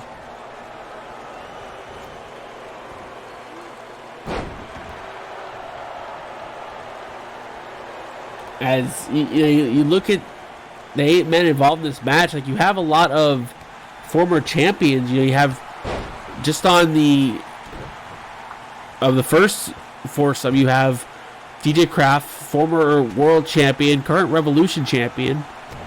Josh Wolf, former world champion. Mr. Troop, former everything champion at one point. And Matt Matthews, multiple-time U.S. champion. You look on the other side, well, also Troop winning RFTA 1. Then you look at the other side, Silverstein, former world champion. Cole, former Revolution champion. Longoria, multiple-time U.S. champion. And then Gil, who before the 2 winner. Yeah, Rise from the Ashes 2 winner and the Phoenix Cup winner for this year.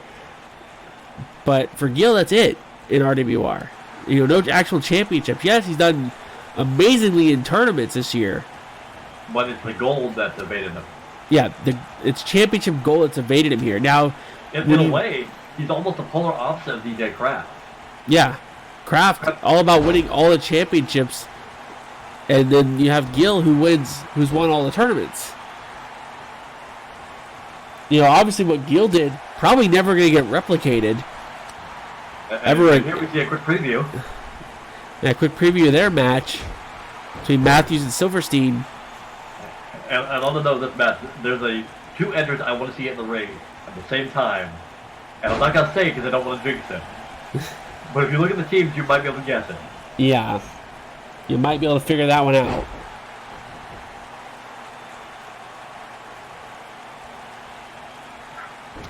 But yeah, as you were saying with Kraft and Gil, it's really a matter of can Gil finally overcome that last hurdle?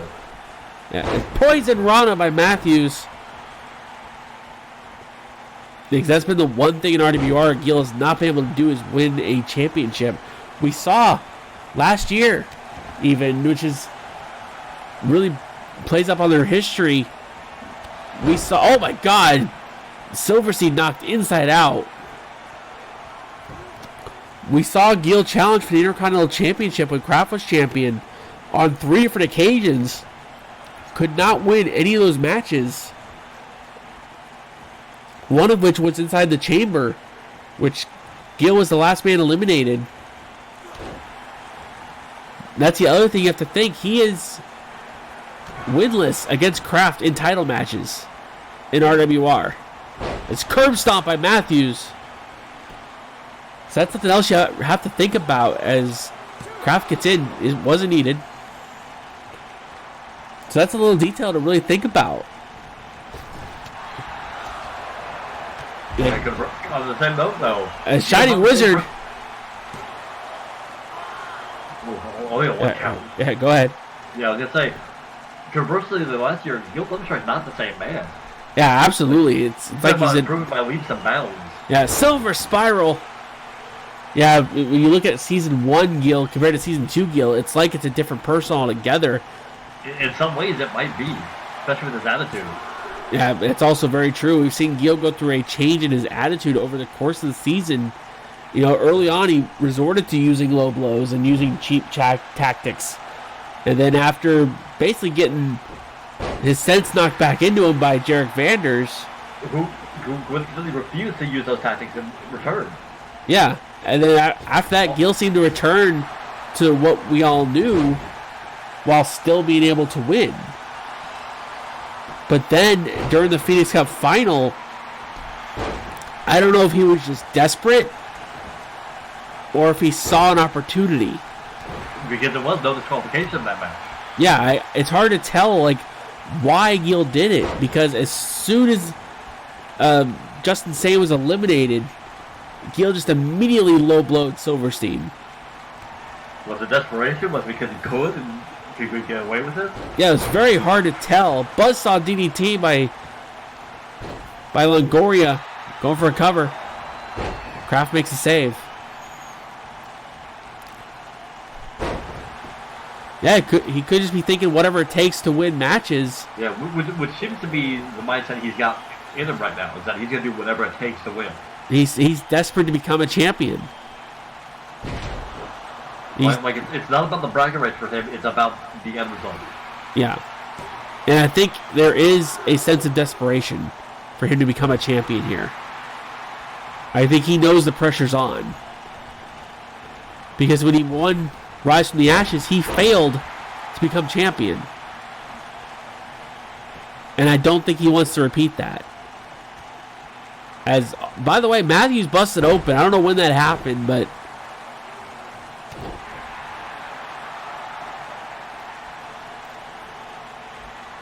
that is something to keep in mind for Saturday. Is Gil willing to take the shortcut to become a champion, or will he do it the right way? I think oh God, that knee. He crumbled. Okay, well, this is a familiar matchup. Yeah, here's something. This is how Gil's Rise from the Ashes tournament started. I was going to say, we went from a first-time meeting to a multiple-time meeting. Yeah, it was these two meeting during Rise from the Ashes night 1 that set the tone for Gil. Yeah, and even before then. Yeah, it was really this match that really showed that Gil might have actually finally realized the potential he could have in RWR.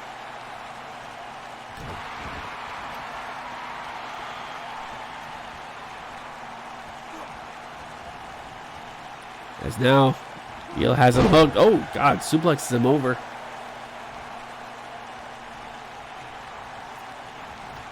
And for Troop, you gotta wonder what's the real reason things have gone the way they have with Cole. Are we ever gonna find out? And something I actually just realized is that we have Mr. Troop and Josh Wolf on the same team. Yep. A couple years ago, who would have thought they'd see that? Yeah, who would have thought we'd see the two of them on the same page for anything? As Gil gonna go up. And you see Kraft staring a hole in him. 50-star salute. As Kraft breaks it up. You'll get the shot in. As Longoria actually interrupted that. Yeah, Longoria was coming to help and kind of screwed that up.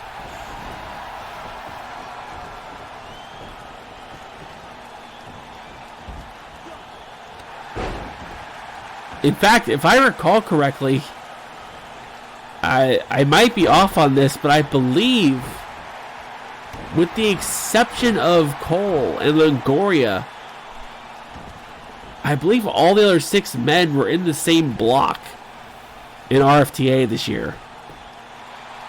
I believe you might be right. Oh God, everyone goes down again. Everyone goes down for that. Johnson draws off the apron because Wolf's like, I'm getting the fuck away from this. Also, Silverstein hit a Shining Wizard somewhere. Probably on the ref. It might have been the ref got hit. I don't know. It's hard to tell. Like, one move happened and 5 people went down. Also, Max might need some help.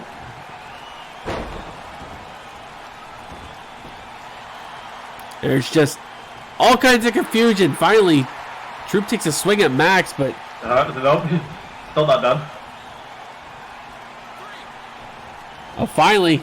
Oh, Troop's got the claw. Mandible, yeah, he got the mandible claw in. But lets it up. I think he might have knocked Gil out with that. No, long two. Got a 2 count there.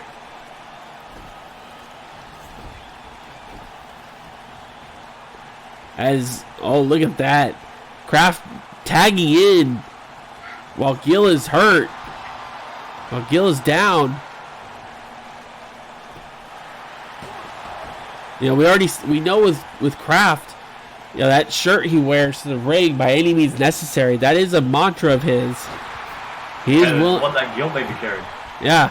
The only difference is that Kraft doesn't rely on using any underhanded tactics. He's just a better man. And I'll say, now that I'm thinking about it, I wonder if Kraft is ready to protection because I've seen what happens with Gil the night before pay-per-view. Yeah, that's also true. Is Kraft hits a He has Pele. a habit of that. Yeah. Oh boy. Oh right, boy. One more. One more for the road.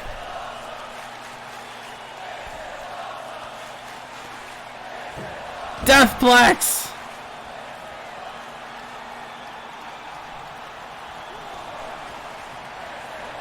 One more for the night, I guess.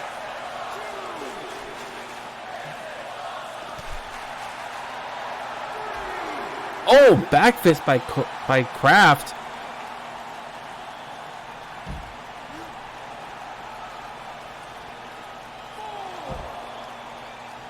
I see no one else willing to really jump down to help.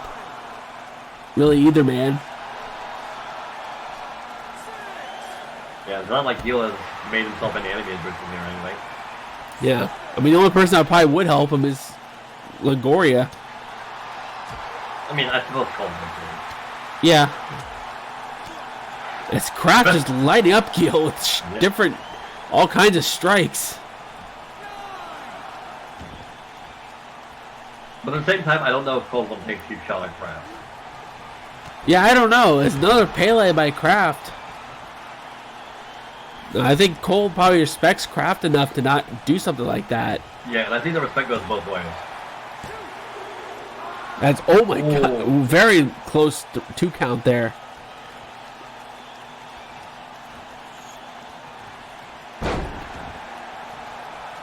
Kraft just doing whatever the hell he wants right now. As now he's got the arms hooked. I was gonna say, the Eagle's wounded. Yeah, gets him up. Oh, Kraft killer. The ref gets blown away. Silversea breaks it up. Matthews came into the ring, wasn't quick enough. But still grabs Max. Yeah, Matthew's gonna get a shot in.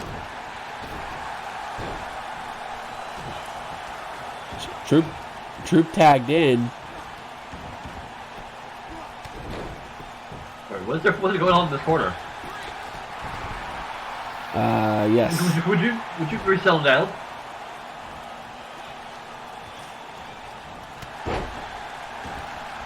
As now Gil able to take control, going up top. 50 star salute, but eats knees. Still able to pop off a Hurricane Rana. It's like Gil might look to start tagging out. Yeah, I think that'd be a good idea right now for Gil, but the problem is there's a lot of people in that corner. Gets tagged to Longoria, though. Interesting that he went the super from Longoria. Yeah, you'd think Cole would have won it in by now. Well, I was going to say, he not only did he turn away from Cole, he also bypassed Max Silverstein. They're the two guys that want to get it at Troop the most. And you see Max wanting to tag.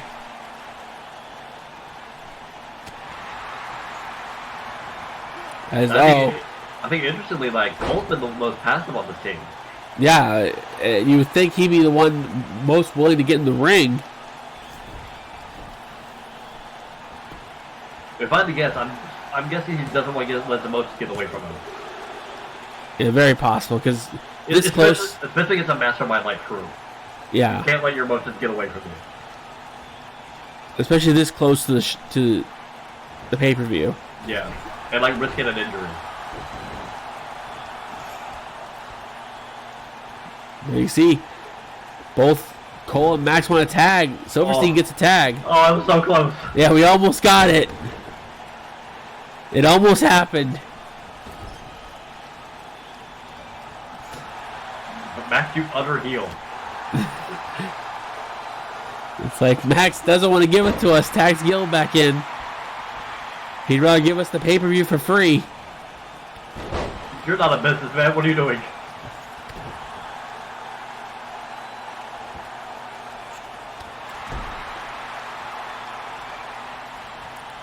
We go back to our... So far in this little matchup, we've seen Kraft come out ahead most of the time. Yeah, that's the one thing I worry about with Gil is that he might rely on something. Uh-oh. Just because of the fact that it's not working. Is oh boy, oh no, it's what we saw against Eddie. No. Oh God, pile driver off the apron. Gil might not make it the Supernova. We saw Kraft do that against Eddie Cool in their 2 out of 3 falls rematch. And Eddie was not the same after that for the rest of the match. Oh, Gil should tag out. Yeah, Gil Jerk. Gil smartly tagging out, but well, he's probably got a concussion, so that's why he didn't notice Cole. He'll be lucky if he's only got a concussion. Yeah, among other things.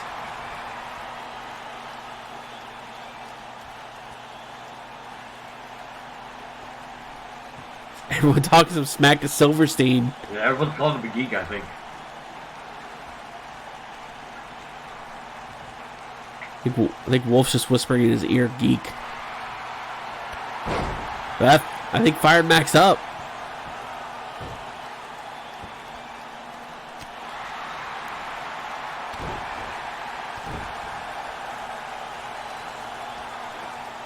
Drops the knee.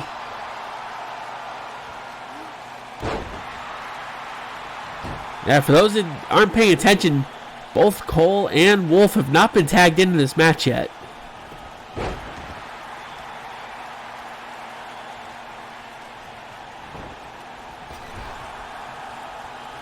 Oh, I thought that was about to change. Goes for a shot on Matthews, but Matthews able to avoid it. Wolf tags himself in. Gets kicked in the shin for it.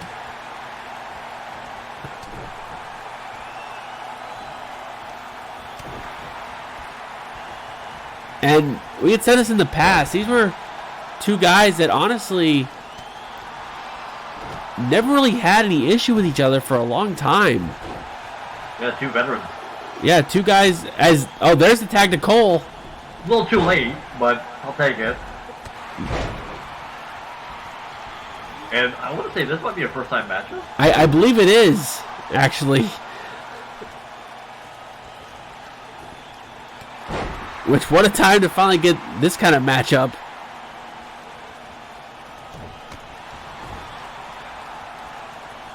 As Wolf going to shoot him back across. Ref, get out of the way. What kind of preview are we going to get here? Okay, not one at all. Not that. End of Heartache. Uh-oh. Wolf's just going to end it. Hits him up. Hits the shovel. In his corner, too. Great placement, but Cole able to kick out.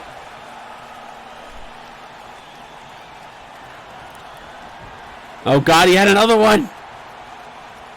One of those fails, do it again. But Cole able to counter. Cole counters DDT. It smartly keeps Wolf from tagging. Yeah, one of Cole's best traits is his adaptability. To be able to improve so rapidly. The Hangman's neckbreaker. That shoots him into the corner. Misses the charge. Yeah, Wolf had to dive between like 3 people there.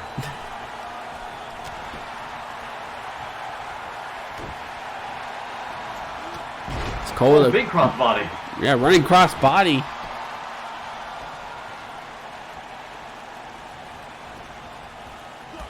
Now, ooh, very nice takedown. Looks like a modified STO. Yeah. Use the arm for some leverage. Bat blade.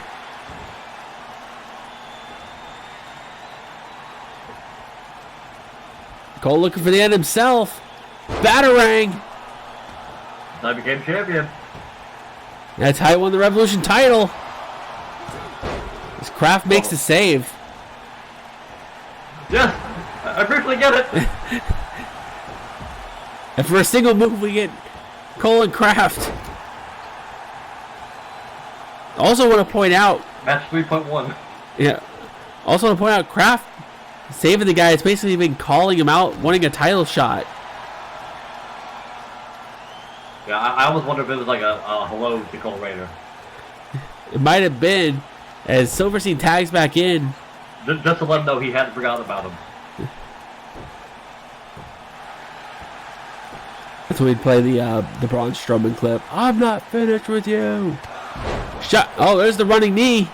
Might be finished for this match. Might have been a Shining Wizard. Wolf able to get the shoulder up.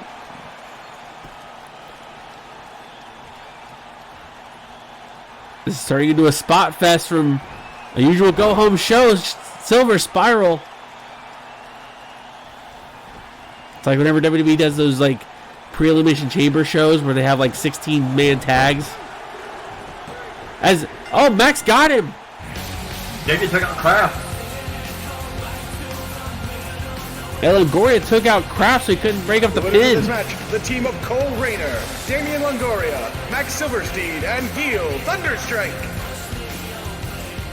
As Silverstein pins Wolf.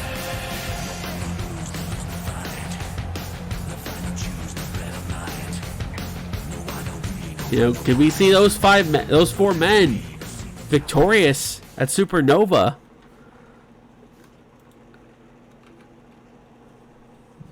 But we'll have to find out. We are literally a day and a half now, based on the current time period. And that was our final Resurgence of Season 2. Yeah, they did not disappoint in the last match. No, they did not. But now we have to wonder what kind of condition is Gil Thunderstrike going to be in. Yeah, we gotta think what's going to be the condition of everyone. Yeah, but I mean, he got pile drives off the apron to the floor. Yeah, he's gonna have to like take a lot of rest between now and Saturday. A lot of rest, a lot of ice. He's got one thing he doesn't have to worry about though. He's in the main event. He's gonna have the most time to prepare. But that is gonna do it for us tonight for Retaliation Resurgence. Those are the final shows of the season. Next time you see these shows, it's going to be early January 2020. Because before then, we have Rise from the Ashes 3, which will start in November. But we are 2 days away from Supernova, our final show of the season, and our final show on this godforsaken game. So we've almost made it, guys. We got one more night to deal with, Saturday night, and we're home free. We can uninstall this shit. But thank you to everyone for coming out tonight. As I said, we'll be back Saturday night. We might start a little early, just because of how long the show is supposed to go. It'll depend on a few things, but we'll find out. But that'll do it for us tonight. For commentator Cody, I'm commentator Josh. We will see you Saturday night for Supernova.